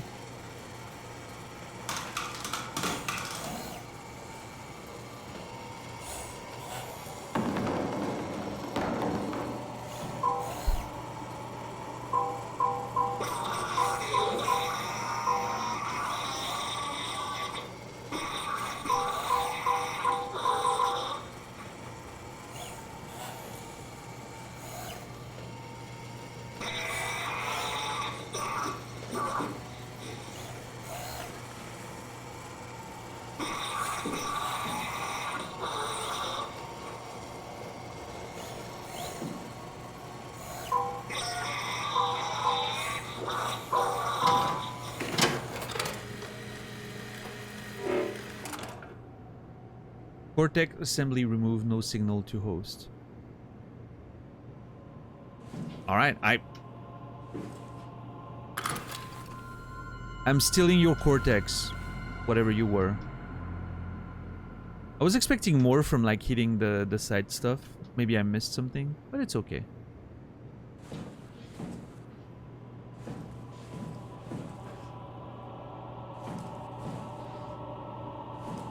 It seemed like it was struggling to... Whatever it was struggling to exist. So.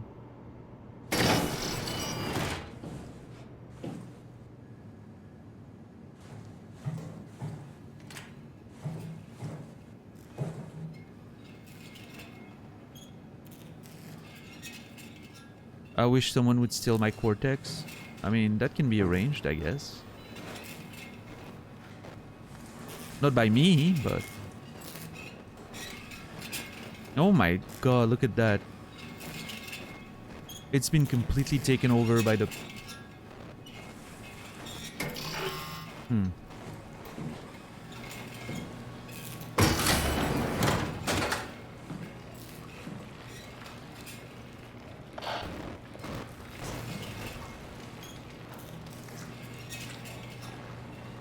An automated watch, yeah. He does look a bit like a watch.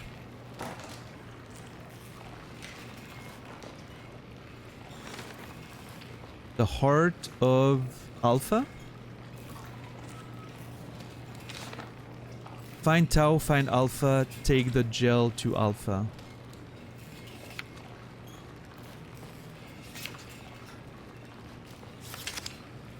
Okay, so there's this rumored station, right? Alpha. That I'm starting to think houses a secret. Maybe the origin, like the center of WoW, right? Or something like that. Into the Abyss, take it to Alpha, in the Abyss. Someone was literally going crazy over this.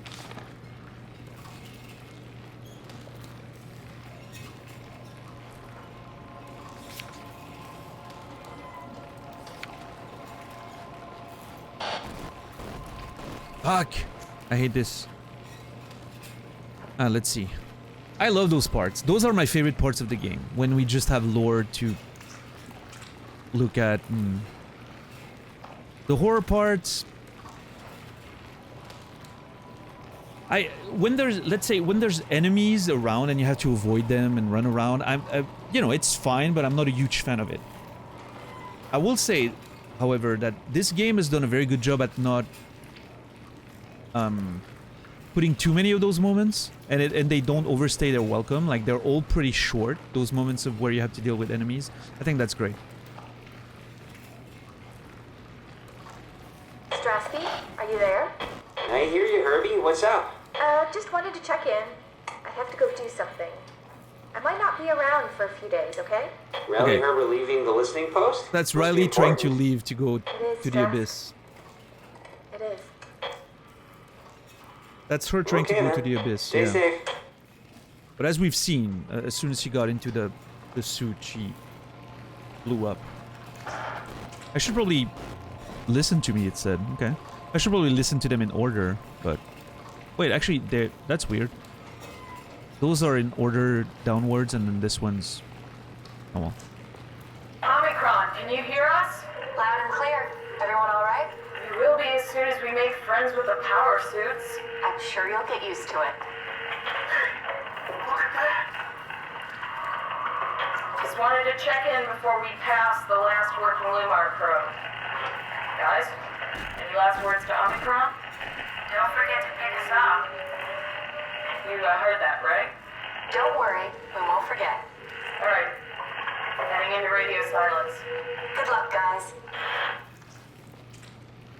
So that message was sent as they were going down, right? To Tau. Interesting. Alright, Engtar. Appreciate you. I'll see you in the next one. Tau, please respond. This is Riley Herbert calling from Omicron. Please respond, Tau. Unable to connect. Lumar relay out of range.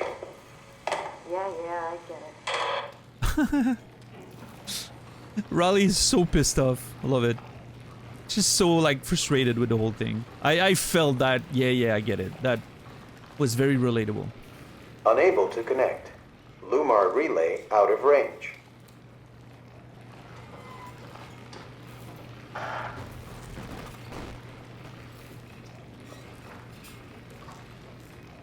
Get the virus. I think it's trying to tell me to get infected somehow. Which is weird. Unable to connect. Lumar relay out of range.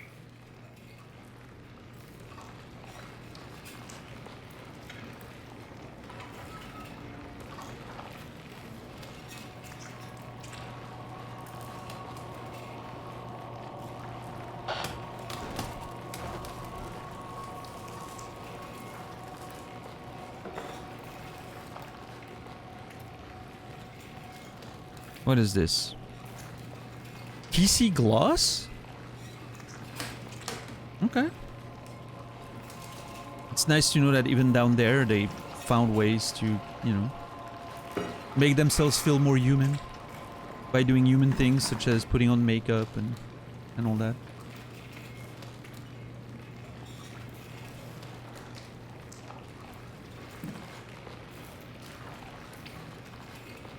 Okay, do I use the butthole? I don't need to, right? I'm fully regenerated right now, but I'm probably never gonna come back down there, right?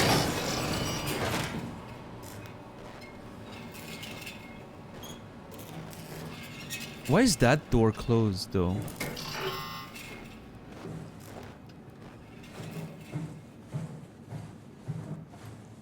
And not accessible.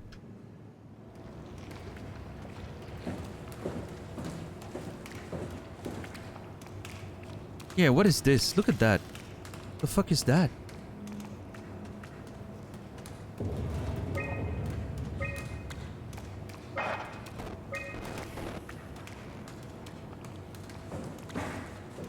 Feels like we should be able to get in there somehow.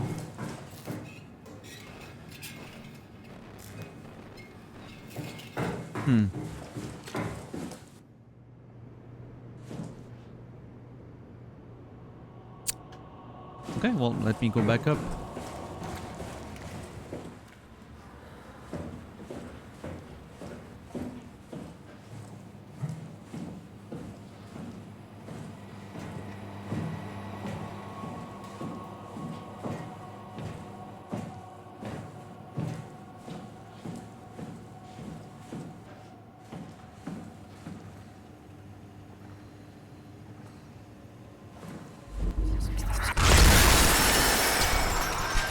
Of course. What the fuck?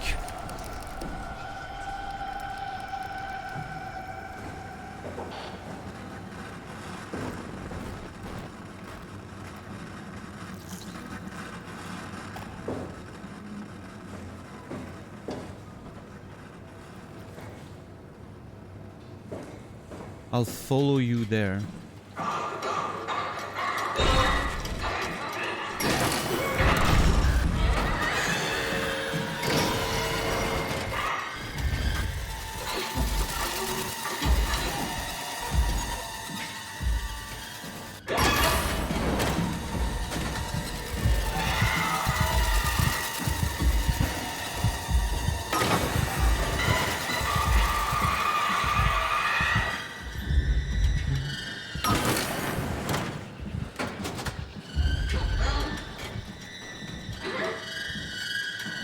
I'm gonna be honest, I don't remember where I need to go.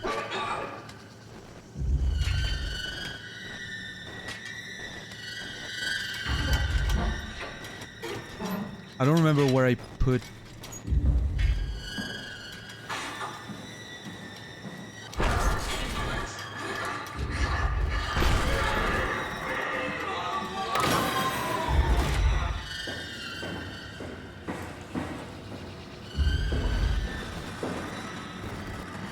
I don't have access to the map anymore. Yeah, the dive room. Yeah, that's it.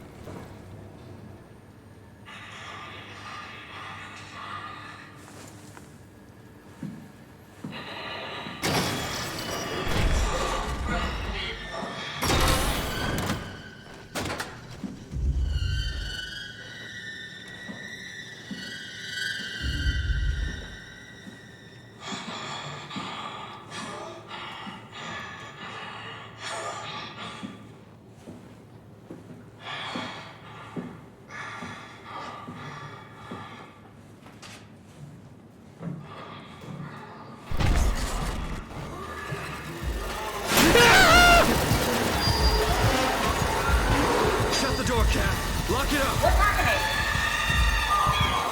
Lock the door! It's locked! What's going on? I managed to piss off another one of WoW's monsters.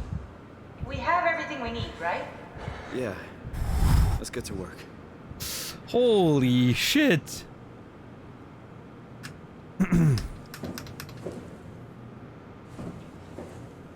Hey, Catherine. Nice to see you. We need to assemble your new body with the things you collected. Just stuff all of it into the suit with the dead body.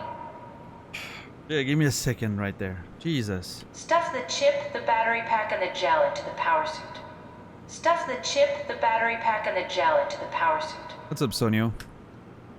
Yeah, that was scary as fuck. I was panicking there.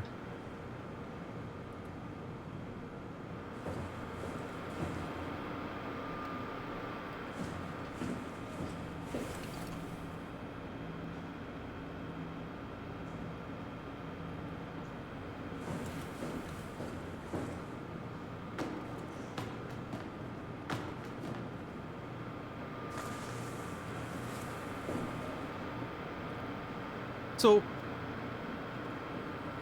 basically what we're gonna do here, if my understanding is correct, we're gonna use the Cortex stuff with the, you know, the little eyes thing, right? That piece that has some cameras and all that. That's gonna be my brain. I'm gonna put it in there.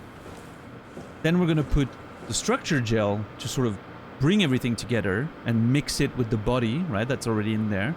Because we've seen that the gel can be used to interface machines and flesh. And then we're going to use the battery to provide electricity, which is needed for the gel to sort of become active and stay active and do its thing, right? As we've seen, again, on the documents. Which, like, when you think about it, makes a... Well, based on the concepts of the game, makes a lot of sense. Now, what I'm worried about is the transferring my mind into it part. That part, I don't know how I feel about. Because, again, I'm pretty sure the person I am now, the entity that I am now, is gonna just be left alone and die. And then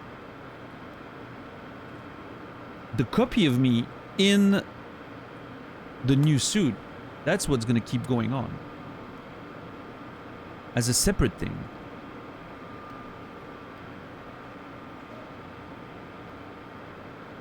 So logically speaking, from my perspective, things should end.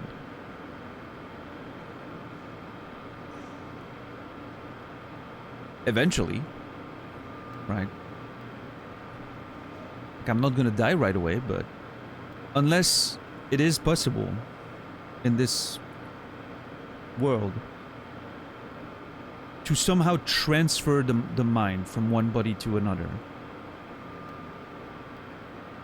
Not make a copy, but cut and paste, not copy and paste, right? Which I don't think that's how it works. At least that's not how it worked for the Ark and everything else. So I don't know exactly what the plan is there. I wonder if Catherine is like, you know what? It doesn't matter if you die. Something needs to survive to bring me down there. And that something is gonna, you know, it's gonna live as me, right? It's gonna have a perfectly continuous experience from its perspective. But mine ends, is the point, I guess. Now, as the player of the game, obviously, it's going to transfer me, right? Just like it did when we woke up in the game world and after playing in the simulation. Now, here's what's interesting and that I'm wondering about. The only way for this to make pure logical sense, I think, is if all of this has already happened and we're just going through the memories of the character that's gonna be the only surviving me at the end of the game, I guess. Like, without even talking about like what we're about to do with the suit, but the only way that the perspective of my character now in Pathos 2 is logical is if the beginning of the game that we played were memories of my character. Right? Because the character that I was playing at the beginning of the game died. Right?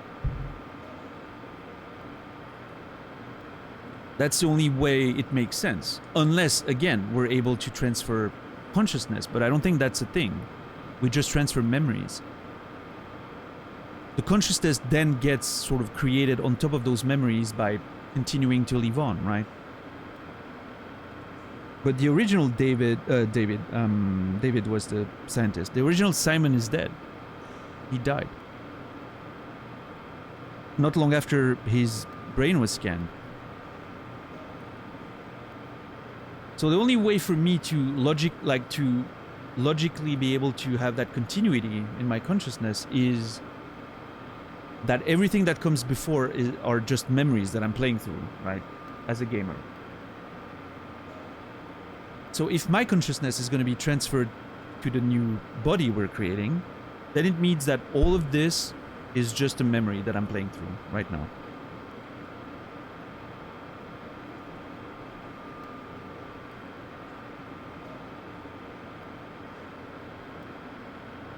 Because technically, this version of Simon that I am right now at this moment only started existing when it was activated in the suit at the beginning of the game, after the jump, right? After the time jump. It only starts existing at that moment. All its memories are there, and there's a feeling of continuity, but it's technically a different being that we're experiencing them, right?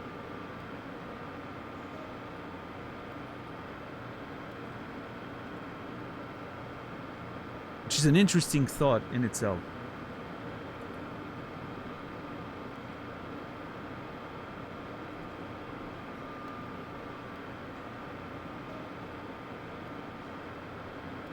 I mean, that's the thing, Senpai. Is it possible technically IRL? Not with the current tech we have, for sure not, but let's assume we have the tech to properly store all the memories and like the brain scan of a human being. All the memories included, right? Then yeah, it would be possible. However, again, like that's the big thing. Is you yourself, if you're getting scanned to then be uploaded in a simulation or whatever, your perspective is not going to go there. Your perception of reality is going to be the same. You're going to be scanned, and then you're going to wake up after the scan, and you're still going to be you. And eventually you're going to die, right? As a normal human being does. But there's going to be a version of you out there, living in a simulation, or in the future, in the case of what's happened with the Pathos 2, right? But you're not going to be able to experience life through that perspective. It's going to be a different entity altogether.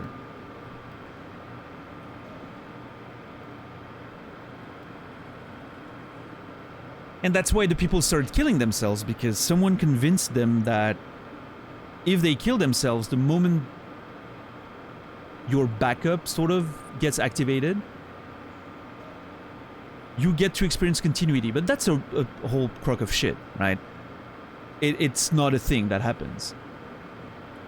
The only way for that to happen would be if the consciousness, the mind, who you are as a person, the soul, so to speak, actually exists as a separate entity from the physical vessel in which you are.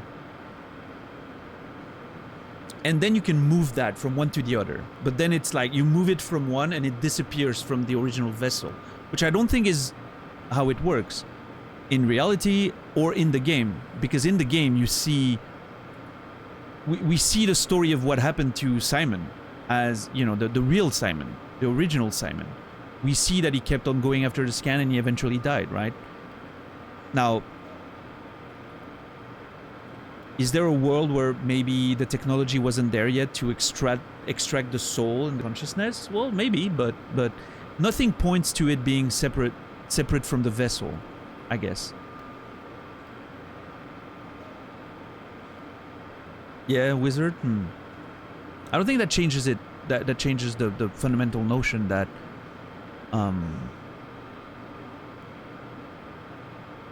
consciousness is not separate from the vessel.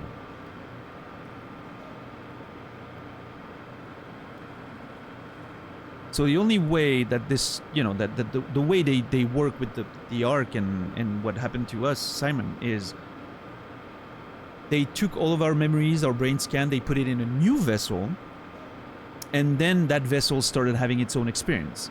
Obviously, having memories means that you have a feeling of continuity, but technically that's not what's happening. You are still a new being that only starts existing the moment it's activated. The memories are sort of fake, if that makes sense. They're the false memories of a different being. That still does play a part in defining who you are as that new entity, right? But, yeah.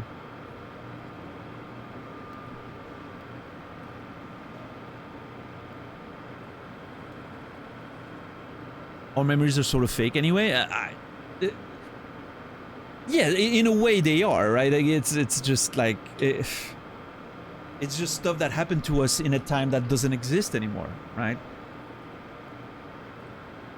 But that goes even deeper down the existential hole, right? It's a whole other new can of worms right there.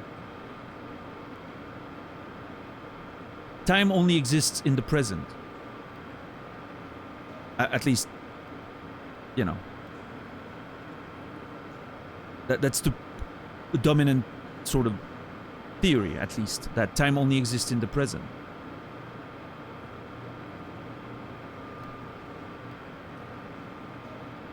And so our memories are the only trace of anything having happened before, right? That is true, Senpai, yeah. That is true.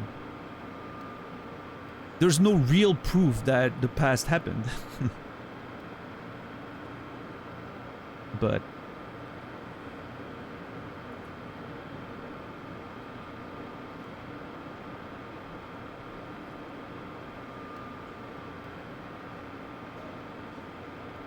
I guess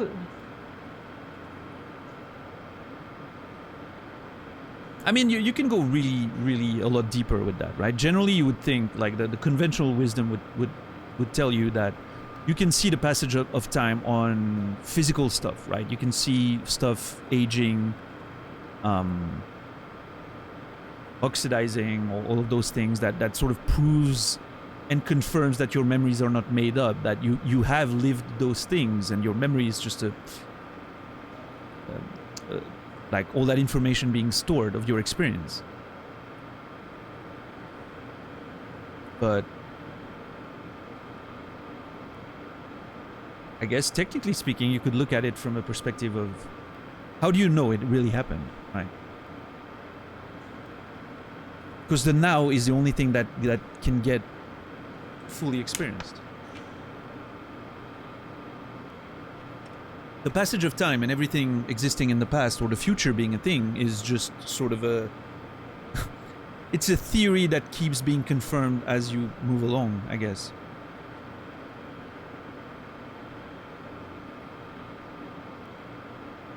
But it's never conclusive. It's just like, so far it hasn't been disproved, I guess. Something entropy, yeah.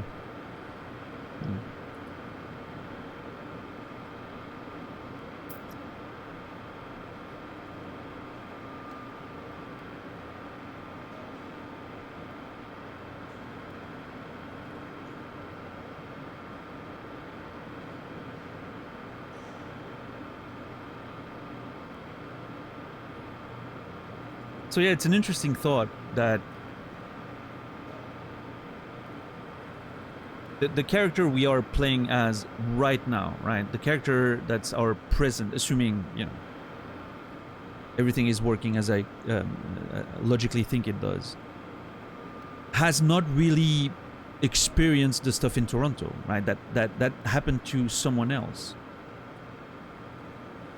The original Simon.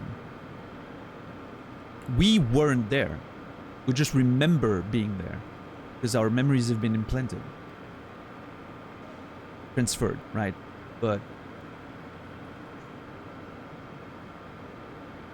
I mean, I guess there's a philosophical, like, subjective experience to this. Like, you can certainly argue that, well, you remember being there, so technically you were, right? Because that's the only thing that matters. Time only exists in the now, so if you remember them, you were there, right? That was you, even if the vessel changed. Again, like the ship of Theseus stuff, right? Our bodies change over the course of our lives. None of our cells, or almost none of our cells at least, are the same now as they were when we were born. So technically it's an ever-changing vessel, but I think it gets complicated because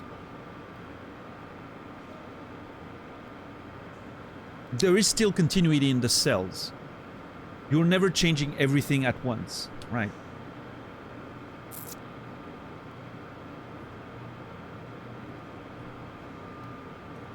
Now, what this also means is that... oh man, what happens if... what happens if you can copy those memories? Say we scan the brain, right? And we implement it right away into a different body. That's what we're about to do, which should be very interesting. Like, is my perspective in the game, is my game perspective gonna change to being the person in the suit?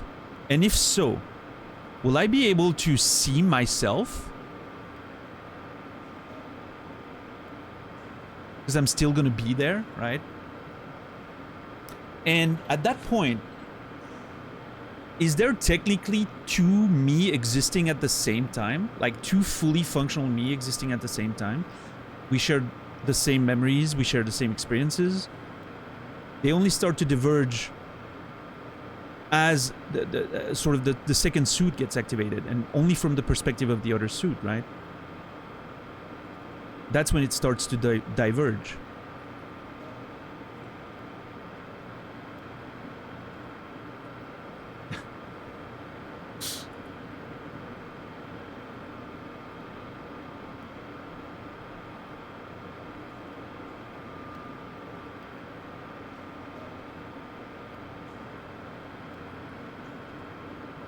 And then if both of us exist at the same time,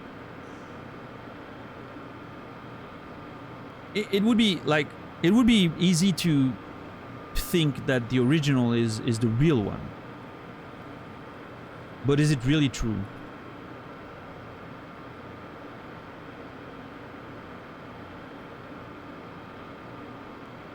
Where's the line? Where do we draw the line? Is the new one just not as real because it shares exact same memories? It's just a vessel changed.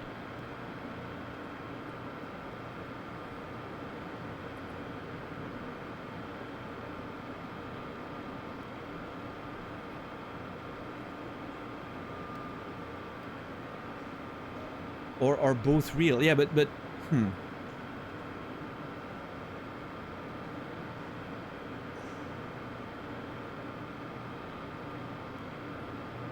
I think you would agree, Sunrun, I think that it's easy to fall into the sort of bias that the original one's the real one, right?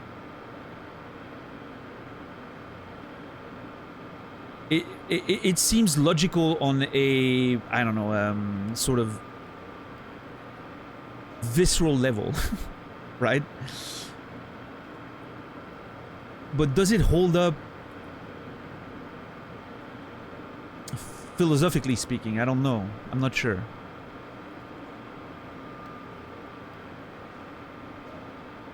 Yeah, we want to, that's our brains wanting to, you know, classify things. We cannot accept the idea that there are two exact similar human beings that are actually living and existing two separate lives. It doesn't really make sense to us.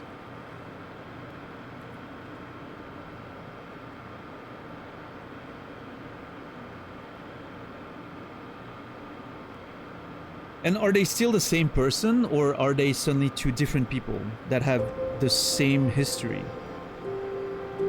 Because they start becoming different people as long as they, you know, because their experiences are going to be slightly different as they start like both existing on their own, right? They're going to have slightly different experiences. They start diverging. They're not really the same individual anymore. They just have the same starting point, I guess. Or checkpoint, I guess, would be a better way to put it.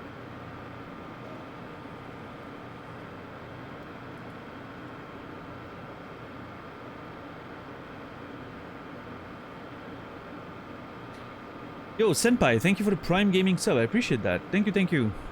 Less money for Jeff, more money for me. Senpai, you will be remembered. Thank you so much for the Prime.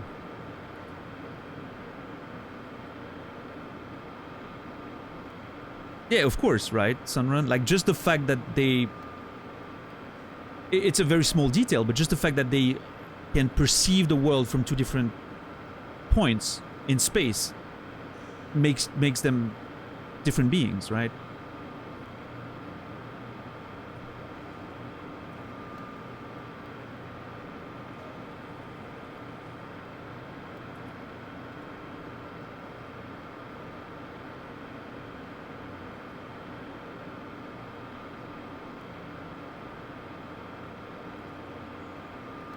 It's similar to having a parallel reality that diverged from the same point. Yeah. Yeah. It's like the what we talked about the other day, right? What if, you know, what if every moment that passes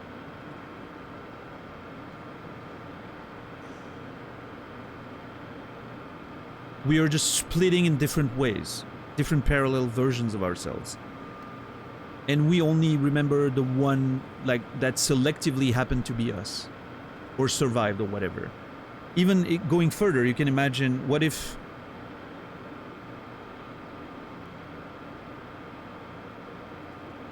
the choices we make, snap decisions we make or everything, what if every time we make a decision there's another version of ourselves that made a different one?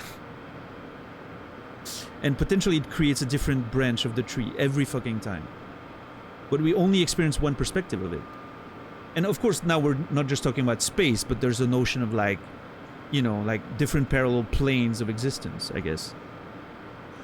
Becomes a lot more metaphysical, but it's still interesting as a thought exercise over the same sort of... It's the same concept of being put in a different paradigm, right? It's not just space and time anymore. It's different planes, I guess.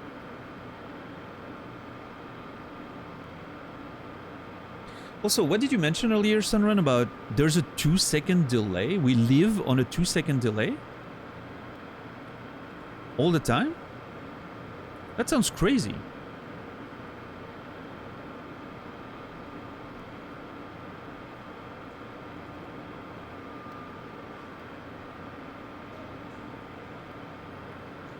Or did I misread what you said? Sunrun. I think it was Sunrun, right? Hold on, let me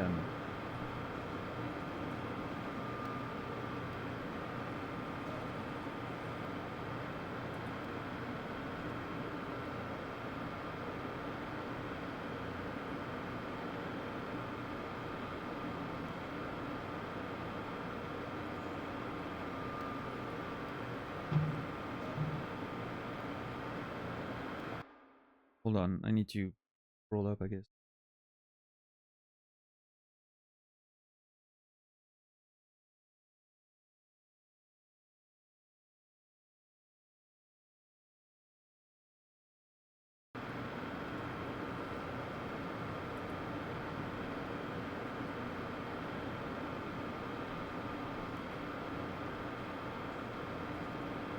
The taller you are, the more delay you have. I mean,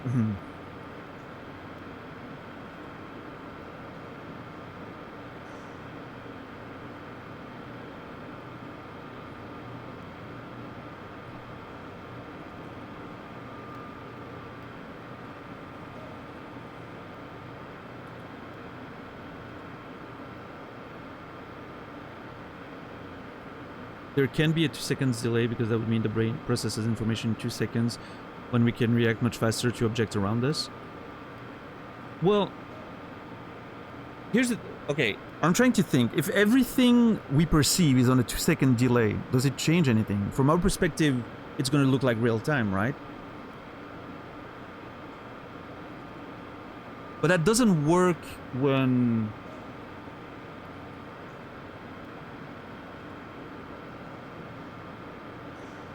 But that doesn't work when a rock is thrown at you, for instance.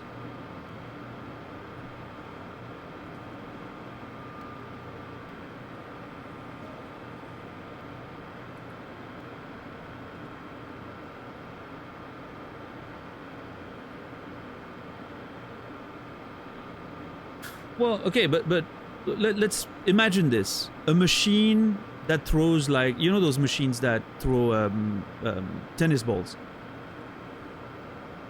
Let's say the trajectory of the ball from the machine to your head is less than 2 seconds.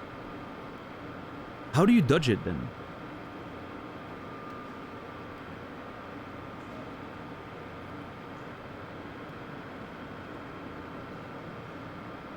Because the machine is not working on a 2-second delay. The machine is objectively in real time, right? It's not a brain or anything. Your brain is reacting to things before you even perceive that you're seeing it. So our brains, eyes, and everything is already reacting to it, but our consciousness hasn't caught up yet? Is that what we mean? That's crazy. I understand how it works on like a physical level. It makes sense. It is still crazy.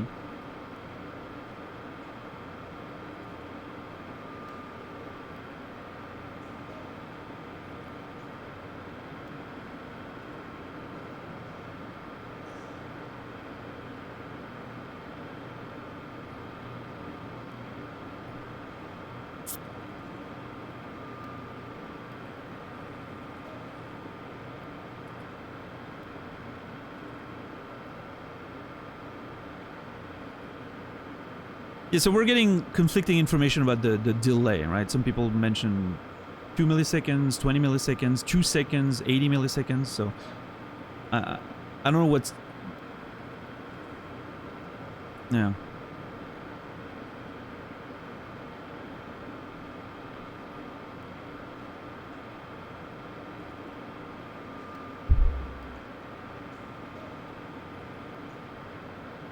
That's reaction time, not the same thing. Yeah, I have a feeling maybe you guys are talking about a different aspect of it, right?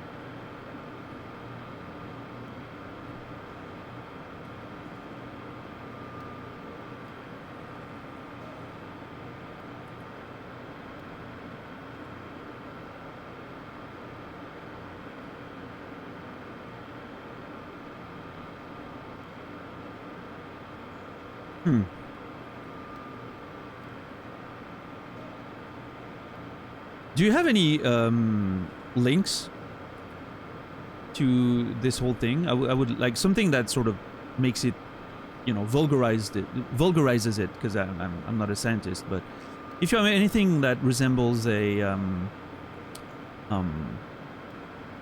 you know, like a sort of article on that topic, I would very much like to read it. Especially if it's from a somewhat reputable source, right?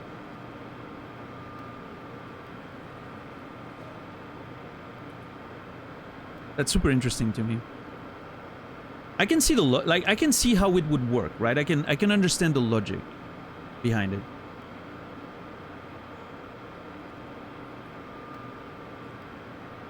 I think the implication would be that stuff is happening before our consciousness realizes it, and we then rationalize what just happened as us making a decision. But it really was not, in a lot of cases. At least anything that's sort of like short-term reaction, right? Even if we think like, okay, I'm gonna look, do I dodge right or left, depending on which side the punch comes from. We think we make that decision, like, you know, we react to it by making a short-time decision, a very quick decision, to go left or go right. But in reality, it's just almost automated, but we just rationalize it because that's what humans do. Yeah.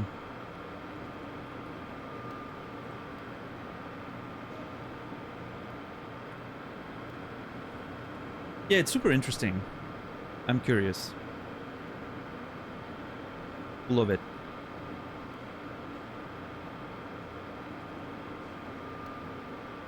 There also could be a comedy on a metaplane designing the best reality based on all possible permutation of the state of the universe, slowly and incrementally building the future. I wrote that short story, actually. I wrote a short story about that, where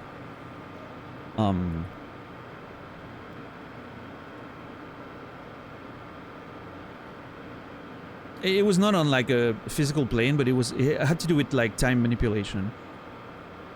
And humans in the future living in a space station around the Earth and looking down at the Earth being destroyed, you know, through war or whatever, and then trying to send very small signals to the past to change as a sort of like causal reaction, like a cascading reaction. Changing little parameters and variables to potentially lead to a present, their present, that where the Earth would be livable again. And the only thing they could send was very small, tiny inputs through time, which, you know, is a whole thing. But yeah, I wrote that short story a while back. I don't think it was very, very good, but...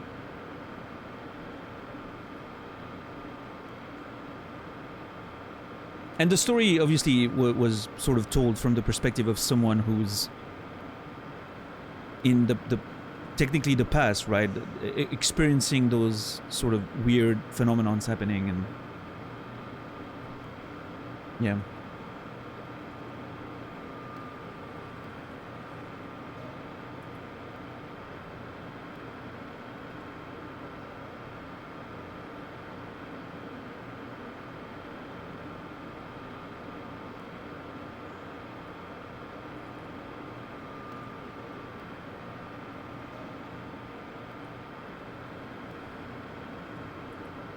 Yeah, Warren.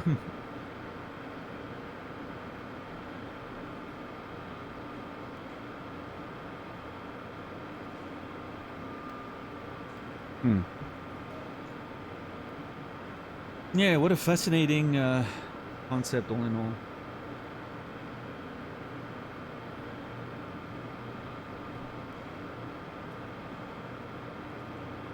Thank you, Noger.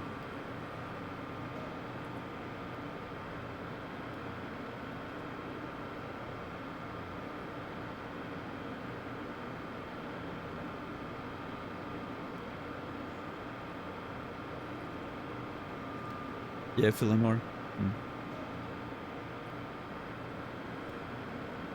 All right, well, we're gonna put all those items in there and see what happens in the game. I'm really curious what the game's gonna do with my sort of perspective here and how it's gonna translate into the concepts of the game. But that, ladies and gentlemen, is the story for tomorrow.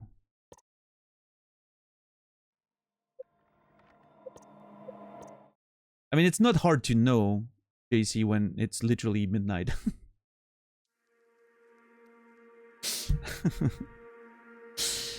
All right, we're gonna get back at it tomorrow. It feels like tomorrow could be the last stream of Soma, based on just like the general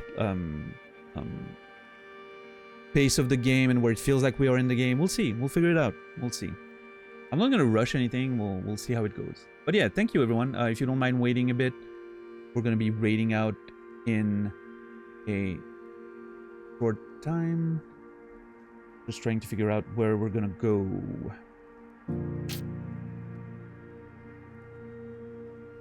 But yeah, thank you everyone. I'll be back tomorrow in about 19 hours, 7 p.m. Central European Time, 1 p.m. Eastern, 10 a.m. Pacific. Should be a good time. Let us see.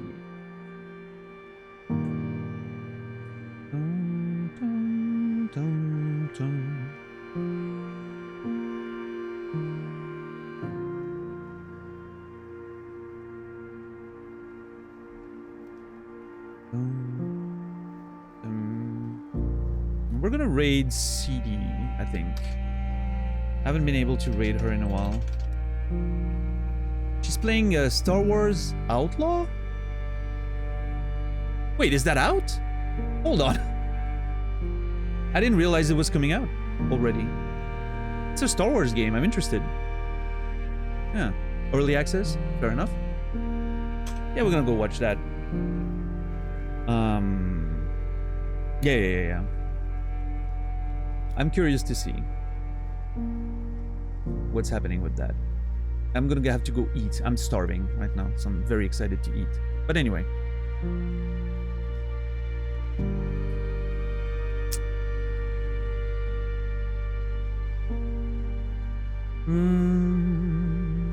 All right.